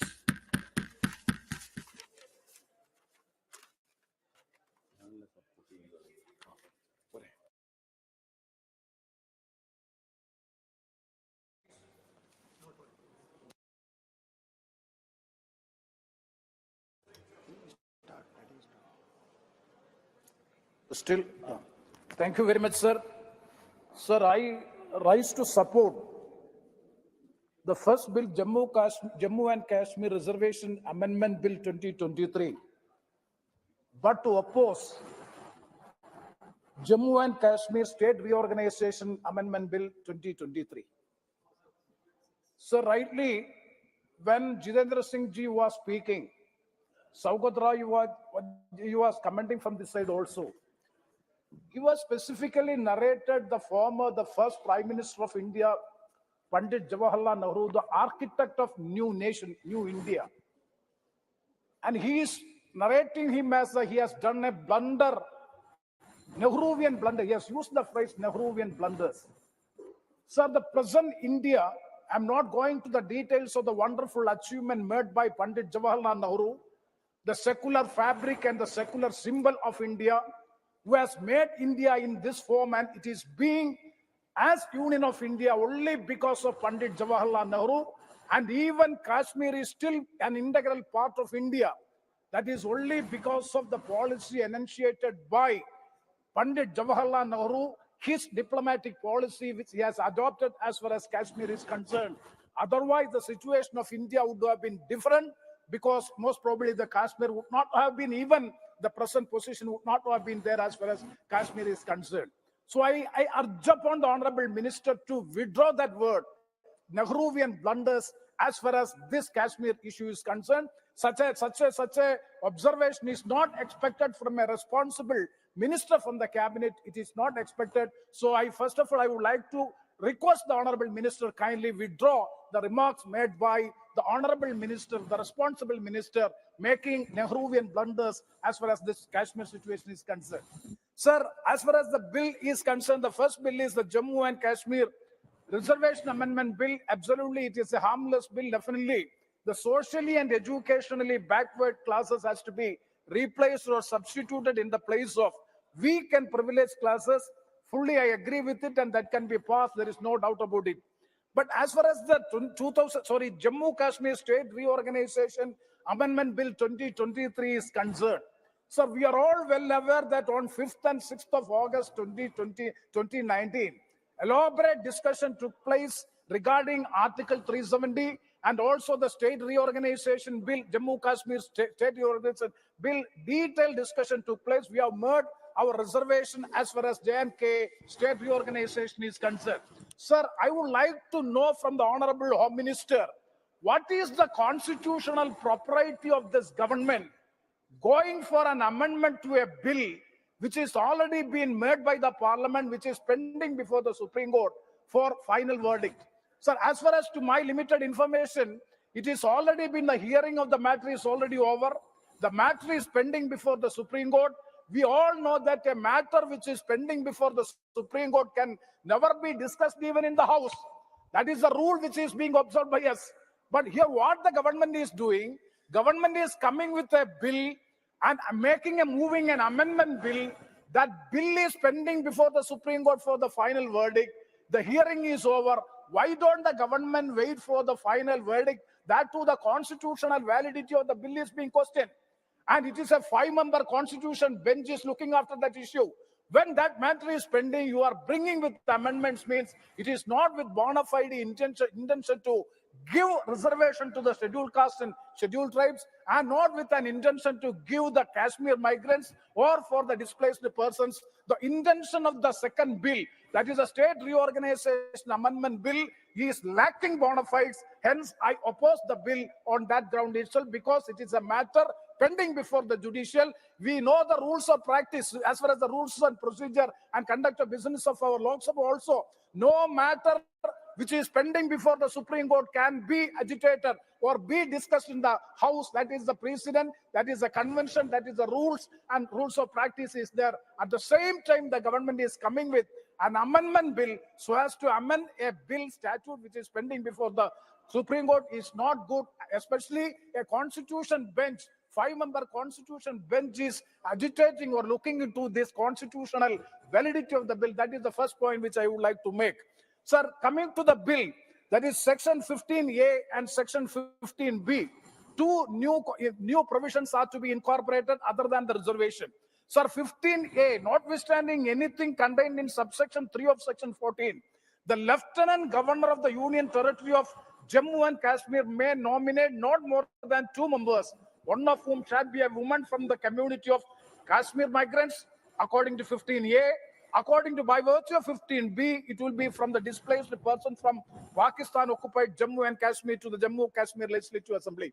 Sir, my question is, what is this nomination? And the Legislative Assembly, you have not reconstituted the Legislative Assembly. You are not ready for an election process. You know that the delimitation process is already complete. Almost all the formalities have already been complied. Why there is an inordinate delay in having the elections? Why the inordinate delay in reconstituting the state legislative assembly? Why you are providing this unfettered authority to nominate a particular person from a particular community to the lieutenant governor? That means this is inferring the fact that you are not going to conduct the election. You have no proposal and you have no intention to have the proper elections so as to put up a populistic government in the state of Jammu and Kashmir.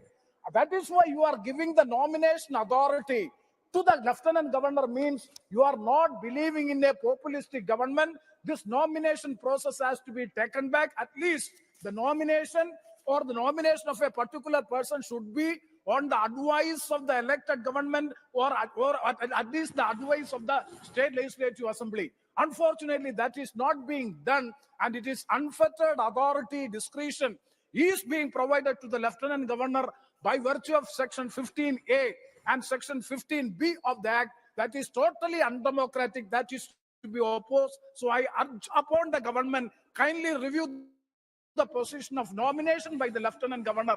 Instead, you may give the authority to the state legislative assembly so as to elect 2 representatives, one from the displaced persons category and another from the migrant Kashmiris category. That is the proper democratic forum or the proper democratic way by which 2 persons from these 2 categories have to be elected. That is the second point which I would like to make.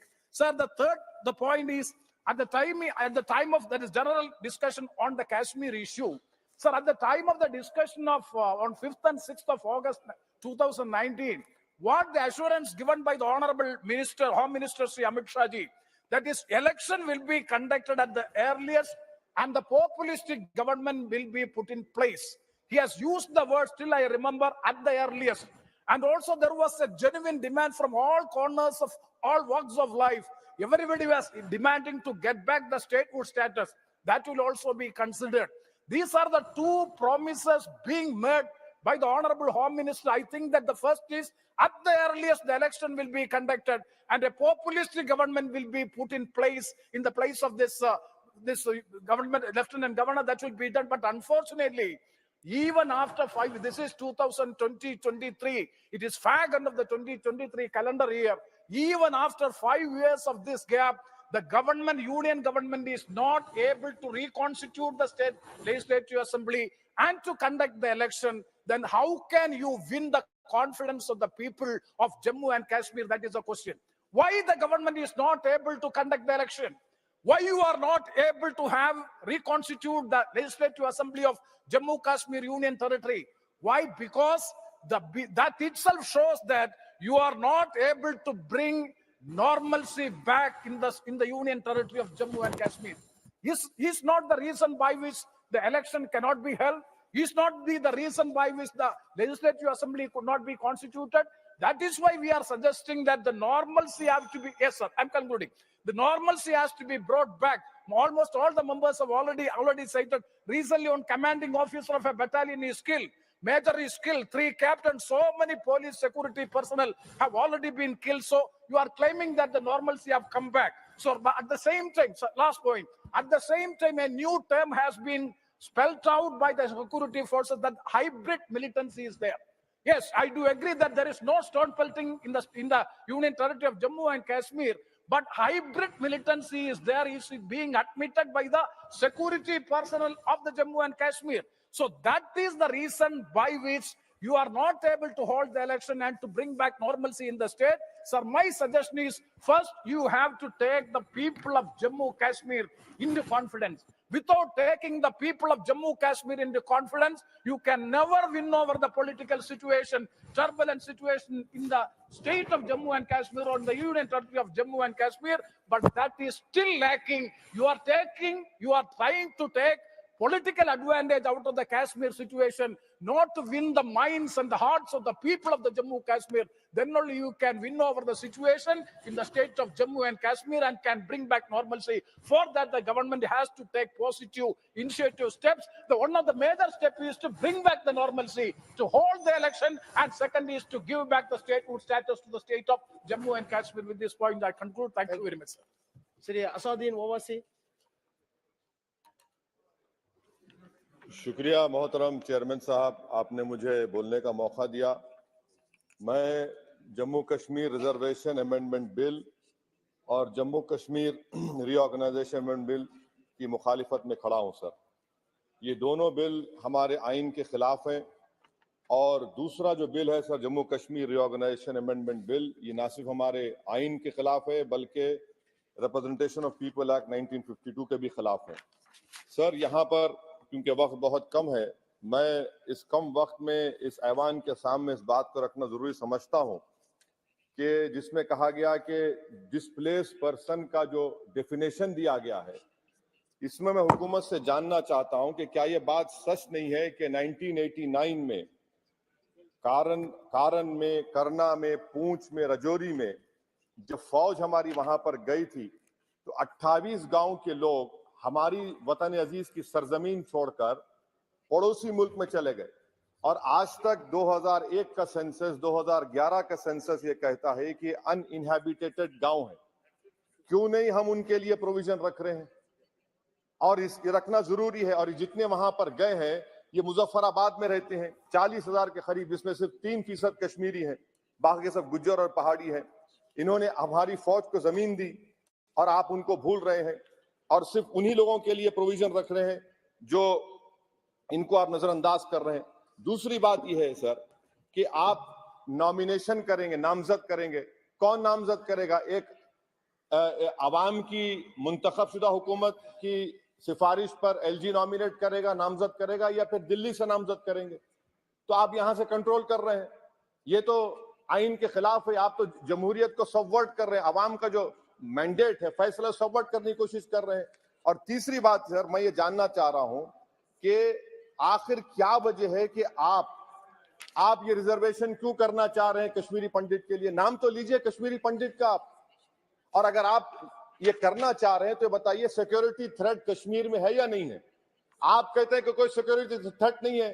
जब security threat नहीं है तो फिर आप nomination क्यों करना चाह रहे हैं? आखिर क्यों आप 370 निकालने के बाद वहां पर हर महीना पाकिस्तान से दहशतगर्द आकर श्रीनगर में गोली मारते हैं, राजौरी में मारते हैं, हर महीना 5-5 लोग मरते हैं, कैप्टन मरता है, हवलदार मरता है, लेफ्टिनेंट कर्नल मरता है, तो आपका कौन सा नॉर्मलसी रेस्टोर किया आप? कुछ रेस्टोर नहीं किया आप। लोग हमारे सिपाही मर रहे हैं मगर आप बाजा बजा रहे हैं कि अमन हमने कायम कर दिया 370 को निकालकर।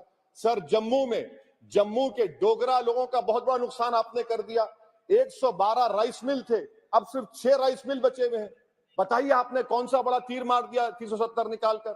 पूरा पंजाब से लोग आकर जम्मू को टेक ओवर कर रहे हैं। वहां का पॉलिटिकल इक्विलिब्रियम आपने डिस्टर्ब करके रख दिया। चेंबर ऑफ कॉमर्स के रोज लोग रहे, सेक्रेटेरिएट आप मुंतकिल करते थे अभी विंटर में, पूरा जम्मू की इंडस्ट्री को आपने बर्बाद कर दिया, पूरे होटल खाली हैं। तो और आखिरी बात सर, मैं हुकूमत से जानना चाह रहा हूं कि एक आपके इंडस्ट्रियल एस्टेट में एक कमरा आपने बनाया है क्या? बताइए भाई, अंबानी साहब है, अदानी साहब है, टाटा साहब है, सब है, आपने एक कमरा नहीं बनाया वहां पर। एमओयूज तो करोड़ों रुपया के हो गए, आपने ख्वाब तो इतने दिखाए मगर वो बेचारे वो ख्वाब तो पूरे नहीं होते कश्मीर के लोगों के लिए। जम्मू में करके दिखाइए, श्रीनगर तो दूर की बात है सर। और आखिर में मैं हुकूमत से जानना चाहता हूं कि इलेक्शन कब करवाएंगे? 24 का इलेक्शन तो आप करवा लेंगे, आपने जेरीमैंडरिंग करके आपने कॉन्स्टिट्यूंसीज बना दिए वहां पर, मगर अब भी आपको डर हो रहा है। आप जम्मू में नहीं जीत पाएंगे, बता रहा हूं आपको। वैली तो दूर की बात है, वैली तो मुझे यकीन है कि नेशनल कॉन्फ्रेंस और सब लोग निकाल लेंगे, जम्मू भी लूज करेंगे आप। अरे हाँ, आपकी हमारी डील नहीं हुई है, बोल देंगे डील हो गई। हमारा हाल तो लैला का हो चुका है। हम नहीं गए सर, हम नहीं गए भी तो आप लोग मध्य प्रदेश जीत गए। कैसा जीतिए मेरे बगैर आप मध्य प्रदेश? सर मैं कंक्लूड कर रहा हूं, मैं कंक्लूड कर रहा हूं सर, मैं कंक्लूड कर रहा सर। ये खामखा निशिकांत को आदत है छेड़खानी करने की, अब जवाब मिल गया उनको। तो सर मैं हुकूमत से जानना चाह रहा हूं कि आप असेंबली के इंतखाबात कब करवाएंगे और आप क्यों लद्दाख में उनको सेफ्टी दे रहे हैं? आपने 370 निकाला क्यों? लद्दाख का इलेक्शन तो आप हार चुके हैं वहां पर लोकल बॉडी का। तो फौरन आप इंतखाबात करवाइए ताकि वहां पर जमहूरियत बहाल हो सके। कब तक दिल्ली से हुकूमत करेंगे? इसीलिए मैं दोनों बिल की मुखालिफत करता हूं। शुक्रिया sir. Thank you. Jabir Singh Grill, Mr. धन्यवाद चेयरमैन साहब, आपने मेरे को तो Jammu Kashmir reorganisation act and Jammu Kashmir reservation act पे बोलने का मौका दिया। ये जो एक्ट है ये काफी मददगार सिद्ध होंगे। जो लोगों में कंफ्यूजन है, जो अथॉरिटीज में कंफ्यूजन है, उसको दूर करने पे। सर, हम कश्मीरी और कश्मीरियत इसकी बेहतरी के लिए, वहां जमहूरियत की स्थापना के लिए, कश्मीर की तरक्की और खुशी के लिए जितना साथ सरकार दे हम उनका साथ देने को तैयार है। मगर कश्मीर की जो जमहूरियत है, जमहूरी कदरें कीमतें हैं, उसको पहले सरकार को, उस स्टेट को देनी चाहिए, उन लोगों को देनी चाहिए जो जिसका वो हकदार है। सर, आज कश्मीर के लोग कब से उम्मीद कर रहे हैं कि कब हमारे वहां चुनाव हो, हम अपनी सरकार चुन सके। तो जैसे मेरे से पहले मनीष जी ने कहा था कि इसकी टाइमलाइन सरकार को देनी चाहिए बिना देरी के। अगर आप ये सरकार की तरफ से जितने लोग बोले हैं उन सब ने कश्मीर में एक शांति, पीस और तरक्की के दौर की बात कही है, अगर वास्तव में ऐसा है तो मैं समझता हूं वहां चुनाव कराने में कोई देरी नहीं करनी चाहिए। सर, जो नई बैकवर्ड क्लास की लिस्ट है उसमें वागे गिदरत, पाटी, चांग, जट, सैनी, मार्कबल, सोची, क्रिश्चियन बरादरी में जो कन्वर्ट होके हिंदू वाल्मीकि से गए हैं लोग, सुनार, तेली, हिंदू और मुस्लिम और आदि कास्टों को इसमें इंक्लूड किया है। सर मगर मेरे को अफसोस से कहना पड़ा है कि पंजाब का एक बहुत पुराना कश्मीर के साथ एक रिश्ता है। आज भी जब कश्मीर में कोई बॉम्ब या कोई गोली की आवाज सुनती है आती है तो उधर पंजाब के किसी ना किसी घर में, किसी ना किसी गांव में रोने और विलाप की आवाज आती है। कोई ना कोई पंजाब का सपूत बहादुरी से लड़ता कश्मीर में शहीद हुआ पंजाब का आता है। मगर जो हमारे सिख जट सिख हैं, जो सिख सैनी है, जो सिख स्वर्णकार है, इसको इस लिस्ट से वंचित किया गया है। मैं आपके माध्यम से गुजारिश करूंगा माननीय गृह मंत्री जी से कि उनको भी इसमें जो है ये शामिल किया जाए। सर आज हमने एक बहुत बढ़िया स्टेट था, उसको स्टेट हुड से छीन के उसे हमने यूटी में जो है उसमें कन्वर्ट किया। उसके लिए हमने देश को बताया कि इससे आतंकवाद का खात्मा हो जाएगा, कश्मीर में एक तरक्की का नया दौर आ जाएगा। मगर अफसोस की बात यह है कि जब से ये आया है तो हम इनकी इकॉनमी बहुत बुरी तरह मुरझा चुकी है। लॉ एंड ऑर्डर सिचुएशन बहुत बुरी शेप में है। Sir worst part it is, आपको इसका संज्ञान लेना चाहिए कि जिस तरह से करप्शन जो कश्मीर में बढ़ गई है, एक आपने बहुत बढ़िया काम किया, आपने वहां कहा देश के लोग आए, वहां आके प्रोजेक्ट लगाए। सर मैं एग्जांपल दे देता हूं, जहां जो लोग इन्वेस्ट करने गए, जमीन की रजिस्ट्री के लिए वहां के एसडीएम 10-10 लाख रुपया मांग रहे। इस पे ध्यान दो, ये जो करप्शन हो रही है इसका अभी से सर कुचलेंगे तो ये कश्मीर के लिए बढ़िया होगा।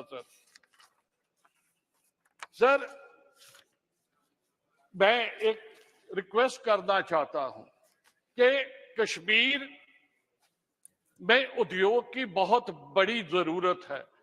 आपने उसमें यह आज उद्योग जो है वो वहां से उखड़ के गया है। बाड़ी ब्राह्मणा जैसे ऐसी जगह थी, डॉक्टर साहब डॉक्टर जितेंद्र सिंह जी बैठे, इनकी कॉन्स्टिट्यूएंसी में है, एक बड़ा फलता फूलता औद्योगिक क्षेत्र था, आज वो खत्म हो गया। सर इसमें एक और जो बात मैं करना चाहूंगा वो है कि आपने 2 सीटें जो कश्मीरी माइग्रेंट्स हैं उनके लिए जो है वो आपने रक्षित की है। एक सीट जो मकबूजा कश्मीर है वहां के लोगों के लिए की है। सर आपको 2000 का वो मंजर याद होगा जब हमारे 43 सिखों को छत्तीस सिंहपुरा में जो है मार दिया गया था। सर मेरी गुजारिश है कि ये जो माइक्रो माइनॉरिटी है, कम से कम इसके लिए एक सीट जो है वो रिजर्व की जाए। और जैसे मेरे से पहले बोलते स्पीकर साहब ने बोला था, बुलारे ने बोला था कि इसको ये राक्षस जो आपने सीटें की है या जो आगे करोगे, इसको नामजद कौन करेगा? लेफ्टिनेंट गवर्नर का लिखा है। इसका मतलब ये है कि आपके मंसूबे ये है कि अब कहीं वहां स्टेट गवर्नमेंट ही ना आए। कम से कम जैसे पार्लियामेंट में भी कुछ सीटें राज्यसभा में रिजर्वेशन के लिए रहती है, जिसे प्रधानमंत्री जी रिकमेंड करते हैं, जो कैबिनेट रिकमेंड करती है और प्रेसिडेंट नामजद करते हैं, ऐसा एक प्रोसेस उसमें भी बना के रखना चाहिए कि जो वहां की गवर्नमेंट होगी, कश्मीर के लोगों की अपनी सरकार होगी, वो रिकमेंड करे और उन्हें ही नामजद किया जाए। इन्हीं शब्दों के साथ मैं रिक्वेस्ट करूंगा कि अगर ये जो सीट माइक्रो माइनॉरिटीज की बात कही और जो जट सिख्स हैं, जो सिख सुनियार्स हैं, सिख सैनिक हैं, और उनको भी इस लिस्ट में बैकवर्ड क्लासेस की में इसका जो जो इसका लाभ उससे वंचित ना किया जाए, उन्हें भी इसका जो लाभ दिया जाए। धन्यवाद। जय हिंद, जय पंजाब। बॉल।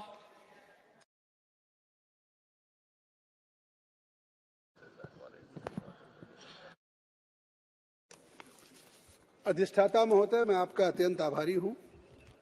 भारत के गृह मंत्री द्वारा the Jammu Kashmir reorganisation amendment bill 2023 and the Jammu and Kashmir reservation amendment bill 2023, इस दोनों को जो अमेंडमेंट का बिल आया है उसके समर्थन में मैं खड़ा हूँ। मैं समझता हूँ कि इन दोनों बिल की अमेंडमेंट बिल के लाने की जरूरत क्या पड़ी। आज चाहे 2019 में जब Jammu and Kashmir reorganisation bill उस सदन में, जब हमारी पुरानी पार्लियामेंट थी, उस पार्लियामेंट की बिल्डिंग में एक इतिहास रचने का काम प्रधानमंत्री नरेंद्र मोदी जी के नेतृत्व में भारत के गृह मंत्री ने किया था और पूरे देश ने उसका स्वागत किया था। मुझे लगता है कि आज इस भारत के नई पार्लियामेंट में फिर जम्मू कश्मीर के लिए एक नया इतिहास रचने का काम इस अमेंडमेंट बिल से भारत के गृह मंत्री श्री अमित शाह जी करने जा रहे हैं। और वो होगा नया बिल अमेंडमेंट का कि लोग इतनी बातें कर रहे हैं, आखिर लोग सवाल पूछेंगे। इतने दिन वहां असेंबली थी, इतनी दिन हुकूमत में थे, बरसरे इख्तदार थे, सत्तारूढ़ थे, आखिर इसके बावजूद भी उसमें जो बड़ी तादाद, बड़ी जनसंख्या के लोग जिनको आदिवासी कहते हैं, वो आदिवासियों को आरक्षण मिलने का काम क्यों नहीं हुआ था? इसका जवाब कौन देगा? आज नए सवाल खड़े कर रहे हैं, जिसका जवाब हमारे माननीय जितेंद्र सिंह जी ने दिया, हमारे अनुराग जी ने दिया, माननीय सदस्यों ने दिया, हमारे लद्दाख के साथियों ने दिया। मैं कह रहा हूं कि आखिर इस बिल के संशोधन करने का तात्पर्य है, जिसमें 3 प्रमुख उद्देश्य है कि जो कश्मीरी माइग्रेंट्स हैं, उन कश्मीरी माइग्रेंट्स को आरक्षण दिया जाए, पॉलिटिकल रिजर्वेशन दिया जाए, जिससे ओवरऑल उनका एक सोशियो इकोनॉमिक डेवलपमेंट हो सके। इस उद्देश्य को लेकर के आए। कितना पवित्र उद्देश्य। या जो डिस्प्लेस पर्सन, उनको स्वीकार करना पड़ता है कि जो ऐसे डिस्प्लेस पर्सन हैं, उनके लिए काम तो हम अच्छा कर रहे हैं रिजर्वेशन, या फिर शेड्यूल ट्राइब्स। इन 3 उद्देश्य को लेकर के जिस तरह से हमने इस बिल को जो नहीं 3 हैं, एक कश्मीरी माइग्रेंट्स हैं, एक डिस्प्लेस पर्सन्स हैं पाकिस्तान ऑक्युपाइड कश्मीर से जो इलीगली उन्होंने कब्जा कर रखा, और तीसरे शेड्यूल ट्राइब्स हैं। शायद इन 3 उद्देश्य को लेकर जो मैं समझ पाया हूं, इस बिल का संशोधन है। भर्तरी मेहता जी, मैं जानना चाहता हूं, आप तो इस बात का समर्थन किया था, मैं आपको धन्यवाद दूंगा कि आज जम्मू कश्मीर के लिए भारत में तो उस दिन निश्चित तौर से जम्मू कश्मीर जिस दिन 370 समाप्त हुआ 5-6 अगस्त 2019 को, उस दिन जम्मू कश्मीर के लोगों ने, पूरे देश के लोगों ने माना कि जम्मू कश्मीर भारत का अभिन्न अंग है, टूट हिस्सा है, और एक दिवाली सी जैसा हुआ। लेकिन मुझे लगता है कि जम्मू कश्मीर में जो एक बड़ी जनसंख्या बकरवाल की है, गुजरवाल की है, आदिवासियों की है, आज जब ये उस 2019 के बाद भी जो ये फिर से अमेंडमेंट आज गृह मंत्री जी लेकर के आए हैं, और जब ये बिल आज पास करेंगे हम, तो निश्चित तौर से ये केवल एक बिल नहीं पास होगा, ये जम्मू कश्मीर के आदिवासियों के घरों में आज दिवाली मनाई जाएगी कि भारत के पार्लियामेंट ने भारत के नया इतिहास रचने का काम। ये सवाल करेंगे, ये बात गरीब की करेंगे, खेत खलिहान की करेंगे, आदिवासियों की करेंगे, दलितों की बात करेंगे, केवल बात करेंगे, गरीबी की गरीबी हटाने की बात नहीं करेंगे। मैं पूछना चाहता हूं कि आखिर हिंदुस्तान में देश 1947 में आजाद हुआ, और हिंदुस्तान की आजादी के बाद जब भारत के प्रधानमंत्री नरेंद्र मोदी जी बने, भारतीय जनता पार्टी एनडीए की सरकार बनी, तो पहली बार देश के सुदूर उड़ीसा के एक आदिवासी महिला को आज देश का महामहिम राष्ट्रपति बना करके हमने स्थापित करने का काम किया।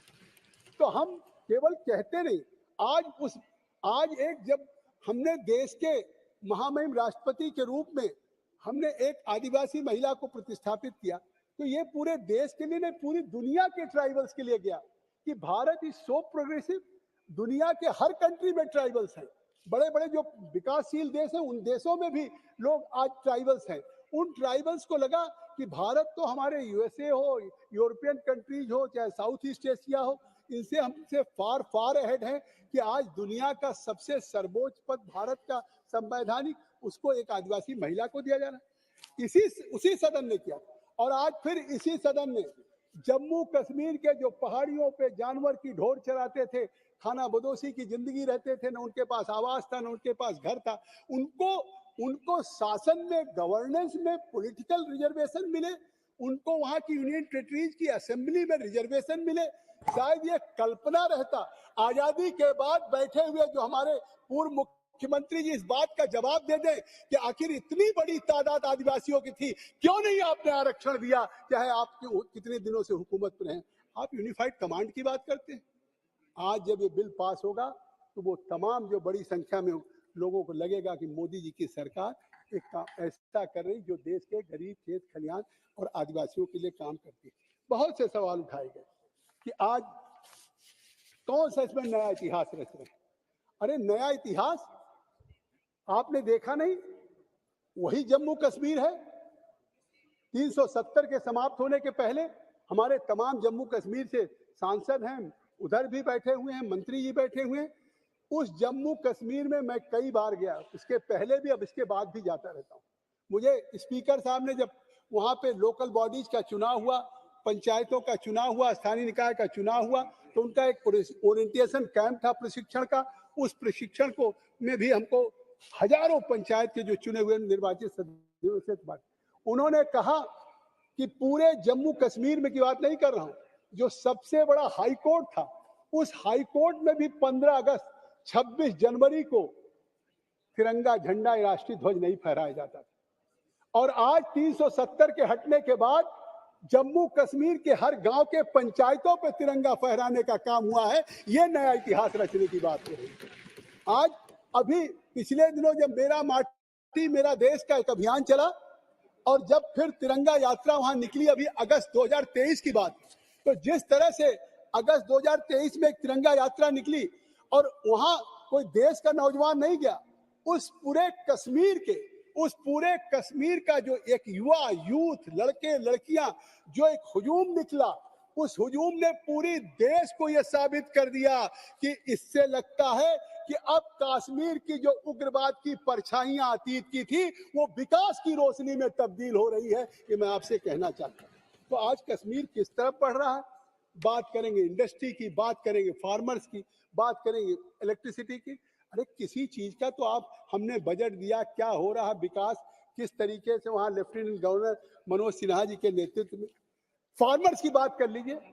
और मैं बात जब करता हूं तो हमेशा रिकॉर्ड पे करता हूं, ऑन रिकॉर्ड पे करता हूं, आंकड़ों पे करता हूं कि पहले लगता था कि जिस तरीके से 70% जमीनें बोई ही नहीं जाती, इतनी बड़ी उग्रवाद की परछाई थी, लोग अपनी जिंदगी की हिफाजत की, सलामती की लोग दुआ करते थे, ईश्वर से, अल्लाह से प्रार्थना करते थे कि हमारी जिंदगी सही सलामत हो। घरवाली अगर उसका पति, उसका सुहाग बाहर गया तो सूरज ढलने के पहले वो अपने सुहाग को थाली सजाए इंतजार करती थी कि हमारा सुहाग सही सलामत लाल चौक से लौट आए। स्थिति ये जम्मू कश्मीर की थी।